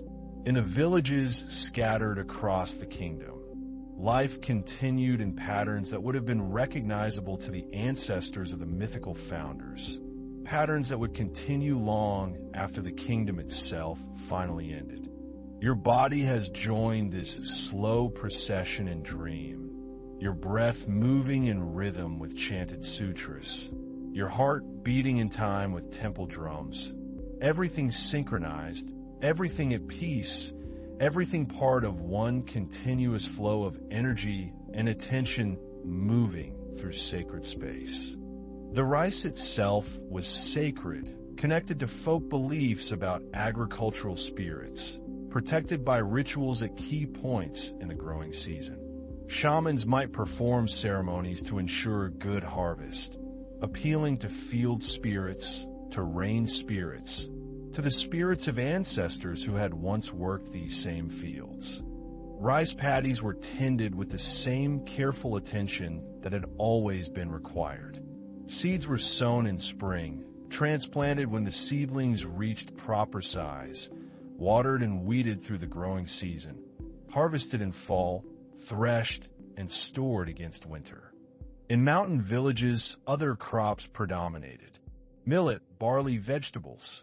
Each region developed its own agricultural rhythm, working with local conditions, local soils and climates, and available water. These practices existed alongside Buddhism, not contradicting it exactly, but occupying a different sphere, addressing more immediate, local concerns that the cosmic teachings of Buddhism didn't directly speak to. The pottery itself deserves a moment of attention as you drift deeper into rest. Silla potters, continuing traditions that stretch back to the prehistoric period on the peninsula, created distinctive stoneware vessels, gray-bodied pots with elaborate applied decorations. Some are shaped like animals, ducks, or turtles, or mythical creatures. Trade networks connected villages to towns, towns to the capital, carrying goods in all directions: rice from the fertile southern valleys, seafood from the coast, metalwork from regions with iron deposits, pottery from areas with good clay.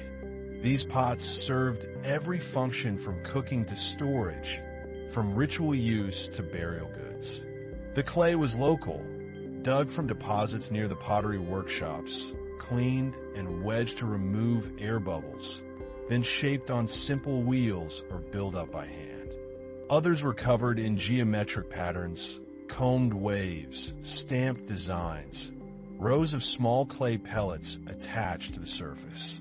Still others had openwork cut into their walls, creating complex patterns of solid clay and empty space. Some of the most remarkable Silla pottery takes the form of vessels on tall stands. The bowl or jar portion sitting atop an openwork pedestal pierced with geometric cutouts. These stands allowed air to circulate, useful for storing grain or other goods that needed to stay dry. Firing happened in kilns, underground chambers where wood fires could be controlled to reach temperatures high enough to vitrify the clay, making it hard and water resistant, giving it that characteristic stoneware ring when tapped. Let your mind wander through a potter's workshop, the way you might wander through memories of a place visited long ago. The details soft and vague, but the feeling of the place still clear. The smell of wet clay, earthy and mineral. The feel of it on your hands, cool and slightly grainy, responsive to pressure. The workshop is dim inside, lit by the open doorway and perhaps a small window. Shelves line the walls, holding vessels in various stages of completion, leather hard pots waiting for applied decoration, bone-dry pieces ready for firing, finished work waiting to be delivered to customers. In one corner, a kiln, currently cold, its opening sealed with clay and stones from the last firing. But their elaborate decoration suggests they also had ritual or ceremonial purposes, that their beauty was part of their function, that even everyday objects could be opportunities for artistry. The rhythmic sound of a wheel turning, hands shaping clay, water used to keep surfaces smooth, the form rising from a lump to a vessel under skilled fingers. When it's time to fire again, the potter will spend days loading the kiln carefully, stacking pots so heat can circulate around them, leaving space but maximizing the number of pieces that can be fired at once. Your consciousness has become like clay on a wheel now, spinning slowly, being shaped by these stories into some new form. The boundaries between yourself and the tale growing uncertain. Your awareness spreading out to encompass Scylla valleys and Scylla temples, Scylla workshops and Scylla tombs. The firing itself will take a full day or more, feeding wood into the firebox constantly, monitoring the color of flames and smoke to judge temperature, knowing from experience when to stop, when to let the fire die and the kiln cool, when it's finally safe to unseal the chamber and discover which pieces survived the transformation from clay to stone. The whole landscape of that vanished kingdom opening inside your dreaming mind like a lotus flower opening to sun. Wanhyo lived in the 7th century, during and after Queen Siandik's reign, a time when Scylla was expanding its power, eventually unifying much of the peninsula under its rule. But Wanhyo's concerns were not primarily political. As Buddhism continued to develop its Korean form, certain figures emerged whose influence would echo through centuries. Wonhyo, a monk whose life and teachings exemplified the blending of scholarly rigor with practical compassion, of sophisticated philosophy with accessibility to common people. The most famous story about Wonhyo involves a journey he planned to China to study Buddhist texts at their source.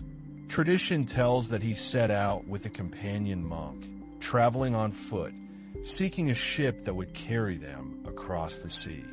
One night, they found shelter in what seemed to be a small earthen shelter, perhaps a dugout or simple hut. He was interested in Buddhist teachings and understanding them deeply, in finding ways to reconcile apparent contradictions between different schools of Buddhist thought, and most importantly, in making those teachings available to everyone, not just educated monks and aristocrats. Exhausted from travel, they fell asleep immediately. In the night, Wonhyo woke desperately thirsty. Fumbling in the darkness, his hand found a gourd or bowl, and he drank deeply. The water was cool and refreshing, and he drank his fill before falling back asleep, satisfied. The story tells that Wonhyo was struck with revulsion. Of course, the physical response immediate and powerful. But in that moment of revulsion, of understanding how thoroughly his mind had constructed pleasant where reality was horror, he is said to have achieved insight. Everything is created by mind, he understood. The water was the same substance whether he thought it pure or foul. Morning came. Light revealed their shelter not as a simple hut, but as an ancient tomb. And the vessel Wanhyo had drunk from the night was a human skull, the water in it from recent rain mixed with whatever else had accumulated in that grim bowl. His experience of it was entirely dependent on his mental interpretation. Why then travel to China to study Buddhist texts when the truth could be found right here, in immediate experience, in understanding the nature of mind itself? According to tradition, he turned back from a journey to China and spent the rest of his life in Silla, teaching, writing commentaries on sutras, and perhaps most remarkably, wandering among common people, teaching Buddhist concepts in simple forms, even composing songs with Dharma teachings that peasants and merchants could understand and remember. Wanhyo's writings became foundational for Korean Buddhism, his commentaries studied by monks throughout the following centuries. This story, like many stories of great teachers, may be more parable than history, shaped by later tradition to convey essential truths about Wanhyo's realization and teaching style. But it carries authentic truth, even if its details are uncertain. Let it settle into your mind the way water settles into soil, becoming part of the ground itself, inseparable from it. He worked to harmonize different schools of thought, to show how apparently contradictory teachings could be understood as different approaches to the same underlying truth, different medicines for different ailments, all ultimately pointing toward liberation from suffering. The temples where monks like Wanhyo taught continued to multiply across Silla territory.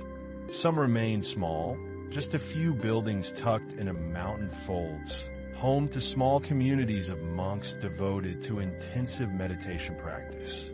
Your breathing has become so subtle now that it's barely noticeable, your body having found its own perfect rhythm, requiring no conscious oversight, no deliberate management, simply functioning in natural harmony with itself, with the darkness, with a vast, slow turning of night toward morning. In temple libraries, texts accumulated from across Buddhist Asia.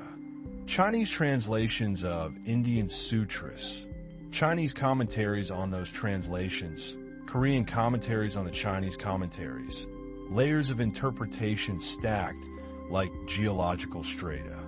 Others grew into major institutions, temple complexes sprawling across entire mountainsides, with dozens of buildings, hundreds of monks, extensive landholdings worked by attached peasant communities, libraries full of sutras and commentaries, workshops producing devotional art, schools where both monastic and secular students came to study. These texts were precious beyond measure, copied laboriously by hand, stored carefully in special cases, treated with reverence as objects containing the Buddhist teaching. Imagine one such library, housed in a dedicated building within a large temple complex. The building is designed for the preservation of texts, raised off the ground on stone pilings to prevent moisture from entering, its walls thick to moderate temperature swings, windows few and small to keep out direct sunlight that might fade ink and damage paper. Inside, the atmosphere is cool and slightly musty, the smell of old paper and wood and the oil used to preserve shells against insects. Tall wooden cases line the walls, their surfaces dark with age, their doors closed to protect contents from dust and light. Each case is labeled with elegant calligraphy indicating what text it contains. The scroll is still intact despite its age, the paper discolored but sound, the ink still clear. The monk unrolls it carefully, places weights at the corners to keep it flat, and begins to read. A monk scholar enters to consult a particular sutra. He carries a small cushion, knowing he may be here for hours. He approaches the appropriate case, opens its doors carefully, and removes a wrapped bundle. The sutra is enclosed in silk, tied with ribbons. He carries it to a reading table, unties the ribbons with careful fingers, unfolds the silk, and reveals the text itself. The afternoon light shifts. Dust motes drift through a beam of sun, entering through a high window. The temple bell sounds in the distance, marking another segment of the day's divisions. His lips move slightly, forming the characters, the ancient Chinese words passing through his mind in Korean pronunciation, their meaning unfolding like the scroll itself, layer after layer of significance available depending on how deeply one reads, how much context one brings, how open one's awareness has become through practice. Your mind has become that library, vast and quiet and full of ancient knowledge that requires no effort to access, simply being there, available as you rest in the spacious awareness that sleep brings, where all stories exist simultaneously, where past and present dissolve into one eternal now. Queen Siandik ruled for 15 years, dying in 647 and passing the throne to another sacred bone woman, her cousin who became Queen Jindiak. Her reign had been marked by stability, by cultural advancement, by careful navigation of the complex politics between Silla and its neighbors. The monk continues reading, lost in contemplation of emptiness, of dependent origination, of the nature of phenomena, all the vast philosophical architecture that Buddhism constructed to point toward what cannot ultimately be captured in concepts. Where golden crowns and sutras and pottery and stone towers all coexist in the peaceful darkness behind your closed eyes. Tradition says that tomb was placed where she requested, on a particular part of Mount Nangsan near the capital. Later Buddhist tradition claimed that she had known it was an auspicious site because it would become the location of an important monastery. She was buried, as all Silla royalty were buried, in a great mounded tomb, her body dressed in finest silks, surrounded by treasures for the afterlife, sealed beneath earth and stone to rest through the centuries. Whether this was literal foresight or a story created after the fact by grateful monks when a temple was indeed built there, it reinforced her reputation for wisdom and for connection to spiritual realities beyond ordinary perception. The gold crowns rested in their tombs, waiting in darkness for the moment when they would be revealed again, when their gold would catch light after nearly 15 centuries of sealed silence. Kiamseongdi continued to stand in the valley, astronomers continuing their patient observations, the stone tower weathering through seasons, through years, through dynasties, standing even now, silent and enigmatic, a message from the past whose meaning has become inseparable from its simple presence, its endurance, its strange beauty. But that revelation lay far in the future. For now, in the time we're drifting through, the crowns rest on royal heads or in royal tombs. The sacred bone system continues to structure society. Buddhism and shamanism continue their complex dance of mutual influence. Temples rise in mountain valleys. Sutras are copied in quiet scriptoriums. Pottery is shaped and fired. Rice is planted and harvested.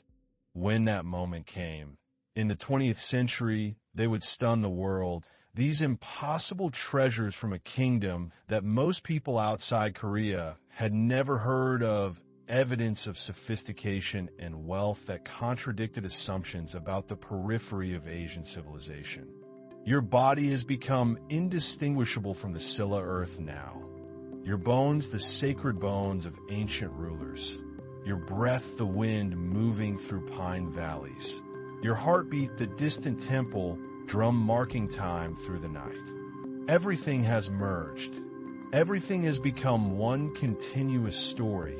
one continuous rest, one deep and dreamless peace that will carry you through the remaining hours of darkness until morning comes softly, gently, bringing you back to yourself, refreshed and renewed, having rested among kings and queens, monks and craftsmen, astronomers and poets. The unified kingdom that tradition says King Munmu dreamed of did not come easily, did not arrive like a sunrise breaking suddenly over the mountains, but slowly, through decades of planning and patience, alliance and strategy, sacrifice and compromise. Let yourself drift back to the 7th century now, to a time when 3 kingdoms still divided the peninsula, when Silla in the southeast, Beach in the southwest, and Goryeo in the north had existed as separate realms for so long that most people alive could not imagine any other arrangement, could not conceive a unified land. And the kingdom continues its slow, patient growth generation by generation, the story unfolding like a lotus, like a scroll, like the turning of seasons. All the vanished people of Silla who live now only in stories, in ruins, in gold crowns preserved in museums. And in this moment, in your dreaming mind, as real as memory, as distant as stars, as close as breath, King Munmu came to the throne in 661, inheriting not just a kingdom, but a vision that his predecessors had begun to cultivate, a dream that had slowly taken shape through years of careful diplomacy. His father, King Muyal, had forged an alliance with Tang China, that vast empire to the west whose power and sophistication made even the 3 kingdoms seem small and provincial by comparison. Feel yourself settling into this period, your consciousness drifting through the last years before unification, when everything balanced on the edge of change. The air smells of anticipation, of incense burning in temples where monks pray for peace or victory, depending on which kingdom claims their loyalty, of rain on spring barley, of smoke from cooking fires in villages that do not yet know their world is about to transform. A single kingdom stretching from the southern coast to the northern mountains. The alliance was pragmatic, calculated, a meeting of mutual interests rather than genuine friendship, but would prove decisive in the great transformation that was coming. The alliance with Tang China required delicate negotiation, careful management of pride and practicality. China was the great civilization, the cultural center that all surrounding peoples looked to for inspiration in art, government, Buddhism, writing systems, architecture. Chinese emissaries came to the Silla court and were received with elaborate ceremony, gifts exchanged according to protocols centuries old, words chosen with diplomatic precision. The sound of horse hooves on packed earth roads, of armor being fitted and checked, of swords being sharpened, but these sounds come to you softened by time, muffled by centuries, no more alarming than distant memory, like recalling a story someone told you long ago. But this alliance came with risks that King Munmu and his advisors understood very well. Invite a dragon to help you fight your battles, and you may find the dragon unwilling to leave when the fighting is done. Tang China had imperial ambitions, dreams of controlling the entire peninsula, turning it into a Chinese province rather than allowing it to remain an independent kingdom. Silla needed Tang's military support to challenge the other kingdoms, particularly Goryeo in the north, the oldest and largest of the 3, whose territory stretched deep into Manchuria and whose military strength had repeatedly repelled even Chinese armies. Let yourself drift through these political complexities without tension, observing them from a great distance, the way you might watch clouds forming and reforming in a summer sky. their shapes interesting but not urgent, their movements part of a natural pattern. The fall of Beech came that same year. Its capital at Sabi surrounded and captured, its king surrendering to the combined forces. The battles that accomplished this are recorded in histories, troop movements and strategies preserved in documents.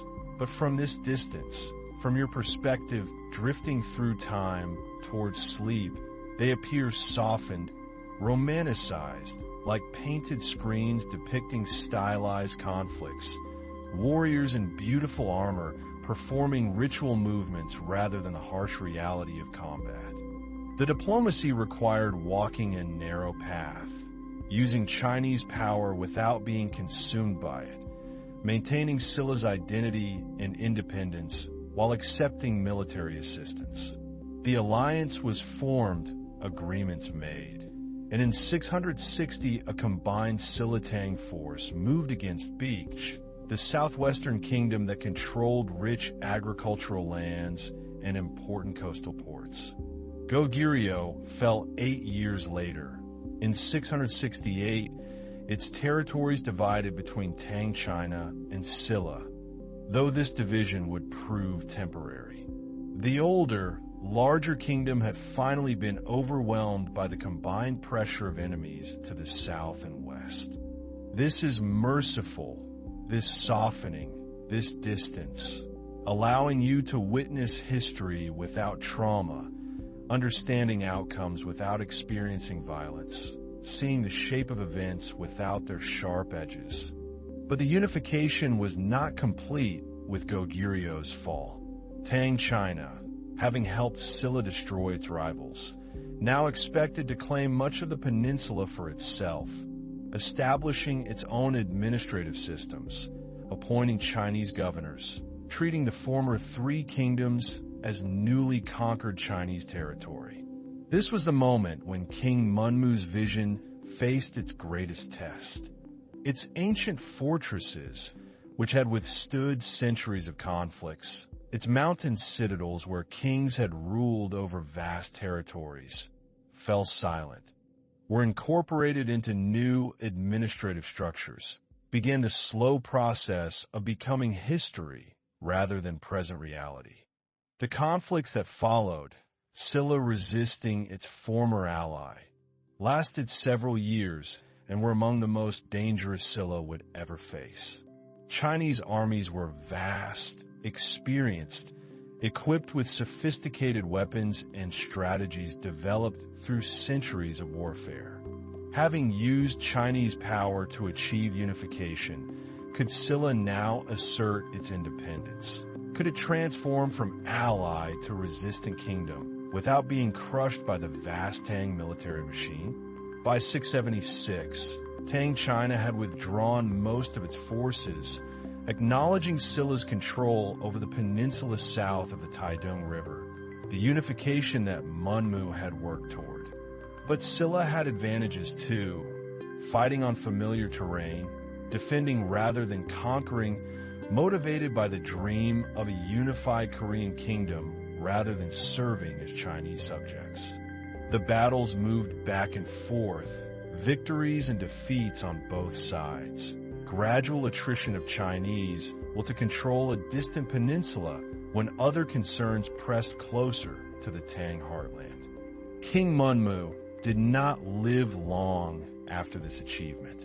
In 681, knowing his death was approaching, tradition tells that he made a request so unusual, so strange, that it has echoed through Korean history ever since, becoming legend, becoming myth, becoming something between history and poetry. It was not total, not the entire peninsula that would later be called Korea, but it was enough, it was real, it was a unified kingdom where three had existed before, and it would last, would develop a shared culture and identity that would outlive the Silla dynasty itself, would create the foundation for Korean civilization. Let yourself drift out to the coast with this story, the eastern sea where waves have rolled against rocks and beaches for millions of years, before humans, before kingdoms, before history began. The sound of waves becomes your breathing, steady and endless, the rhythm that underlies everything. He is said to have asked to be buried in the sea, to become a sea dragon after death, to protect Scylla from Japanese pirates who raided the coast, to continue serving his kingdom even in the transformed state that comes after life ends. Near the coast, about 200 meters offshore from the Gyeongju shoreline, a large flat rock emerges from the water, surrounded by smaller rocks and stones arranged in patterns that might be natural or might be deliberately placed. The sky meets the sea at a horizon that seems impossibly distant yet intimate, part of your own vision, part of the endless reaching that consciousness performs naturally. Whether he actually became a dragon, whether spirits truly transform after death, whether the story represents literal truth or poetic expression of devotion and protection, these questions dissolve in the sound of waves, in the sight of that rock enduring in the sea, in the beauty of the idea itself. A king who loved his kingdom so much that death became not an ending, but a transformation. This is called Daewangam, the Great King's Rock. And tradition says this is where Munmu's underwater tomb was constructed, where his remains were committed to the sea so his spirit could transform, could become the dragon he promised to be, the eternal guardian watching the eastern approaches to his unified kingdom. The rock sits in the water still, visited by tourists now, photographed and studied and protected as a cultural site. But on quiet days when the coast is empty and the light comes slanting across the waves at dawn or dusk, you can imagine what those who told and retold the story imagined. A dragon coiling in the depths, golden scales catching filtered sunlight. A continuation of service in another form. The story soothes not because you believe or disbelieve, but because it speaks to something deep about dedication, about love for place, about the ways humans imagine connection continuing beyond the boundaries of life. With Munmu's death and the completion of unification, Scylla entered what is often called its golden age, a period of stability and prosperity and cultural flourishing that would last for generations. The energy that had gone into warfare, into maintaining separate kingdoms and defending borders against rival states, could now flow into other channels, into art and architecture, scholarship and religion, trade and craftsmanship. Let yourself drift through this golden age now, moving through decades and generations at dream speed, observing not specific events, but the texture of life, the accumulated reality of civilization at its height. Feel the peace that came with unification. Not perfect peace, never perfect, but enough stability that farmers could plant crops with reasonable expectation of harvesting them. That merchants could travel trade routes without constant danger. That craftsmen could devote years to perfecting skills rather than being conscripted for military service. Eyes watching the horizon for any threat to the kingdom he unified, to the people he protected, eternal guardian, eternal king, transformed but present still. The 8th century especially saw Scylla reaching heights of sophistication that rivaled anything in East Asia, creating works that still astonish with their beauty and technical skill. The capital at Gyeongju grew and grew, spreading beyond its original walls, becoming one of the great cities of the world, though you would not recognize it as such by later standards. No building rose higher than a few stories, wooden tile roofs rather than stone towers, structures harmonizing with landscape rather than dominating it. Walk through this city in your imagination now, letting it form around you with the gentle indistinctness of memory or dream. The streets are narrow by modern standards, unpaved but maintained, cleared of debris and drainage managed through careful planning. Merchants have set up stalls selling goods from across the known world, bolts of silk from China, spices carried along the Silk Road from Persia and even farther west, local pottery and metalwork, food prepared and ready to eat, tea in various grades and origins, incense sticks and Buddhist texts, horse gear and farming tools, paper and brushes and ink stones, jewelry and cosmetics and medicines. That monks could pursue enlightenment in mountain monasteries without kingdoms rising and falling around them. But the population may have reached impressive numbers at its height, an extraordinary density of humanity living in close proximity, creating markets and temples and workshops, palaces and gardens and performance spaces, all the apparatus of sophisticated urban life. The smells are intense, but not unpleasant from this dreaming distance. Garlic and sesame oil, fermented soybeans in earthenware pots, fish drying on racks, with smoke from cooking fires, horse manure being swept into gutters, the sharp, clean scent of freshly cut wood from a carpenter's workshop, incense drifting from a nearby temple, the indefinable smell of many humans living in proximity. The people you pass are dressed according to strict social hierarchies that you can read in their clothing, if you know the code. Members of the bone rank aristocracy wear fine silk in colors that designate their precise status. Certain shades reserved for sacred bone rank, others for true bone, descending through the various grades. Everything a complex society needs and desires. Not offensive here because you're drifting through it at dream distance. Everything softened and aestheticized by time. Children play in the spaces between adult activities. The eternal games that children play regardless of era or culture, running and chasing, throwing balls or stones, practicing with sticks as swords, imitating the adults around them, absorbed in play with the complete focus that children bring to their games. Commoners wear hemp or ramie cloth, rougher textures but clean and maintained with care, undyed or in neutral colors. Buddhist monks move through the crowds in simple robes, their heads shaved, carrying begging bowls, or on their way to or from temples where they maintain the religious life that has become so central to Silla identity.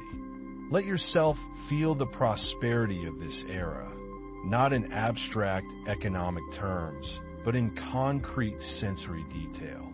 The pottery being produced in workshops throughout the kingdom represents not just functional objects, but art, each piece shaped by skilled hands, fired in kilns whose temperature and atmosphere are carefully controlled, decorated with techniques perfected through generations of experimentation. Old people sit in doorways or under shade trees, watching the street life pass, occasionally offering commentary or advice, valued for their accumulated wisdom in a Confucian-influenced culture that respects age and experience.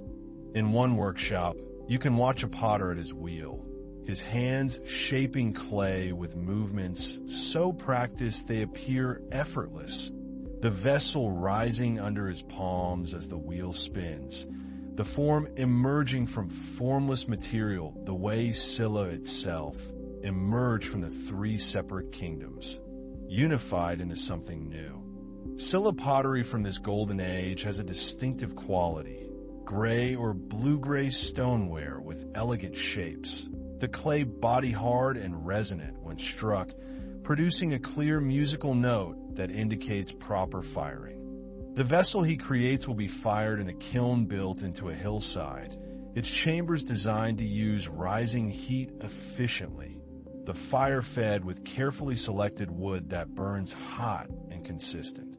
The firing takes days, the temperature rising gradually, then held at peak heat for hours, then allowed to cool slowly over more days, the process requiring patience and skill, understanding of fire and clay, and the transformation that occurs when they meet under proper conditions. The wheel makes a soft, rhythmic sound as it spins, almost hypnotic, matching the rhythm of your breathing as you sink deeper into rest. The potter's concentration is complete but relaxed, his attention focused but not tense. The perfect state for this kind of work, the state you're moving toward yourself as sleep approaches. In the metalwork district, craftsmen work with gold and silver, bronze and iron, creating objects both practical and ceremonial. When the kiln is opened and the piece emerges, it will have changed fundamentally, no longer soft clay, but stone-hard ceramic. The glaze transformed from powder to glass. Colors emerge that were not visible before firing, the final revelation of what was potential in the raw materials. But the metalworkers create other objects too, bronze bells for temples. Their surfaces covered with Buddhist imagery and inscriptions, cast using techniques that allow them to ring with pure sustained tones that carry across valleys, calling the faithful to prayer, marking time, creating sound that seems to come from another realm. The gold crowns that you encountered earlier came from these workshops, created by goldsmiths whose skill level seems almost magical. Their ability to hammer and shape and join gold into those intricate tree branch forms and hanging ornaments representing years of training, generations of accumulated knowledge passed from master to apprentice.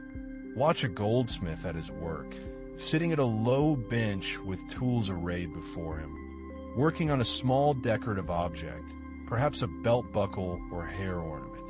His movements are minute, precise, each tap of his tiny hammer calculated to compress and shape the gold exactly as intended.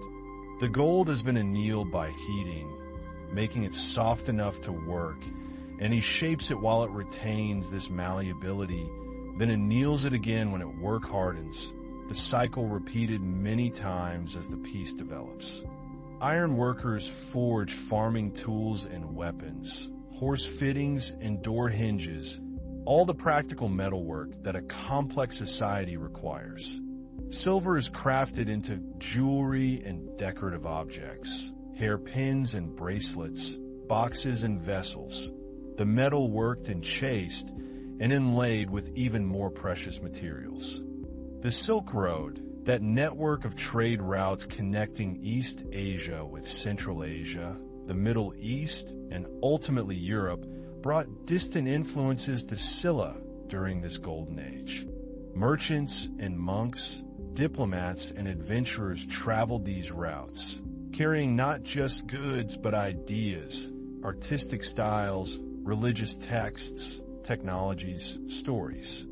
The concentration required is intense, but his face shows calm. The artist absorbed in creation, time ceasing to have its normal quality, the present moment expanding to fill all awareness. You can see this synthesis in Buddhist art from the period, where Chinese sculptural styles blend with Indian iconography transmitted through Central Asia, where purely Korean elements emerge in the treatment of details, in choices about proportion and expression, in the way borrowed forms become naturalized, become Korean through subtle transformations. Silla, though geographically peripheral at the eastern edge of the Asian landmass, participated in this vast exchange network, absorbing influences and adapting them to local conditions, creating a distinctive synthesis of Korean, Chinese, Central Asian, and even Persian and Indian elements. The famous Sukagurum Grotto, constructed during Silla's Golden Age, demonstrates this cultural synthesis and the technical brilliance that Silla craftsmen achieved. Let yourself drift now to the mountains above Gyeongju, to the location where this artificial cave temple was built, carved and constructed into the mountainside with a sophistication that still impresses modern engineers. A Buddha statue from Silla's Golden Age, might show Indian influences in the draping of robes, Chinese influences in facial features and posture, influences from Western lands in decorative details. But the whole has a distinctive quality that is purely Silla, that could not have been created anywhere else by any other culture. The grotto consists of a rectangular antechamber and a circular main chamber connected by a corridor, all originally covered with earth, so it appeared as a natural cave, though every element was carefully constructed, every stone precisely cut and placed.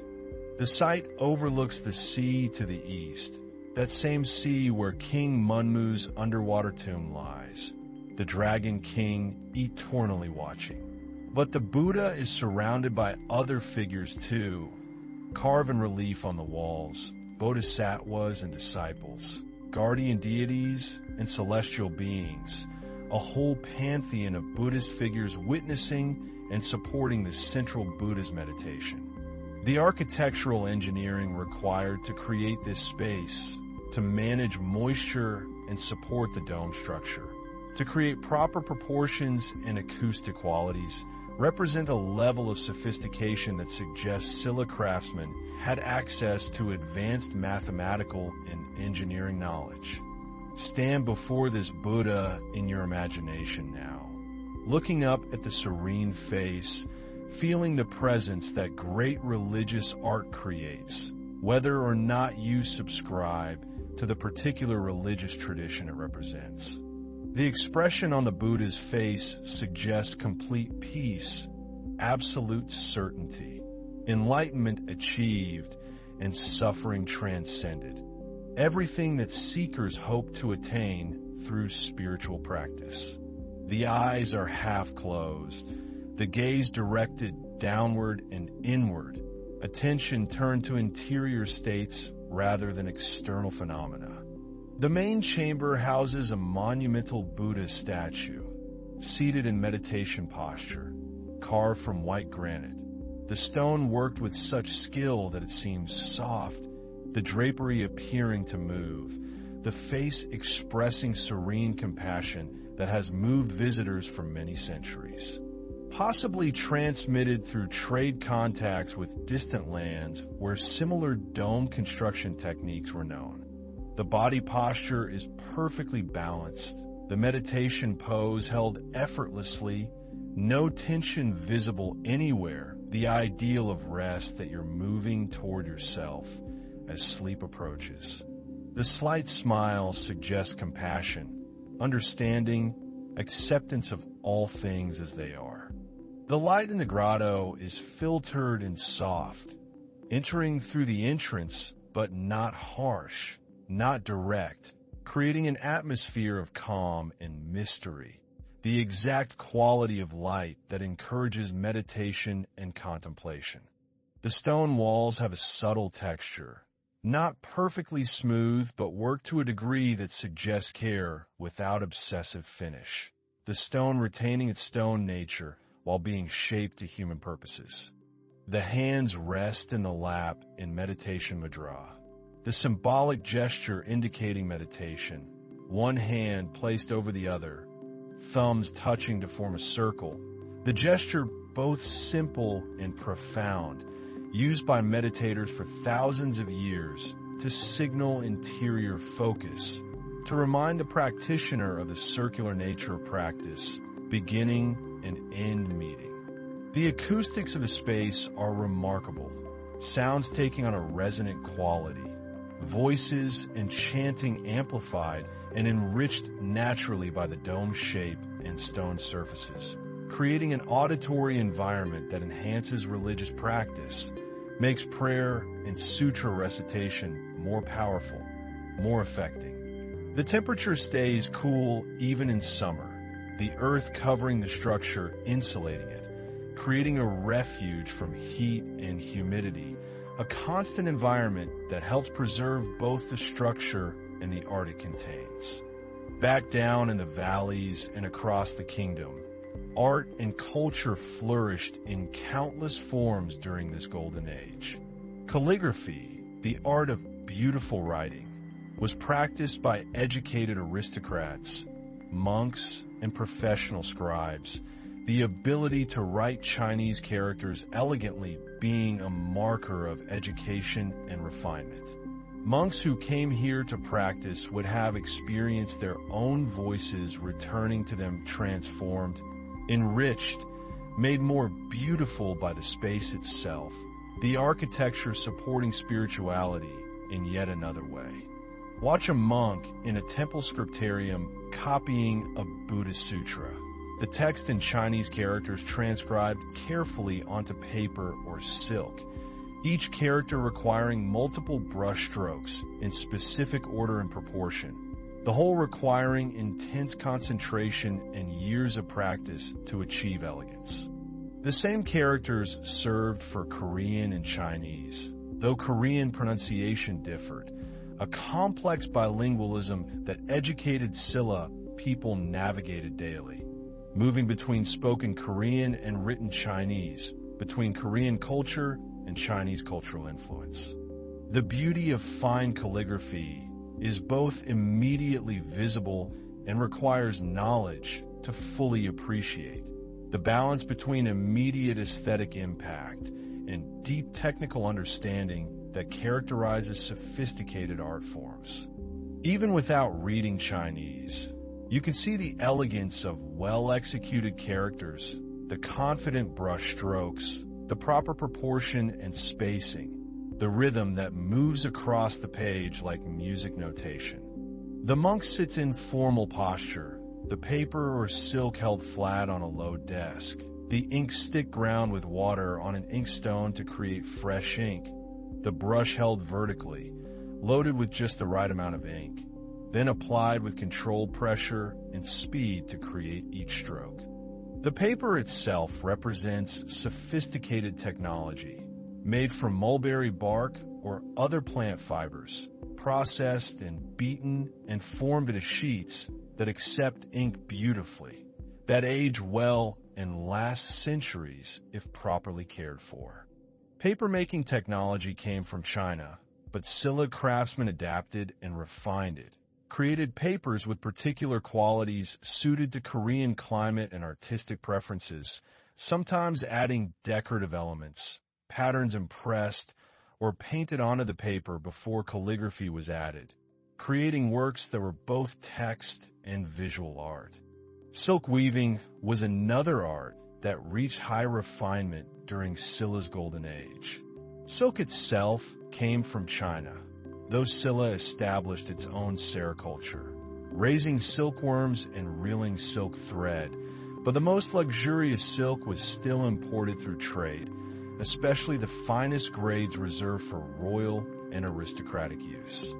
With knowledge of Chinese and calligraphic standards, you would see much more the individual style of this particular calligrapher, the variations within strict forms that allow personality to emerge, the difficulty of certain characters well executed, the overall composition balanced across the page. Calligraphy and decoration combining into unified aesthetic experiences. A piece of fine Silla silk, preserved through extraordinary luck in someone's tomb, shows patterns of incredible complexity, perhaps dragons and clouds, phoenixes and flowers, geometric borders framing pictorial elements, all woven into the fabric itself rather than painted or embroidered, meaning the pattern was created thread by thread as the weaving progressed, requiring a sophisticated loom and weaver with complete understanding of the pattern and how to execute it. Silk could be woven in countless patterns, dyed in many colors using natural dyes extracted from plants, minerals, and insects, embroidered with silk or metallic threads to create even more elaborate decoration. Music and dance flourish too, though this is harder to recover, these being performing arts that leave no physical trace, that existed only in performance, and then were gone, preserved only through teaching, through transmission from performer to performer, some traditions continuing to the present. others lost entirely.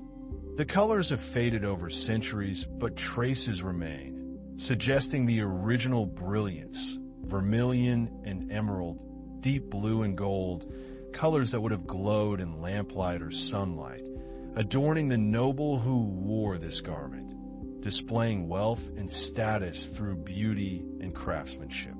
The instruments included drums of various sizes, bells and gongs, flutes and mouth organs, stringed instruments plucked or bowed, each with distinctive voice and role in the ensemble, existing now only in written descriptions or sculptures and paintings showing performances. Court music included both indigenous Korean traditions and forms imported from China and Central Asia. Different styles for different occasions and purposes, ritual music for state ceremonies, entertainment music for banquets, military music to coordinate troops and intimidate enemies. Dance-accompanied music, both court dances performed by trained professionals and folk dances performed at festivals and celebrations by common people. Court dances were formal and controlled, movements prescribed and rehearsed, costumes elaborate and symbolic, every gesture carrying meaning. The dances telling stories or honoring deities or celebrating seasons. The music was based on pentatonic scales, 5-note scales that create a sound quite different from the 7-note scales of Western music, melodies that to Korean ears sounded complete and natural, expressing emotions and telling stories through sequences of tones and rhythms that carried meaning beyond words.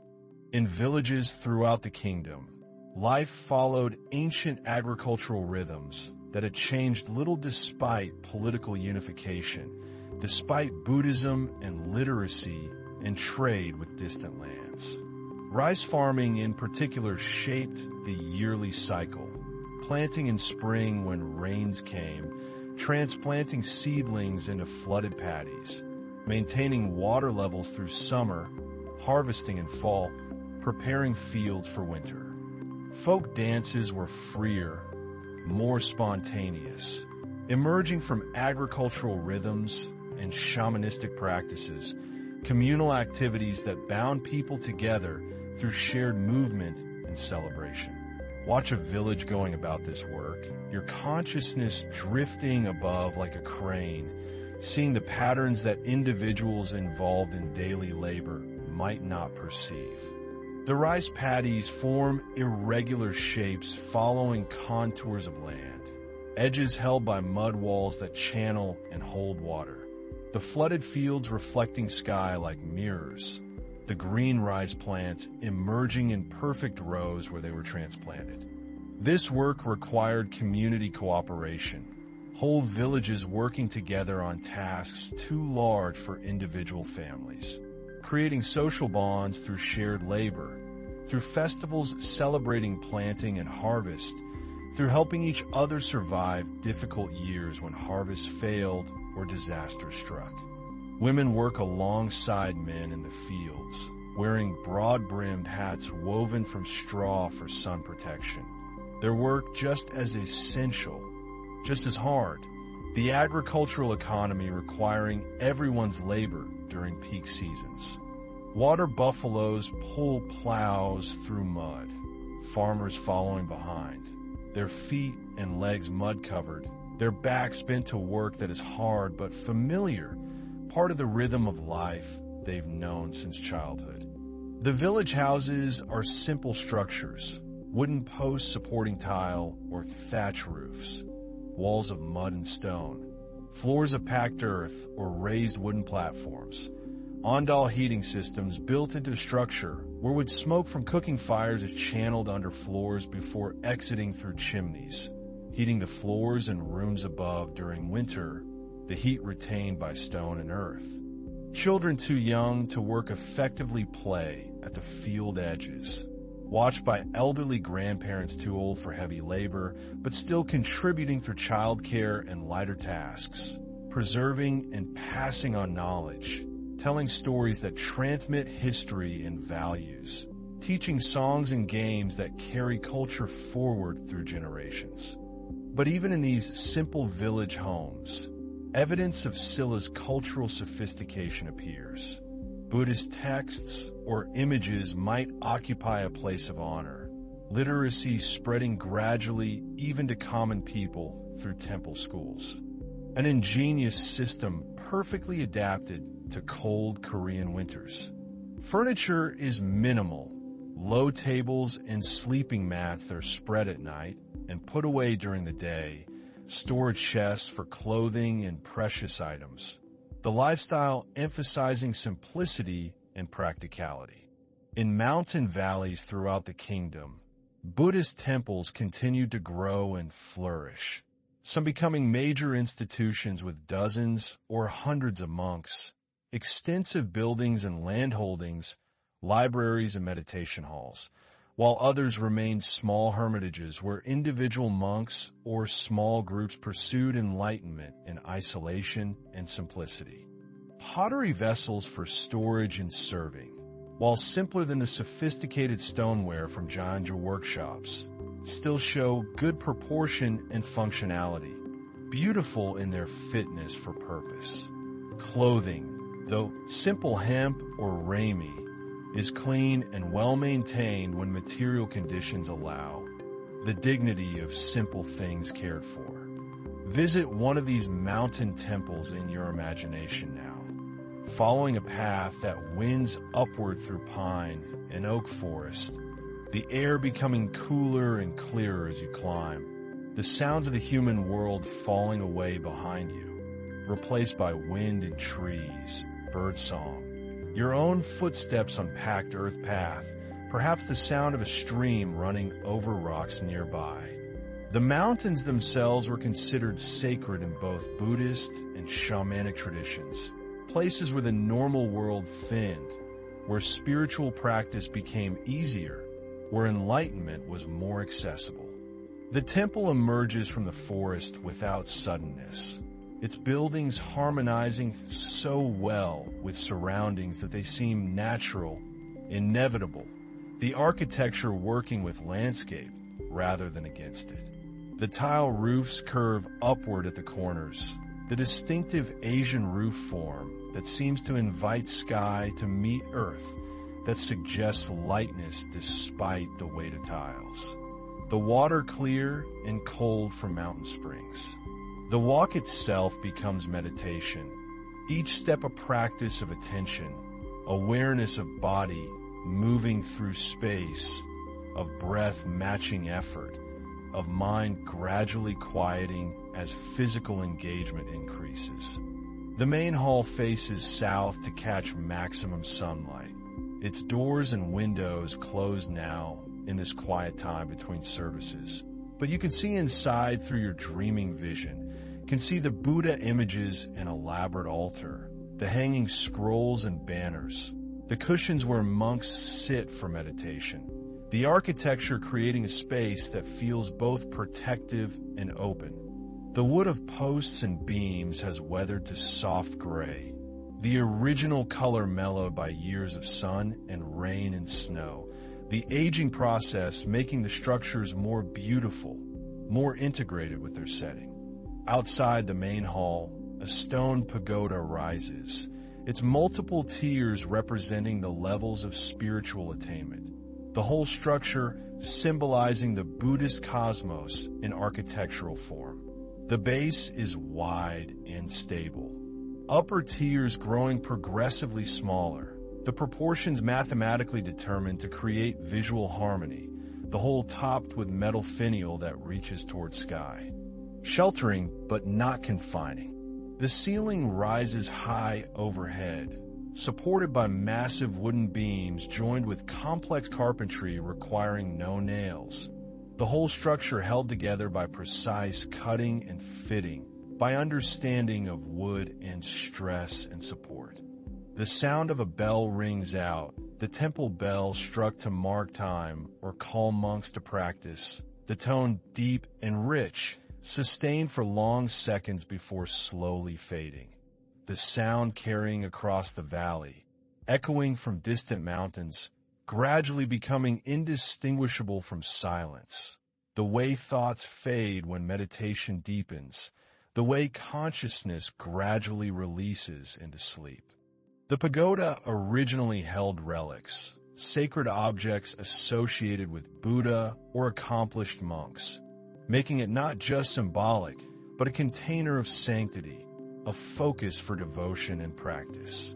The monks rise before dawn for first prayers, their chanting filling the temple hall, voices blending in unison, reciting sutras in rhythmic patterns that are both prayer and meditation. The repetition inducing altered consciousness, opening awareness to dimensions beyond ordinary thought.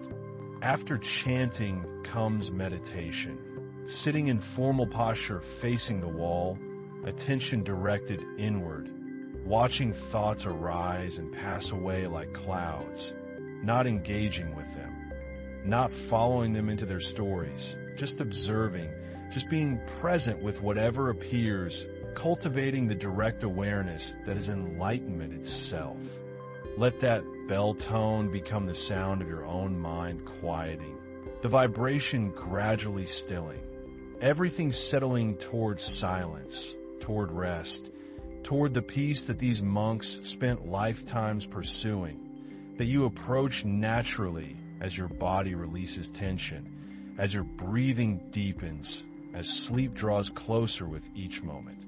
After meditation comes work, because even monks must eat, must maintain their buildings, must gather firewood and tend gardens, must copy sutras and teach students, must perform all the ordinary tasks that life requires, but performed with the same quality of attention brought to meditation, every action becoming practice, washing dishes or chopping vegetables done with complete awareness. Scylla's golden age lasted for generations, the kingdom at its height during its most prosperous centuries, though like all golden ages it could not last forever, though decline eventually came, though the forces that would eventually fragment the kingdom were already present even during its greatest flourishing. But that decline lay in the future still. And for now, in the space you're drifting through, Scylla remains united and prosperous, its art and culture continuing to develop, its people living lives whose texture we can partly recover through archaeology and texts, through the objects they made and sometimes preserve with great care through the temples and tombs and pagodas that survive still. Not something achieved in the future, but available in any moment of complete presence. Transforming ordinary activities into spiritual exercises. This is the wisdom that monastic life developed and preserved, the understanding that sacred and ordinary are not separate, that enlightenment is found in simple presence with whatever you're doing, not an escape to some other realm. Let yourself merge completely now with this ancient kingdom, your identity becoming fluid, becoming dispersed through time and space.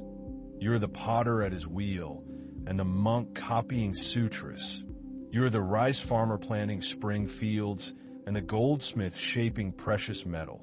You're the child playing in village streets, and the aristocrat in silk robes attending court ceremonies. Through the stories that were remembered and passed down through generations until they could be written and studied and shared even with people like you, listening from a distance of centuries from another continent, from the edge of sleep. The golden crowns rest in their tombs or on royal heads, their tree branches reaching upward, their ornaments swaying with movement, catching light, symbols of everything Scylla achieved, beauty and craftsmanship and spiritual meaning unified in objects that survive their makers by centuries. The temples stand in their mountain valleys, sheltering monks and practitioners still after more than a millennium. The same sutras chanted, the same meditation practice, the same path walked by countless seekers generation after generation. You're the Buddha image meditating in its mountain grotto, and the Dragon King watching the Eastern Sea. All boundaries have dissolved, all separation ended. You are both observer and observed, both the story and the one listening to the story, both past and present meeting in this moment of consciousness gradually releasing into sleep.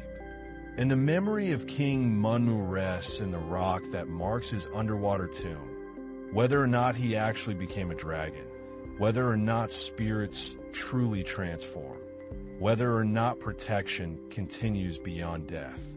The pottery and metalwork created by those long-dead craftsmen rests in museums now, admired by visitors who may never have heard of Scylla before seeing these objects, suddenly confronted with evidence of a sophisticated civilization from a place and time they never learned about in school. Your breathing has become the waves rolling against that rock, steady and eternal, each breath arriving and departing like waves on the shore. The rhythm that continues whether you attend to it or not, the autonomous process that sustains life while consciousness drifts elsewhere, into dreams, into stories, into the past where Scylla flourished, into sleep where restoration happens, where the body repairs itself, and the mind processes experience, and consciousness itself takes the rest it requires to function. The deep rest that you're settling into now, completely, naturally, as inevitable as nightfall, as gentle as the last light fading from the sky, as peaceful as these ancient temples standing in their mountain valleys, witnessing centuries enduring. The story itself protects. The devotion itself serves as defense. The love of kingdom and people that would request such a burial carries forward through time, inspiring later generations with its example of service, of dedication, of imagination that refuses the finality of death, that insists connection continues in forms we can barely imagine. The mountain paths leading to the great temples wind through forests that change with every season, and during Scylla's golden age these paths carry a steady stream of pilgrims, their feet wearing the stones smooth over decades of devotion. Autumn has arrived in the valleys surrounding Gyeongju, the leaves turning colors that seem almost impossible in their intensity, red so deep they appear nearly purple in certain light, golds that catch the afternoon sun and glow like small fires scattered through the forest canopy. A group of pilgrims makes its way up the path toward Bulguksa, the temple complex that represents the Pure Land in physical form, the Buddha's realm made manifest in wood and stone and careful arrangement. The construction has been underway, a temple that tradition says was built through devoted patronage, honoring family and spiritual obligations, offering shelter to all who seek it, all who need a place of rest and restoration, all who follow the path toward peace. The air has that particular crispness that comes only in autumn, each breath carrying the scent of fallen leaves and distant wood smoke, the smell of earth preparing for winter's rest. The pilgrims carry offerings wrapped in cloth, rice and fruit and incense, contributions to the monastery that will feed the monks and support the ongoing construction. They walk in near silence. The only sounds their footsteps on the path and the occasional murmur of prayer, the rhythmic repetition of mantras that aid concentration and devotion. An elderly woman walks slowly, supported by her daughter, making this pilgrimage despite the difficulty of the climb, because she feels death approaching and wants to earn merit for her next rebirth. A young couple walks hand in hand, praying for a child, seeking the Buddha's blessing on their union. Such devotion speaks to the depth of Buddhist belief permeating Scylla society, the acceptance of karma and rebirth as fundamental truths shaping how people understand their obligations and relationships. The path opens into a clearing, and the temple complex spreads before them, still unfinished, but already magnificent. The architecture following principles that create harmony between human construction and natural setting. The buildings nestly into the hillside as if they grew there naturally, the roof lines echoing the curves of the surrounding mountains. A merchant who grew wealthy from trade comes laden with expensive gifts, hoping to atone for the necessary deceptions of commerce, the small dishonesties that accumulate in a life of buying and selling. The artisans working on the temple have devoted years to this project, and some will spend their entire working lives here, their skills contributing to a structure that will outlast them by centuries. Stone carvers work on the platform that will support the main hall, their chisels striking rhythmically, the sound carrying across the construction site like a kind of music. The main hall stands on a stone platform reached by two bridges, the Chongunjeo and Baikunjeo, bridges that symbolize the passage from the earthly realm to the pure land, the crossing from ignorance to enlightenment, from suffering to liberation. The woodworkers labor in a covered area where massive beams await their transformation into the temple's structural elements. The wood came from forests specifically selected for this purpose. The trees felled according to ritual prescriptions at the proper time of year, with offerings made to the mountain spirits before any cutting began. A master carpenter runs his hand along a beam, feeling for imperfections, his fingers reading the wood's character through touch alone. He learned this craft from his father, who learned from his father, the knowledge passing down through generations, an accumulation of understanding about how it behaves, how it warps and settles, how to work with its natural properties rather than against them. Each stone must be shaped precisely, fitting together without mortar, held in place by gravity and geometric perfection, techniques refined over generations and executed with a precision that seems almost supernatural in its accuracy. The logs were floated down rivers and dragged by oxen to the temple site, each piece a substantial investment of labor before any actual construction could commence. The paintings that will decorate the interior spaces are being created in a workshop where artists grind pigments from minerals and plants, mixing colors according to formulas preserved in monastery records. Red comes from cinnabar, blue from azurite, green from malachite, each color expensive and precious, applied in layers that will preserve the images for centuries. He marks where joints will be cut, the complex interlocking connections that will hold the temple's framework together.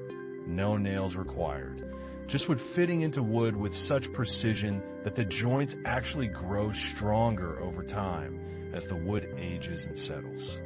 One artist works on a sketch of Avalokiteshvara, the Bodhisattva of compassion, trying to capture in the figure's face that particular expression of infinite patience and love, the look of someone who has vowed to save all beings from suffering regardless of how long that might take, regardless of the impossibility of the task.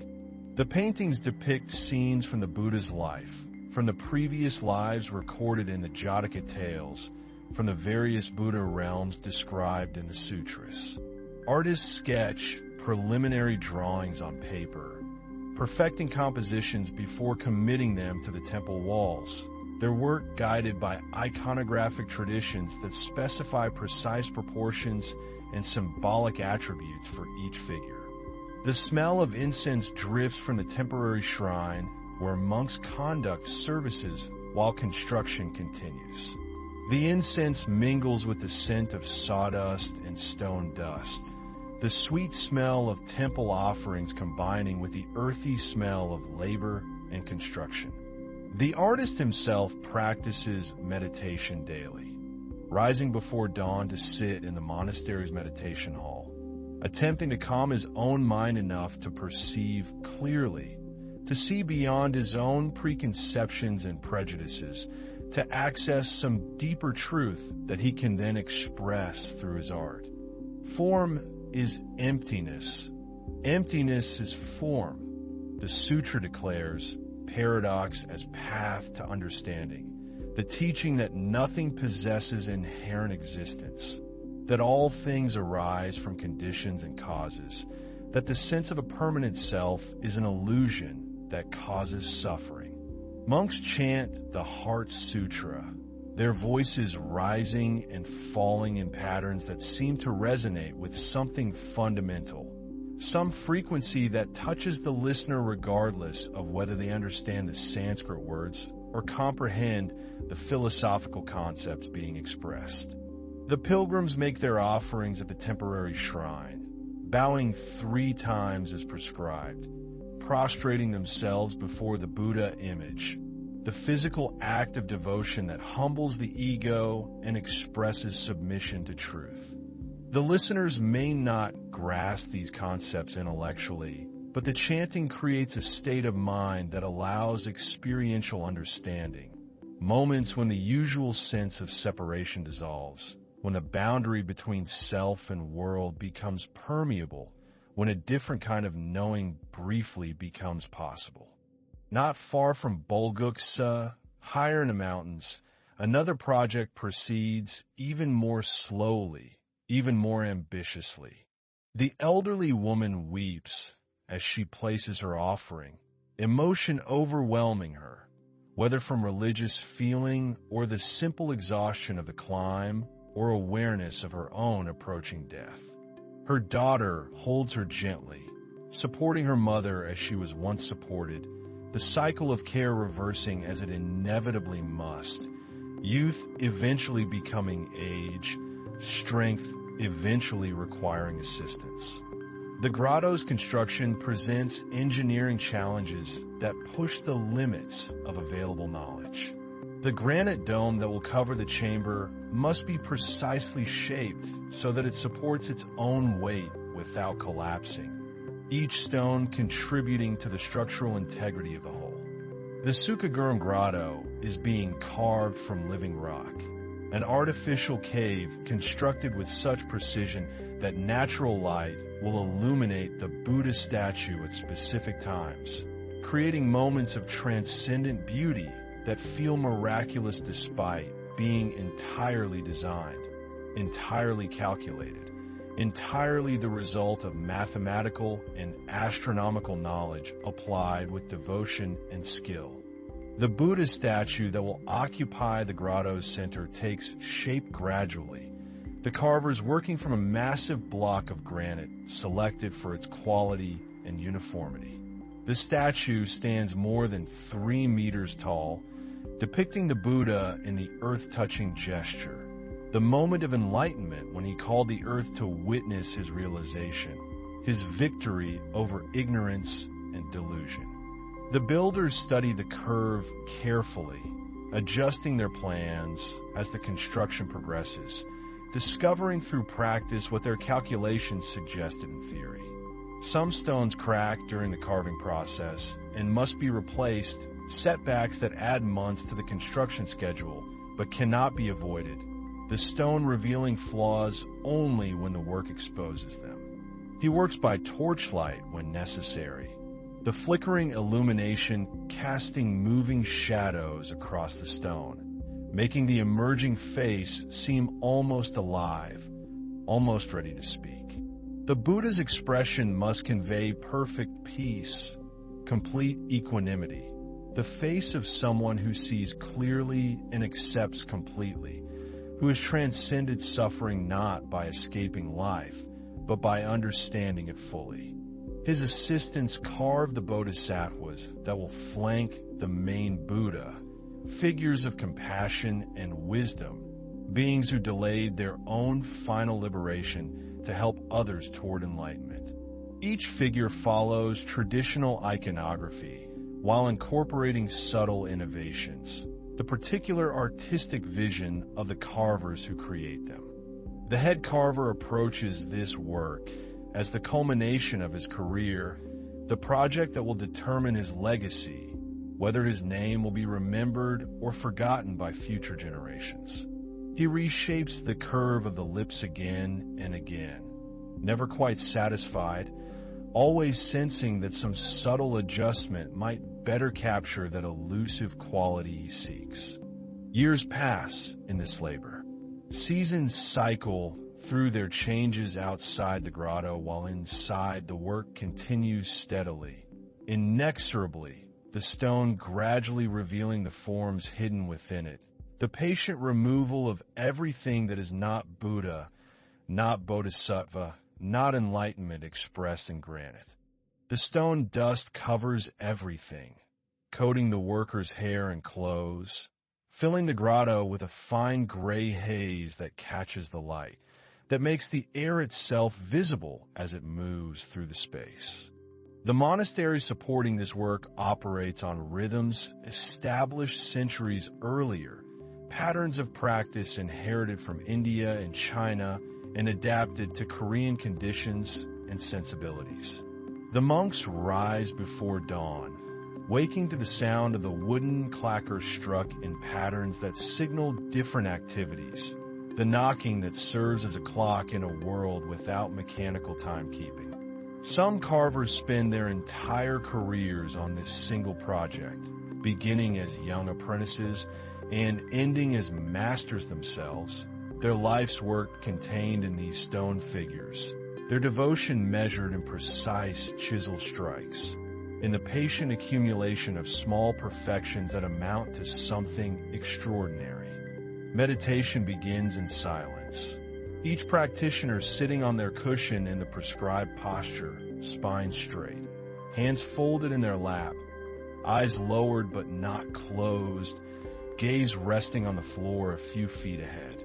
They gather in the meditation hall while darkness still fills the valley below, the air cold enough that their breath makes clouds in the unheated hall. The silence deepens as the meditation progresses, the individual minds settling into something approaching stillness, the usual cascade of thoughts slowing, gaps appearing between thoughts, moments of clarity that come and go like clouds parting to reveal sky.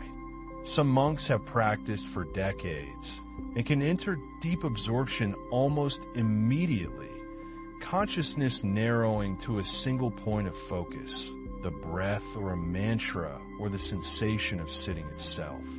The meditation master walks slowly between the rows of seated monks, carrying a flat stick that he will use to strike the shoulders of anyone who slumps or shows signs of drowsiness.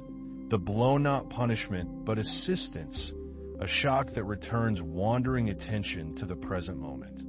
As dawn approaches, the meditation ends and chanting begins, the monks reciting sutras in unison, the words washing over them in rhythmic waves, the meaning less important than the practice itself, the synchronization of many voices into a single sound, the individual ego dissolving temporarily into collective practice. Others struggle constantly, their minds refusing to settle, attention fracturing and scattering despite their sincere efforts. The difficulty teaching patience, teaching humility, teaching that enlightenment cannot be forced or rushed, but only allowed to unfold according to its own timing. After morning chanting, a simple breakfast of rice gruel and pickled vegetables, eaten in silence in accordance with the rules of mindful eating, each bite chewed slowly, attention brought fully to the act of nourishing the body. The Diamond Sutra, the Lotus Sutra, the various texts that constitute the monastery's liturgical tradition, each associated with particular occasions and purposes, each believed to generate merit through its recitation regardless of comprehension.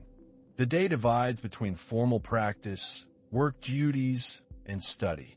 Some monks work in the monastery's fields, growing the rice and vegetables that feed the community, their labor considered as important as their meditation, The distinction between spiritual and mundane activity dissolve through proper attitude and attention.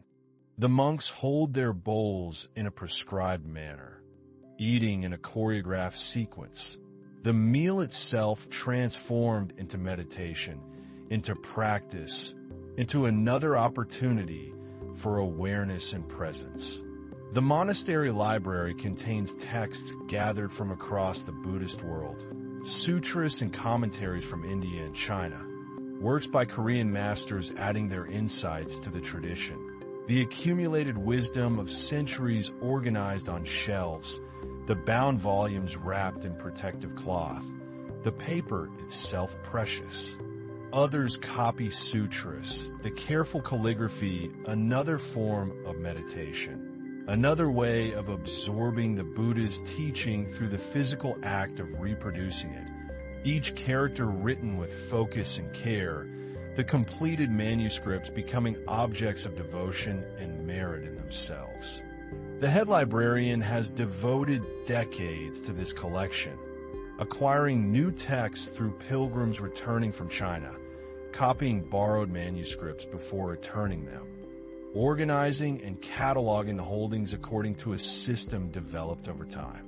He moves through the library with the satisfaction of someone surrounded by beloved companions, these texts as friends and teachers, their wisdom available whenever he needs guidance or inspiration. In the afternoons, senior monks provide instruction to juniors, lectures on doctrine and practice, discussions of difficult philosophical points, guidance about the challenges of meditation and monastic life. Manufactured from bark and plant fibers, according to methods that produce sheets durable enough to last for centuries if properly preserved. He knows the collection so thoroughly that he can locate any specific passage from memory, directing visitors to exactly where they need to look, what paragraph addresses their particular question or concern. A senior monk teaches a small group about the concept of Buddha nature, the doctrine that all beings possess the potential for enlightenment, that the pure awareness that is our true nature remains untouched by the confusion and delusion that seem to obscure it. The relationship between teacher and student carries particular importance in monastic system. The personal transmission of understanding from one generation to the next, wisdom that cannot be fully conveyed through text alone, but requires direct interaction. The teacher reading the students' particular obstacles and offering appropriate guidance. The monastery receives visitors constantly, pilgrims seeking blessings, nobles making donations, scholars researching doctrinal questions, traders from foreign lands curious about Korean Buddhism. Each visitor must be received with appropriate hospitality, offered tea and a place to rest, their presence acknowledged and honored. He uses metaphors drawn from daily life, comparing Buddha nature to gold buried in dirt, to the sun behind clouds, to water's essential wetness regardless of what form it takes.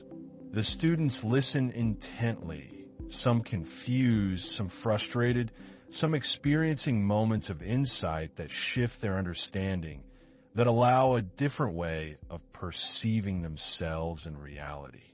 Some visitors stay for extended periods, participating in a monastery's life while working through personal crises or spiritual questions. A nobleman struggling with whether to accept a government position that would require moral compromises comes to meditate and consult with the abbot.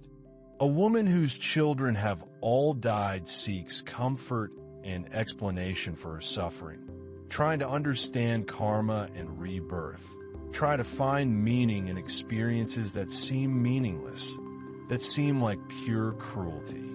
The guest master has developed a talent for assessing visitors quickly, understanding what they need and providing it, whether religious instruction or simple kindness or just a quiet place to sit and recover from their journey. The changing seasons mark the monastery's calendar with particular festivals, and practices. In spring, ceremonies celebrate the Buddha's birthday, the hall decorated with lotus lanterns, their soft light creating an atmosphere of magic and devotion. Hundreds of paper flowers glowing in the darkness, each one representing a prayer, a wish, a moment of faith. A young man uncertain about his vocation spends months working alongside the monks, testing whether monastic life suits his temperament, whether he can accept the discipline and restrictions it requires. Autumn brings harvest ceremonies giving thanks for abundance, offerings made to the spirits of a land who are said to ensure agricultural success. Buddhist practice blending easily with older indigenous traditions. The monks, seeing no contradiction in honoring both the Buddha's teachings and the local spirits who were believed to have inhabited these mountains long before Buddhism arrived from across the sea.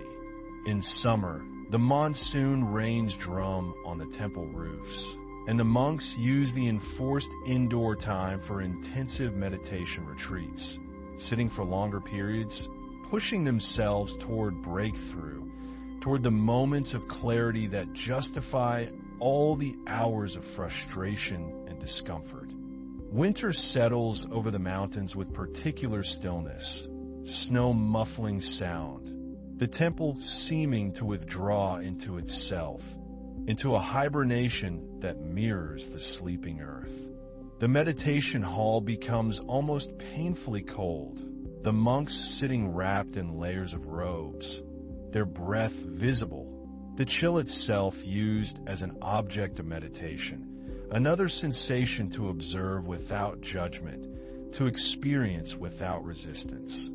Rice wine and fresh grain are left at small shrines tucked throughout the temple grounds, acknowledgement that enlightenment does not exclude practical concerns, that spiritual development occurs within specific locations with their own character and presiding beings. The abbot has led this monastery for many years, guiding it through periods of expansion and hardship, his leadership shaped by decades of practice and study.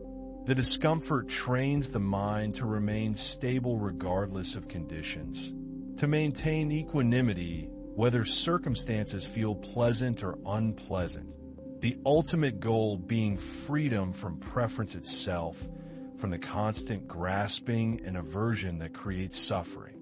He meets privately with monks who struggle with their practice, listening to their difficulties without judgment, offering guidance drawn from his own experience of the same obstacles.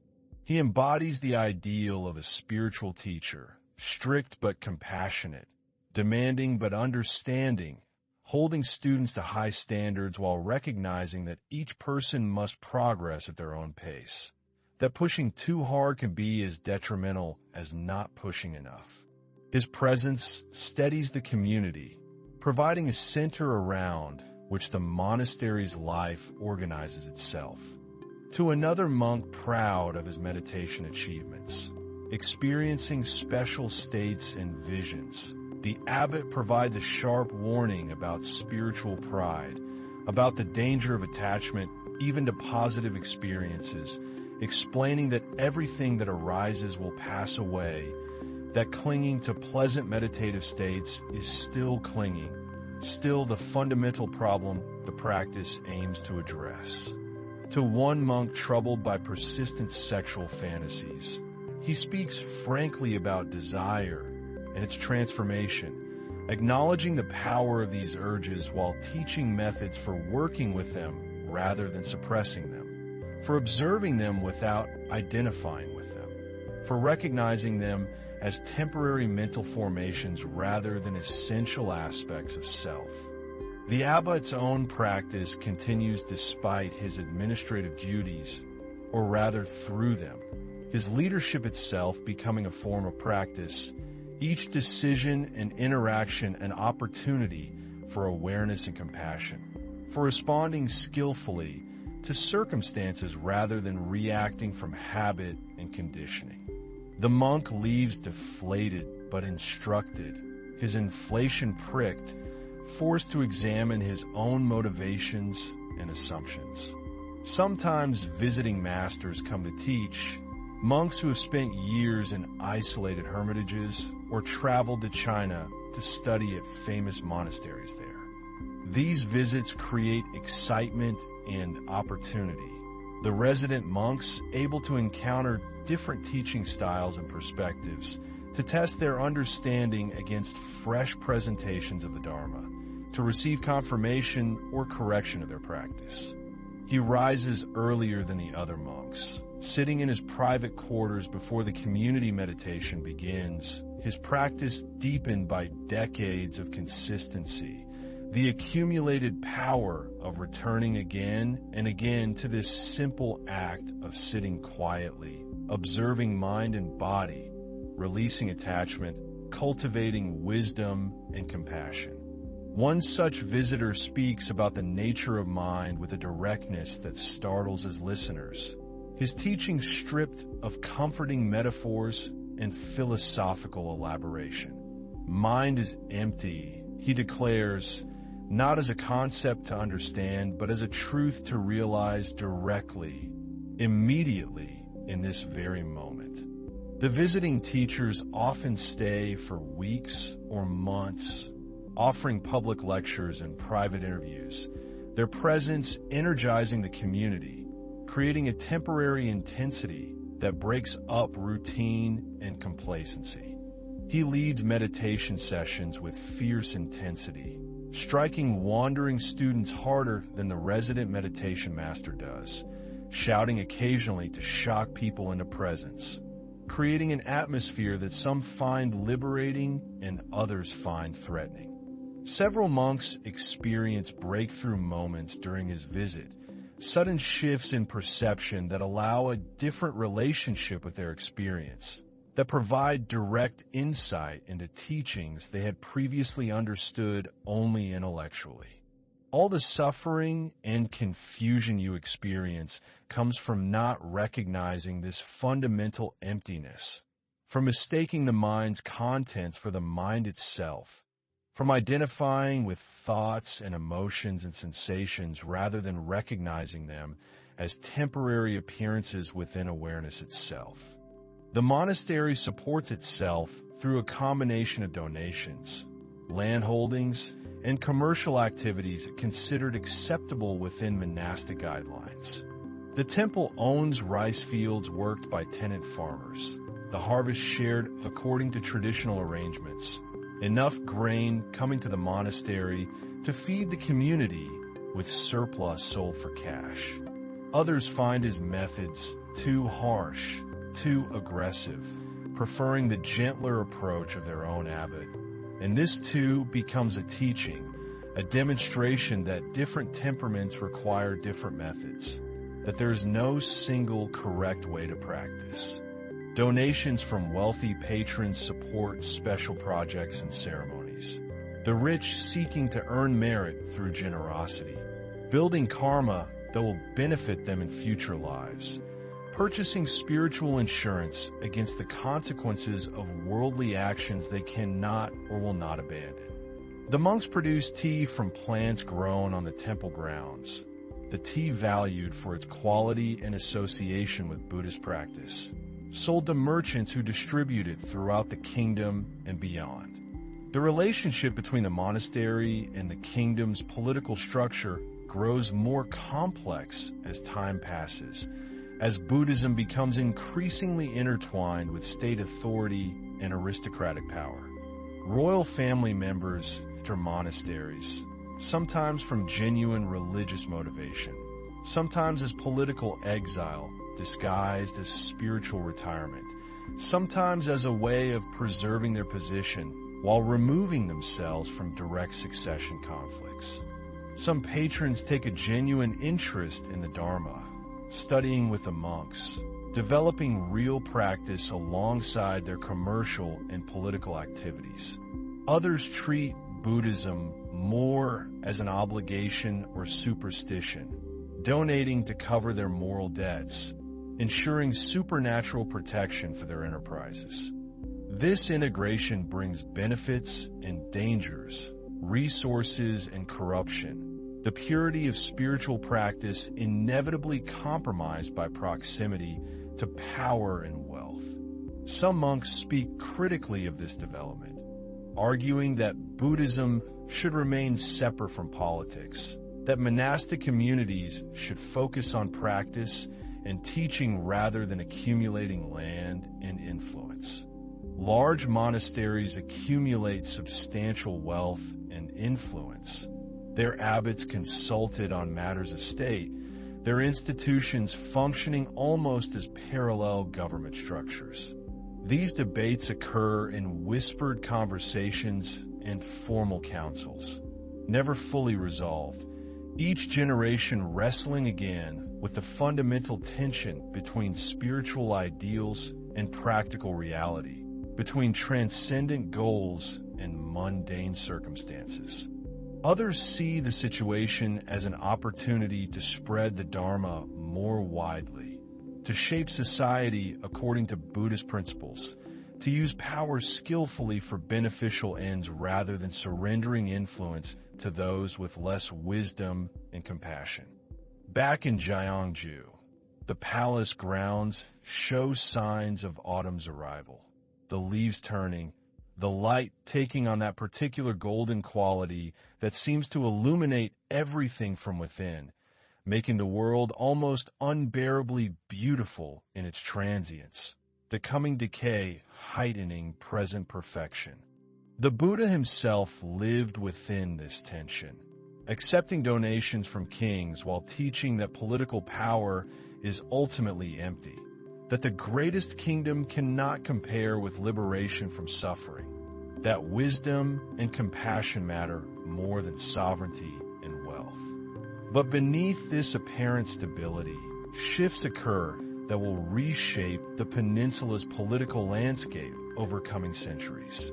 Regional aristocrats accumulate power in their own territories, their authority based on local land ownership and family networks rather than royal appointment.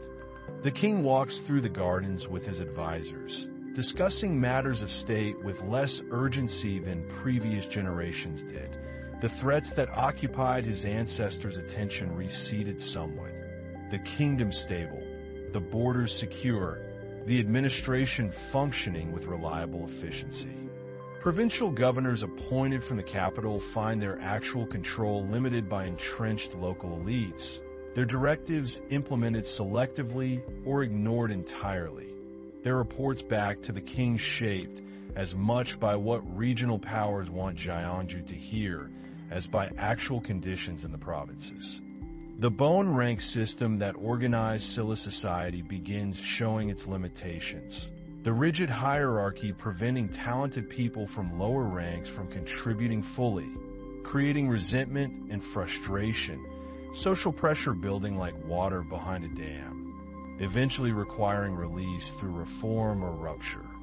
Trade continues to flow through Silla, bringing wealth and foreign influences, but more of that wealth stays in provincial ports and market towns, building up regional power bases independent of royal control. The communication between center and periphery grows increasingly unreliable. The map of the kingdom as understood in the palace diverging from the reality of power as exercised in the countryside. The king himself came to the throne young and never developed the force of personality required to assert strong central authority.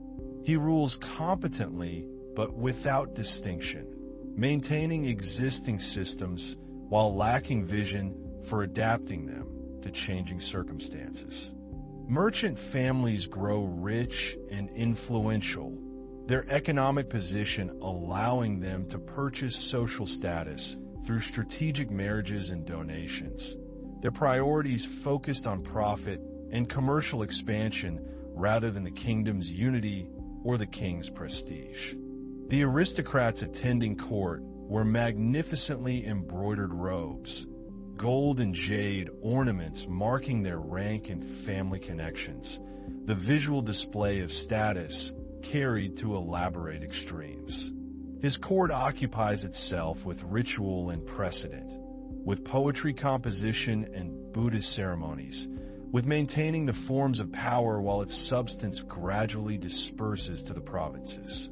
Court ceremonies follow protocols developed over generations. Every movement prescribed, every word specified, the choreography of power performed with meticulous precision. Officials prostrate themselves before the king according to complex rules determining how many bows their rank requires, how deeply they should bow, where their hands should be positioned. Hair arrangements grow more complex and towering, requiring long preparation each morning.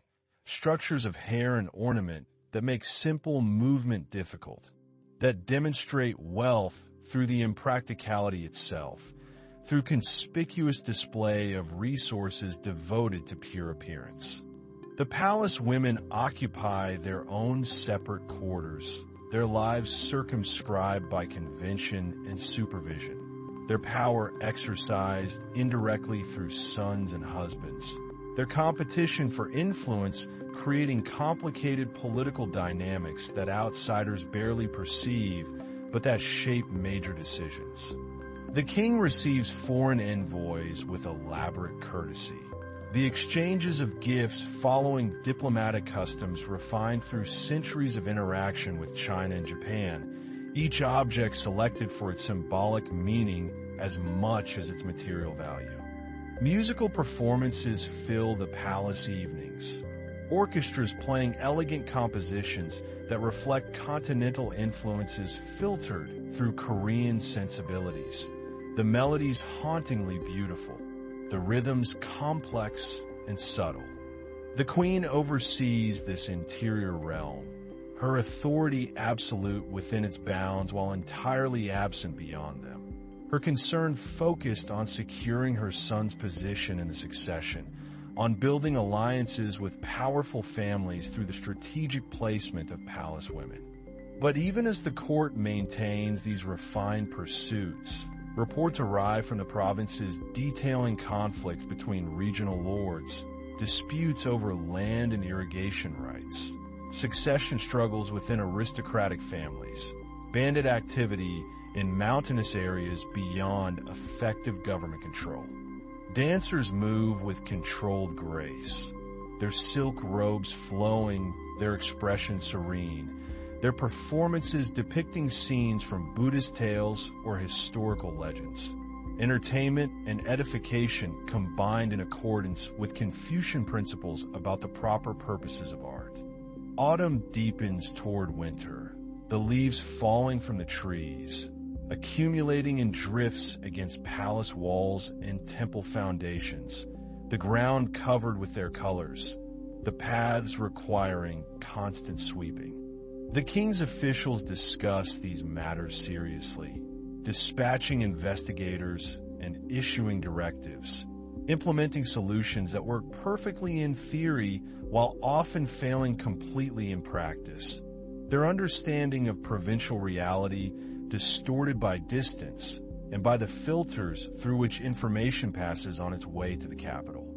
In the monastery meditation halls, monks sit with this same falling as their meditation object, the impermanence made visible in every falling leaf, every gust of wind that strips branches bare, the teaching that nothing lasts, that everything changes, that attachment to permanence creates suffering, because permanence is an illusion, a projection of desire onto a reality that flows constantly.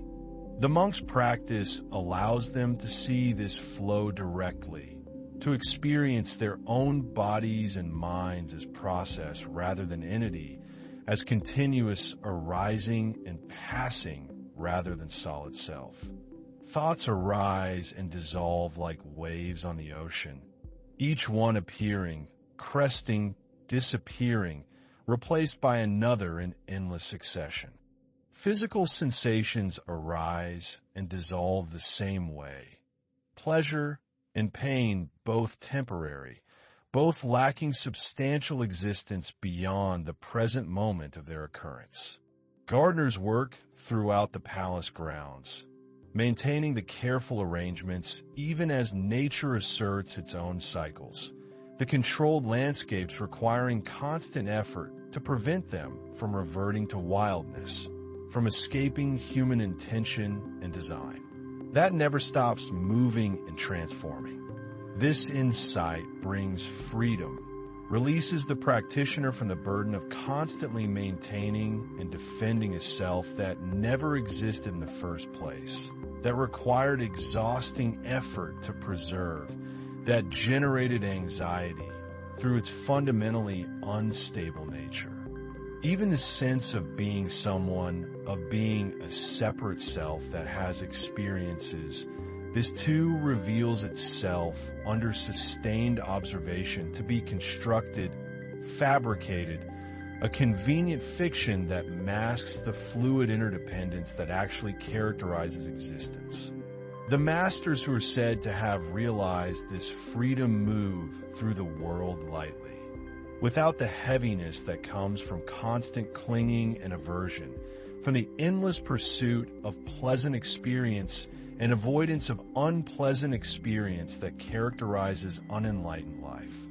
The liberation Buddhism promises is not escape from life, but clear seeing of life as it actually is, direct perception unfiltered by conceptual elaboration and defensive psychological strategies, simply being present with whatever arises, responding skillfully, not attached to outcomes, not identified with the person these experiences appear to happen to. But such masters remain rare, their realization the result of sustained practice over many years, often many lifetimes according to Buddhist cosmology.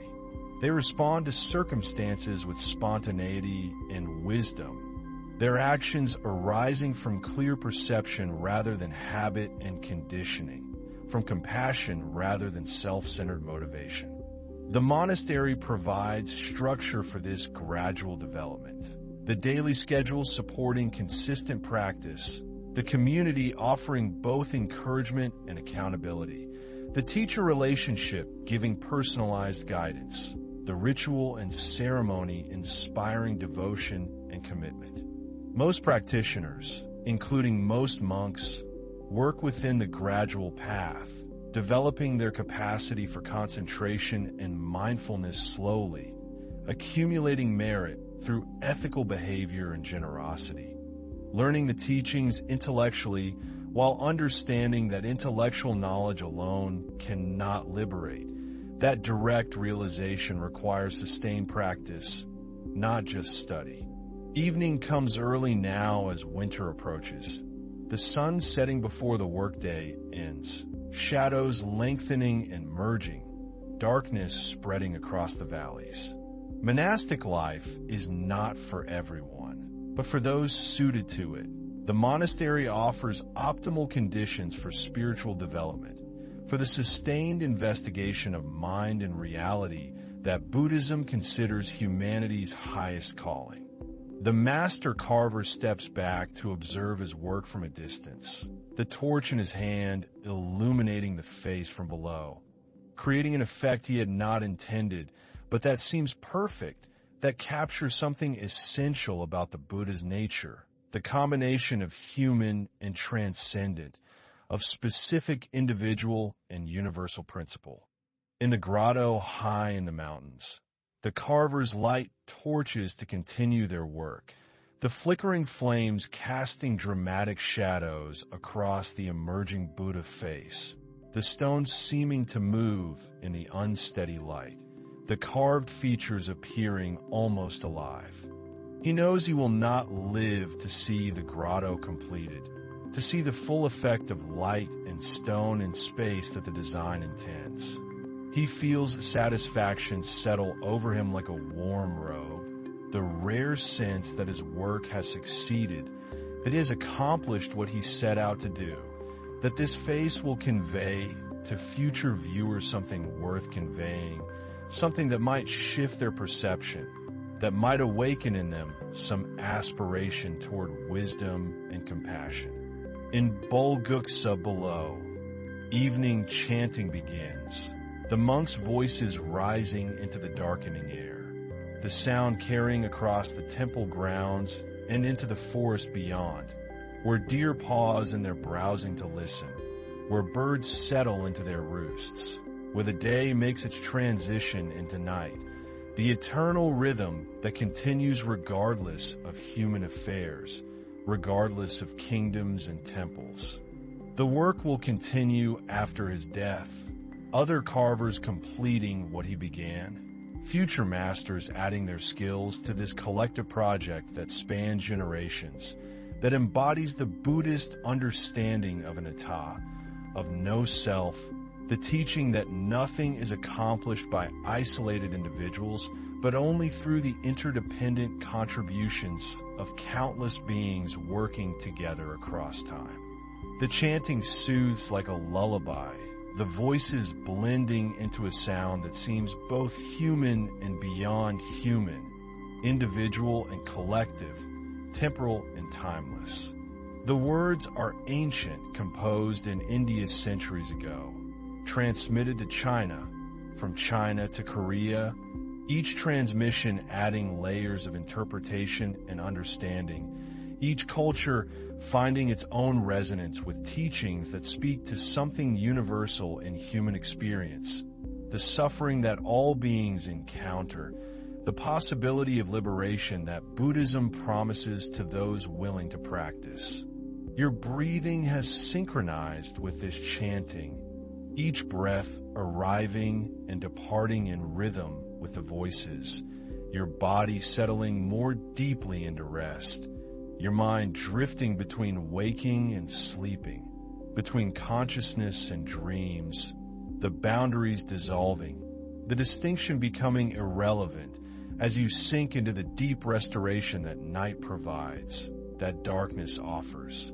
Regardless of enlightenment and ignorance, the simple fact of day and night, light and darkness, the turning of the earth that creates this fundamental cycle within which all life unfolds. Willing to look deeply, willing to release their grip on illusions that create pain. The centuries pass like clouds moving across the mountain peaks, each generation adding its moment to the accumulated story, each life brief as a single breath in the kingdom's long existence. And Scylla continues, the administrative machinery functioning, the borders maintained, the tributes sent and received, the marriages arranged, the succession determined, the rituals performed. The calendar turning through its seasons, through its years, through its decades, through its generations, the kingdom existing as it has existed, as its people assume it will always exist, the golden age stretching onward into what seems like permanence, though nothing in this world maintains such permanence. Nothing remains fixed when impermanence is the fundamental nature of all things. That sleep brings to all beings who require it the universal need for rest and renewal, the nightly return to unconsciousness that repairs and restores, that processes and integrates, that allows tomorrow to begin fresh, allows continuation, allows the story to unfold into its next chapters, into whatever comes next.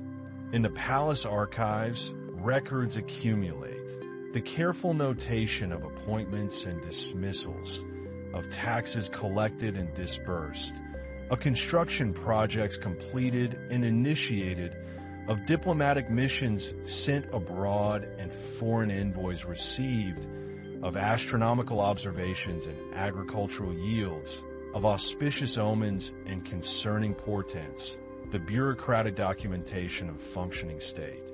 The kingdom's memory preserved in ink and silk, in careful characters written by scribes whose names history does not preserve, but whose work maintains the continuity, maintains the knowledge that allows governance to proceed, allows policy to build upon precedent. allows the present to learn from the past, though sometimes the lessons learned prove insufficient.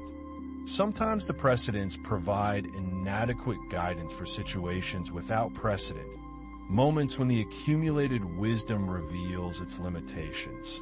When new circumstances require new thinking, new responses, adaptations of the archive cannot provide because the archive only contains what has already occurred. The military commanders who protected Scylla's borders in earlier centuries have given way to administrators and scholars. The bone-rank aristocrats whose ancestors won the kingdom now occupying themselves with poetry competitions and Buddhist philosophy, with artistic pursuits and refined leisure. The martial vigor that characterized the period of unification softening into cultural sophistication, into aesthetic achievement, into intellectual development, these representing different kinds of strength perhaps, different modes of excellence, though not necessarily the kinds that maintain territorial integrity when challenges arise. When neighboring peoples grow stronger while the comfortable kingdom grows complacent, grows assured of its continued dominance without maintaining the actual capacity for dominance, the weapons stored in arsenals growing rusty from disuse, the soldiers more familiar with ceremonial duties than actual combat, the generals selected for their aristocratic pedigree rather than their military competence, the slow transformation that occurs when peacetime extends across generations, when the memory of war fades into abstraction, into historical accounts that the comfortable cannot quite believe, cannot quite imagine, the suffering and chaos that their ancestors endured seeming impossibly distant. All phenomena, all kingdoms and civilizations, all achievements and glories, all that rises eventually meeting its descent, not as tragedy, but as simple reality, the way autumn follows summer, the way night follows day, the way sleep eventually comes to even the most wakeful mind. What has already been faced and resolved or left unresolved for future generations to address. Beyond the kingdom's northern borders, new powers emerge and consolidate. Groups organizing themselves into federations and kingdoms, looking southward toward the prosperous territories that Scylla has controlled for generations, seeing wealth to be taken, lands to be claimed, the eternal dynamic of stronger powers expanding into spaces held by weakening powers. The rhythm that has driven historical change since humans first organized themselves into competing groups, since the concepts of territory and possession transformed human relationships, since scarcity and desire created conflict, created war, created the rise and fall of kingdoms and empires, the cycle that continues regardless of how any particular kingdom might wish to step outside it, might wish to maintain its position through cultural achievement and moral superiority, through diplomatic skill and strategic marriages, when ultimately the capacity for violence remains the foundation upon which peaceful civilizations rest, the uncomfortable truth that idealistic philosophies struggle to accommodate. Impossibly remote, belonging to a different world than the one they inhabit. The elegant world of tea ceremonies and poetry, of Buddhist sutras and Confucian classics, of artistic refinement and philosophical disputation.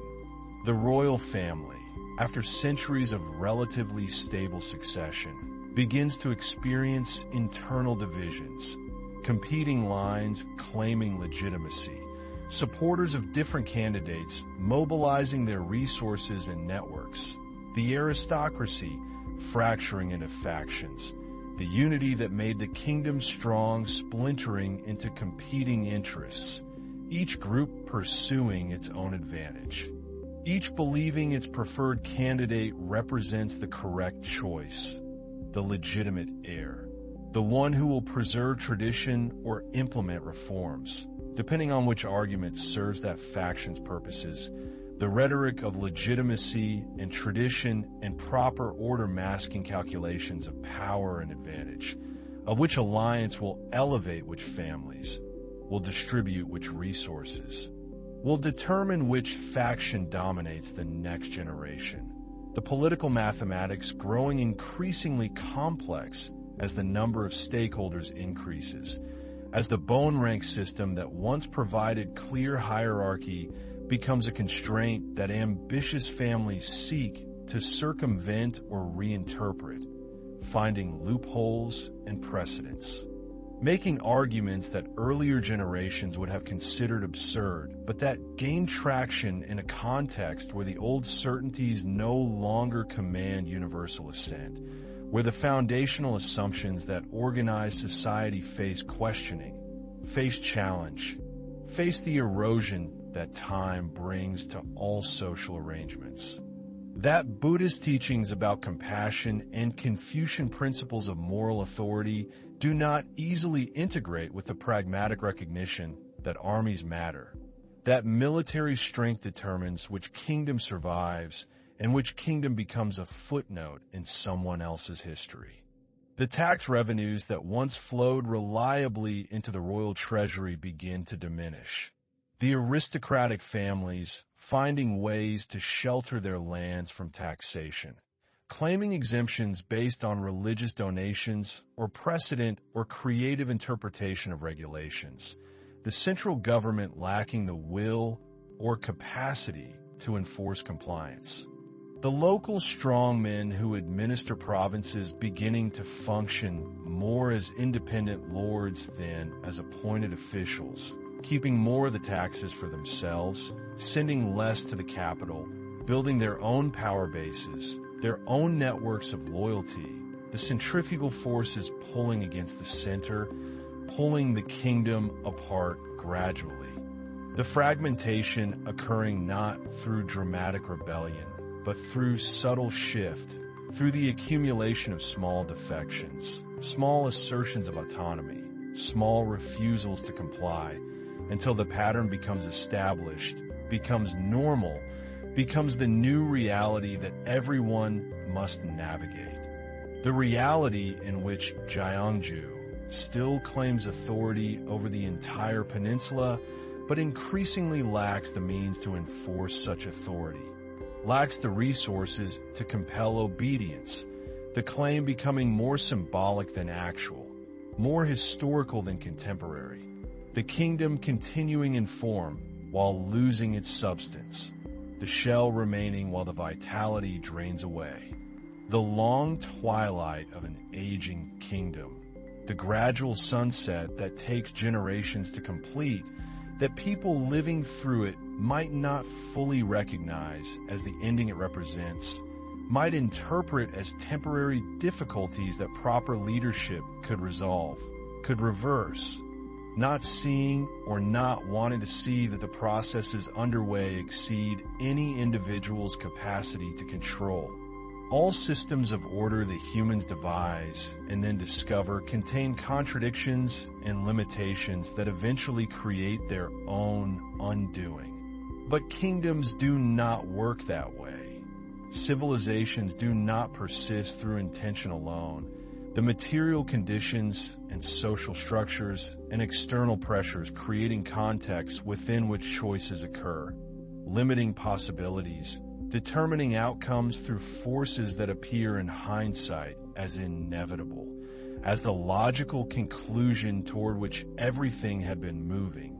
Though people living through those times experience not inevitability, but confusion, uncertainty, the fear that accompanies instability, the nostalgia for an earlier age when things seemed more certain, more ordered, more secure, the golden age receding into memory, into idealized past, into the time before the present troubles, before the competing factions, before the tax revenues declined, before the borders grew insecure. The kingdom that people remember through selective memory that emphasizes achievements and forgets difficulties, that creates a golden age more perfect in recollection than it ever was in actuality.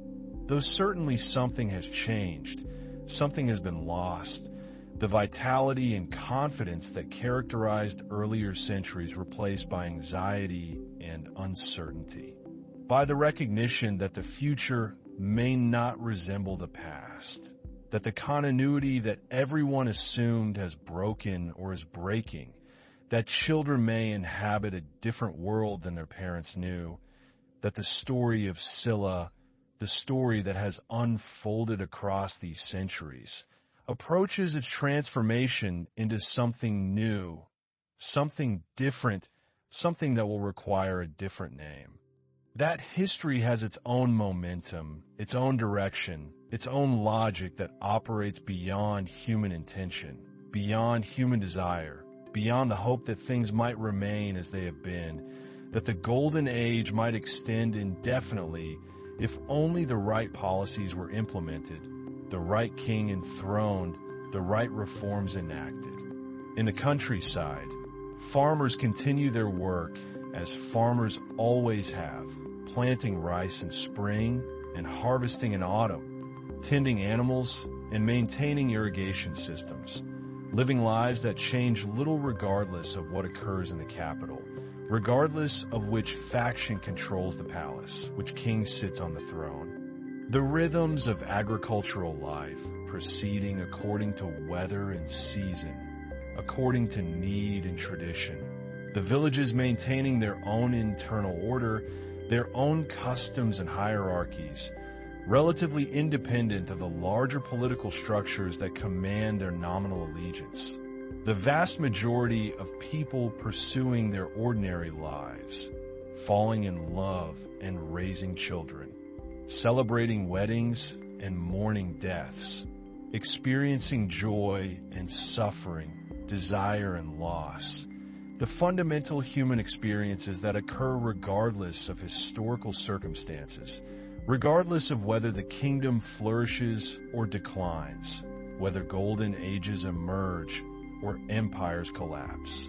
The individual lives that constitute the actual substance of history, even though historical accounts focus on kings and generals, on battles and treaties, on the events that seem significant from a distance, but that touch individual lives only indirectly, only through consequences that ripple outward from centers of power into the villages where life continues its essential patterns, where change occurs slowly when it occurs at all, where the news from the capital arrives as rumor and speculation, filtered through multiple retellings, transformed into story, into entertainment, into warning, into whatever meaning local interpretation assigns, the grand historical narrative fragmenting into countless local narratives.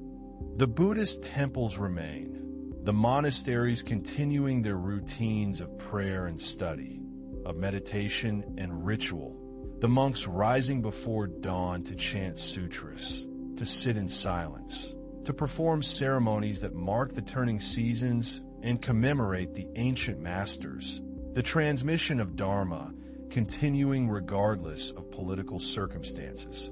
The teachings neither rising nor falling with kingdoms.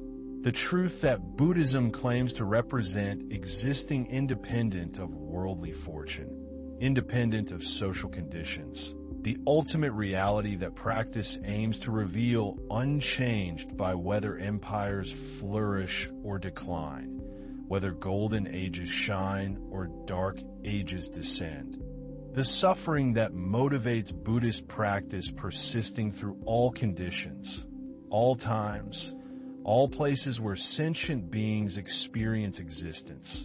The monks offering refuge for those seeking peace, seeking understanding, seeking liberation from the cycles that bind beings to suffering, to confusion, to the endless repetition of desire and disappointment. The wheel of becoming that turns regardless of historical circumstance, that continues whether Scylla rules the peninsula or other kingdoms emerge, whether the present temples stand or new temples replace them, the teaching adapting to circumstances while maintaining its essential message, its essential practice, its essential promise that liberation is possible, that understanding can be achieved, that the peace beyond comprehension can be realized by those willing to practice, willing to sit, willing to observe their own minds with honesty and persistence, with patience and compassion, with a diligence that eventually produces results, that eventually reveals what cannot be taught, but only discovered, only realized through direct experience, through the settling of mind that allows insight to emerge, allows wisdom to dawn, allows the truth that was always present to become obvious, to become known, to transform understanding in ways that cannot be adequately described, only pointed toward, only suggested through metaphor and paradox, through the indirect teaching methods that Buddhist masters employ, a different understanding, a different relationship to the past and its meanings. Each community understanding events through its own framework, its own concerns, its own sense of what matters. Evening comes early now as winter approaches. The sun setting before the workday ends. Shadows lengthening and merging. Darkness spreading across the valleys. Through the silence that speaks more eloquently than words. The silence into which you are drifting, into which your mind settles. The thoughts becoming fewer, becoming quieter, becoming less distinct, less important. The boundaries of waking consciousness dissolving like morning mist under sunlight, like clouds dissipating into the empty sky. The master carver steps back to observe his work from a distance, the torch in his hand illuminating the face from below, creating an effect he had not intended, but that seems perfect, that captures something essential about the Buddha's nature. The combination of human and transcendent, of specific individual and universal principle. In the grotto high in the mountains, the carvers light torches to continue their work, the flickering flames casting dramatic shadows across the emerging Buddha face, the stones seeming to move in the unsteady light, the carved features appearing almost alive. He knows he will not live to see the grotto completed, to see the full effect of light and stone and space that the design intends. He feels satisfaction settle over him like a warm robe, the rare sense that his work has succeeded, that he has accomplished what he set out to do, that this face will convey to future viewers something worth conveying, something that might shift their perception, that might awaken in them some aspiration toward wisdom and compassion. In Bulguksa below, evening chanting begins, the monks' voices rising into the darkening air, the sound carrying across the temple grounds and into the forest beyond, where deer pause in their browsing to listen, where birds settle into their roosts, where the day makes its transition into night, the eternal rhythm that continues regardless of human affairs, regardless of kingdoms and temples.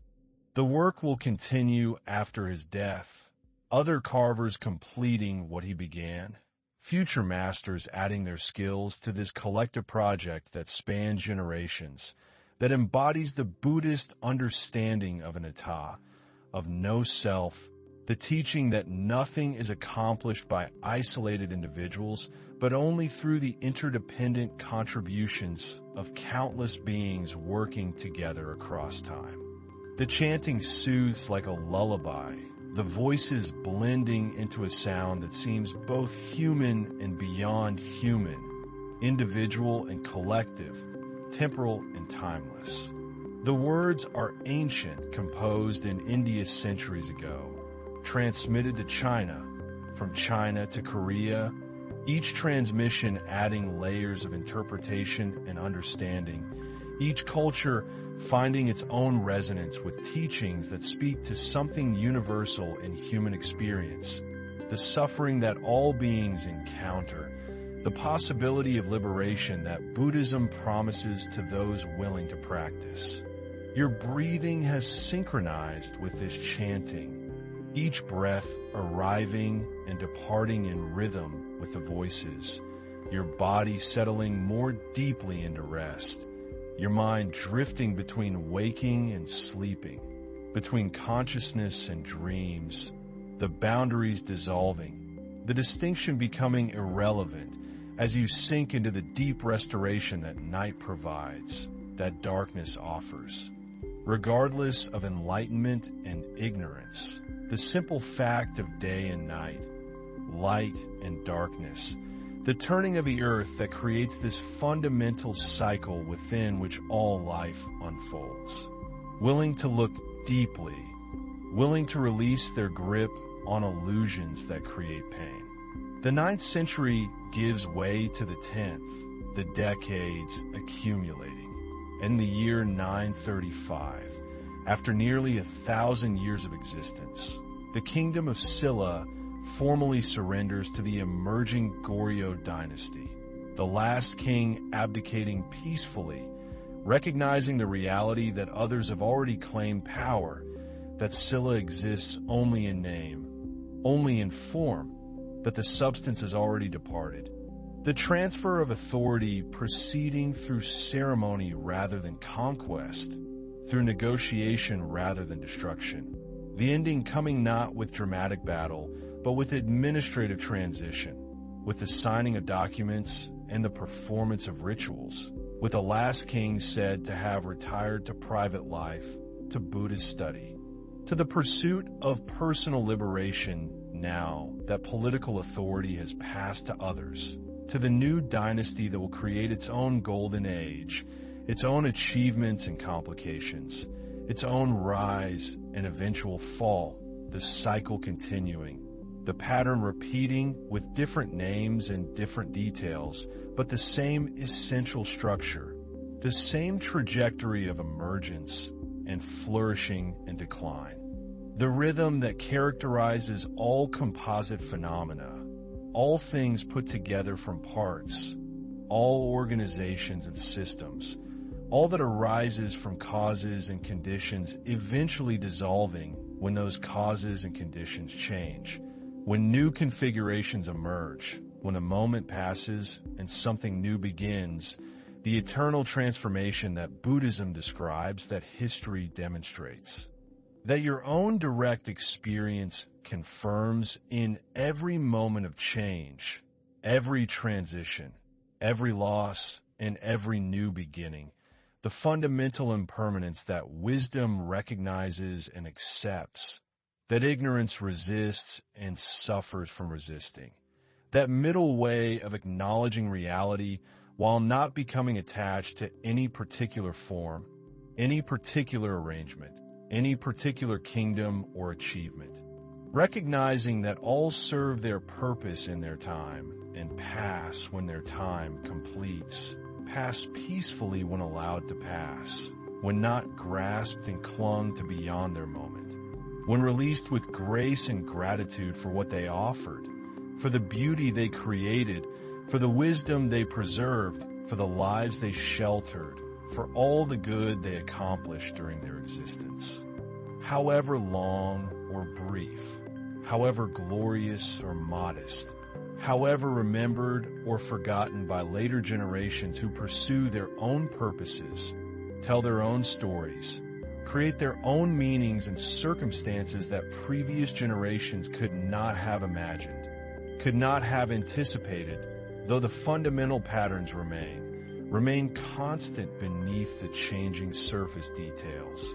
The same human heart encountering the same essential questions in new contexts, with new languages, through new stories that nevertheless address the ancient themes, the eternal concerns, the questions that every person faces, every generation considers, every civilization attempts to answer through its philosophy and religion, through its art and governance. that sleep brings to all beings who require it. The universal need for rest and renewal. The nightly return to unconsciousness that repairs and restores, that processes and integrates, that allows tomorrow to begin fresh, allows continuation, allows the story to unfold into its next chapters, into whatever comes next.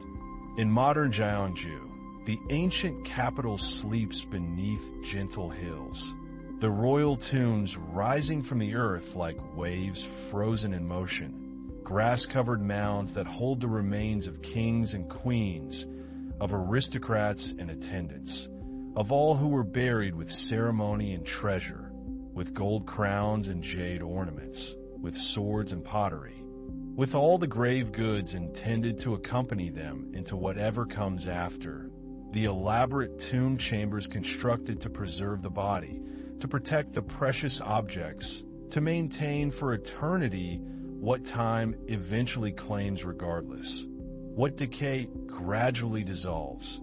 Though much remains, much survives the centuries underground.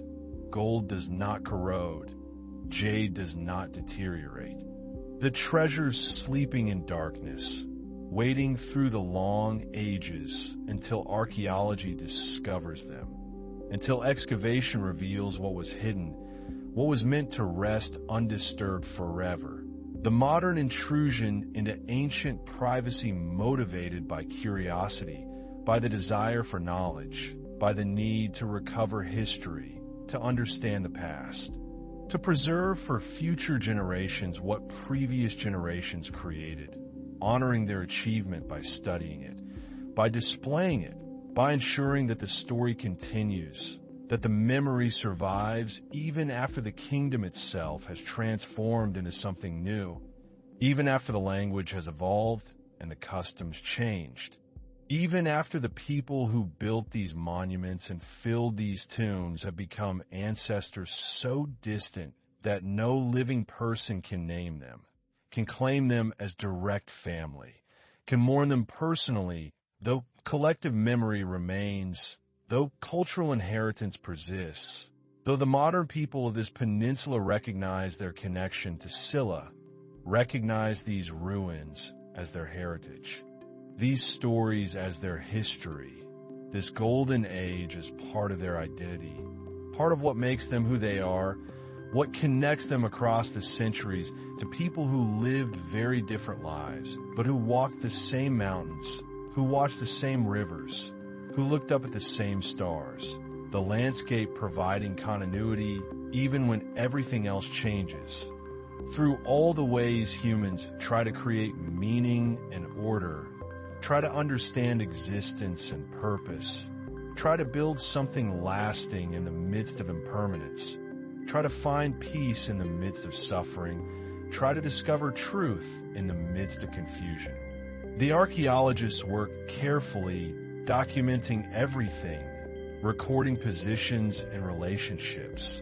The forensic investigation of ancient life through material remains, through the objects that survive when bodies decay, when cloth disintegrates, when wood rots, when everything organic returns to earth except the bones, except the gold, except the treasures that remain, that emerge from excavation still beautiful, still crafted with skill that modern artisans admire and sometimes struggle to replicate, the ancient craftspeople taking their knowledge into death with them, leaving only the products of that knowledge, only the finished works that testify to ability but do not reveal method, do not explain process, leaving modern people to wonder and speculate, to attempt reconstruction, to create theories about how these objects were made, what tools were used, what training was required, what cultural values prioritized such elaborate creation, what beliefs about death and afterlife motivated such investment in burial goods, such careful preparation of tombs, such accumulation of treasure to accompany the dead into whatever realm they imagined awaited. The mystery of consciousness that all humans face, all cultures address, all religions attempt to explain, the question of what happens when breathing stops, when the heart falls silent, when the person who inhabited this body departs or dissolves or transforms, the greatest mystery that no one has returned to explain with certainty, that remains beyond proof, beyond verification, beyond anything except faith and hope in the stories that cultures create to make death meaningful, to make death bearable, to integrate death into life in ways that allow living to continue, allow those who remain to cope with loss, to grieve, and eventually return to ordinary existence, to continue their own lives until their time comes, until they too face the transition that awaits everyone. The mountains remaining while kingdoms rise and fall, the valleys maintaining their shape while civilizations transform, the natural world indifferent to human concerns, indifferent to history and achievement, simply existing, simply continuing, simply being what it is regardless of what humans do or build or accomplish or destroy. But Gyeongju does not feel like death. The ancient capital transformed into peaceful parkland, into quiet streets lined with traditional houses, into a small city where ordinary life proceeds among the monuments, where children play near ancient tombs, where lovers walk beneath cherry blossoms in spring, where elderly people sit on benches and watch the seasons change. The ordinary human life continuing in places where extraordinary history unfolded, the living and the dead occupying the same space in different times, the centuries layered like pages in a book, each generation adding its page, its moment, its contribution to the accumulated story, the palaces long since turned to ruins, the great halls reduced to foundation stones. The elaborate gardens returned to wilderness or transformed into different gardens, into modern parks that preserve some sense of the past, while serving present needs, serving tourism and education, serving the living people who visit to wonder at what came before, to imagine the golden age, to picture the elaborate ceremonies and busy markets, the palace intrigue and artistic achievement. All the drama and accomplishment that history records or legends embellish, the past becoming whatever the present needs it to become, whatever story serves current purposes, whatever heritage contemporary identity requires, the past endlessly reinterpreted, endlessly rediscovered, endlessly transformed through the lens of present concerns, present questions. Present uncertainties that look to history for guidance, for precedent, for the comfort of continuity, for the assurance that others have faced difficulties and survived, that golden ages have emerged from dark times, that decline does not preclude renewal, that endings enable new beginnings, that the story continues even when particular chapters conclude. Even when kingdoms fall and dynasties change, even when languages evolve and borders shift, even when everything seems to transform into something unrecognizable, still some thread connects past to present, still some inheritance passes from generation to generation, still some essence persists beneath the changing surface, or so people hope, so cultures believe. So the human need for meaning and continuity creates stories that link now to then, that make sense of change, that transform loss into legacy, that find value in what previous generations built, that honor what previous generations achieved while building something new, something different, something appropriate to present circumstances rather than simple reproduction of the past. The creativity that each generation must exercise, must develop, must apply to its own unique situation, its own challenges and opportunities, its own moment in the long story that extends beyond any individual life, beyond any single generation, beyond any particular kingdom or civilization, the human story that continues, that accumulates, that layers moment upon moment into the vast archive of all that has occurred, all that has been attempted, all that has been learned, all that has been loved and lost, all that has been created and destroyed, all that has been hoped and feared, all the living that has filled the centuries with meaning and purpose, with suffering and joy, with the full range of experience that consciousness enables, that sentience provides,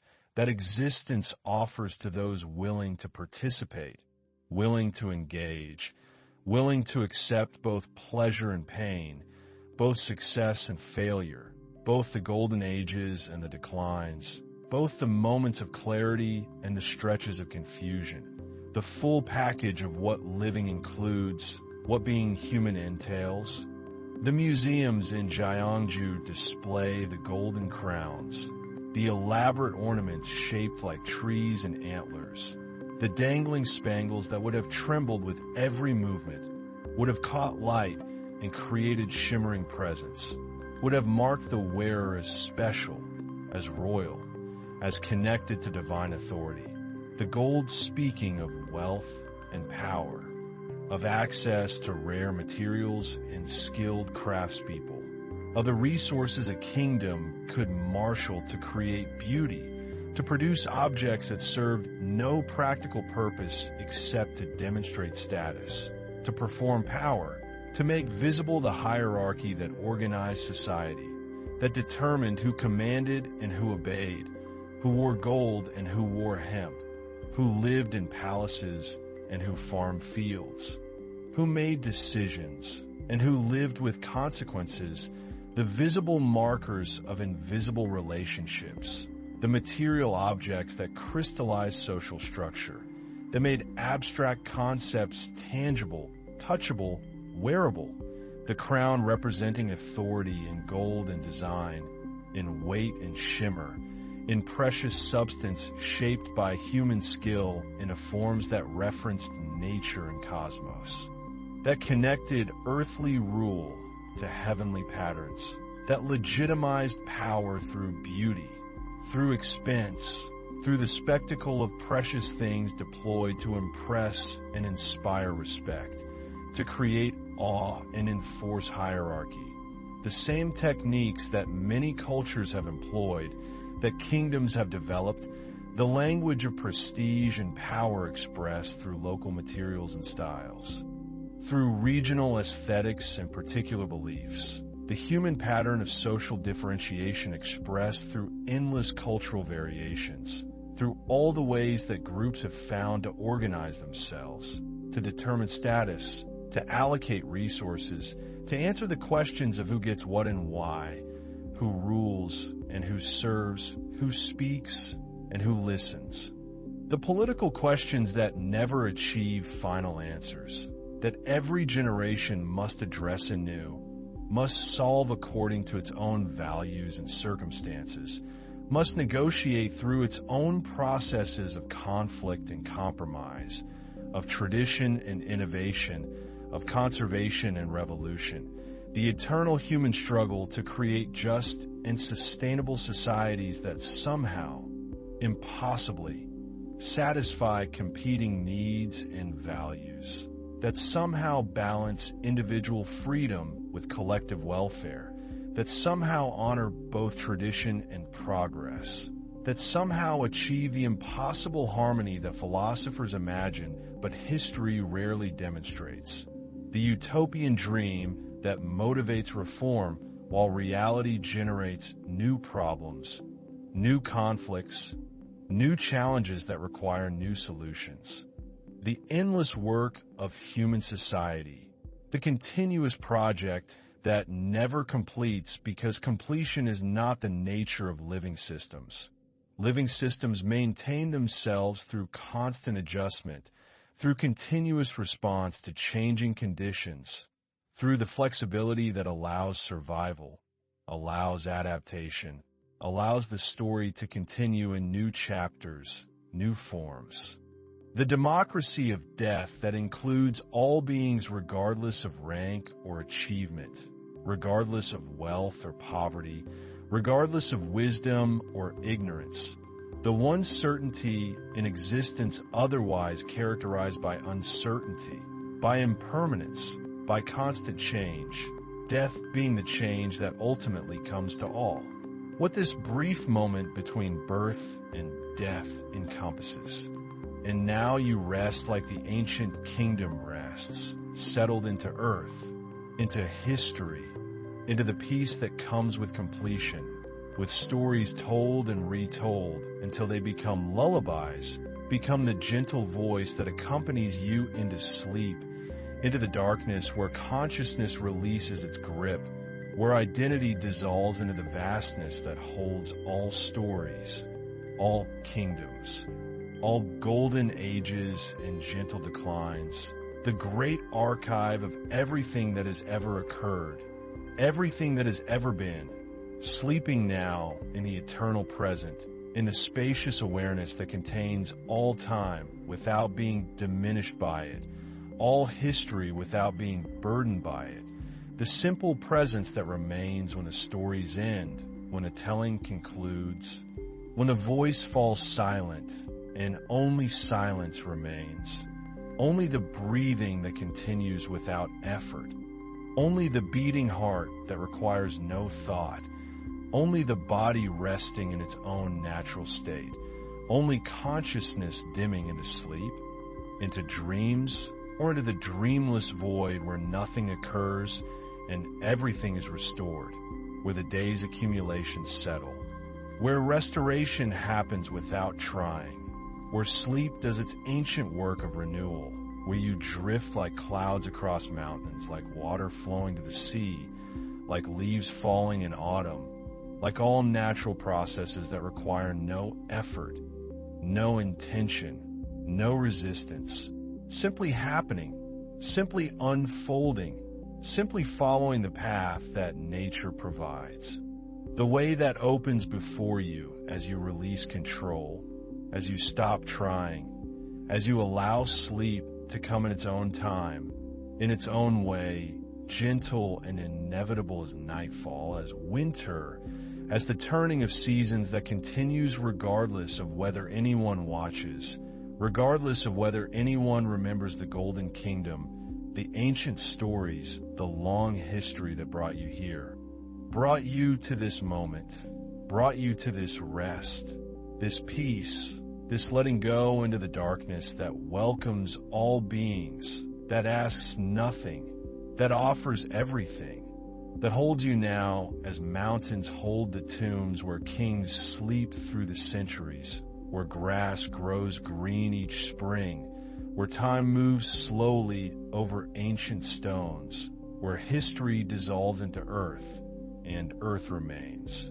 Patient and eternal, holding everything that falls, everything that returns, everything that completes its journey and comes home to rest beneath the unchanging stars, beneath the quiet sky, beneath the vast silence that contains all sound, all stories, all kingdoms and golden ages, all the rising and falling, all the effort and achievement, all the building and dissolving, holding it gently while you sleep, while you rest, while you drift into the peaceful darkness where nothing needs to happen, where you need not be anyone, need not remember anything, need not carry any burden from the ancient world or the modern world or any world at all. Simply resting now, simply breathing, simply being, simply sleeping as the kingdom sleeps, as history sleeps, as all things sleep in their season, in their time, in their moment of rest before the morning comes again. If morning comes, though morning need not come tonight, not yet, not while the darkness holds you, not while the silence wraps around you like silk, like earth, like the grass that grows over ancient tombs where golden crowns rest in darkness, where kingdoms dream their long dreams. where time moves slowly or doesn't move at all, where you can finally rest, finally release, finally let go of everything except this breath, this moment, this gentle fading into sleep, into peace, into the timeless rest where ancient kings and modern travelers meet in the democracy of sleep, in the equality of rest, in the shared darkness that embraces all, that asks nothing, that gives everything, that holds you now as you drift deeper into the quiet spaces, into the silent places, into the sleep that waits at the end of every story, at the end of every day.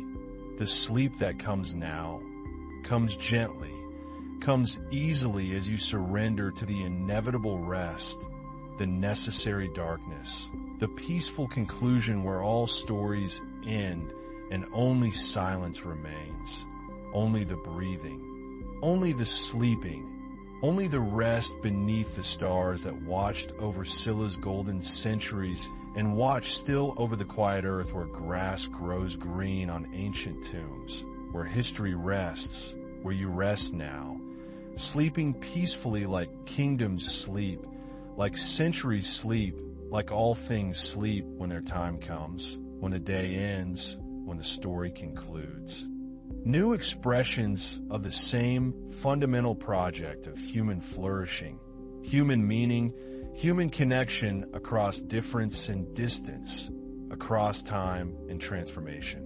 When consciousness releases into the great silence where nothing stirs, nothing moves, nothing happens except the gentle breathing, the quiet resting, the peaceful sleeping that continues now through the long night.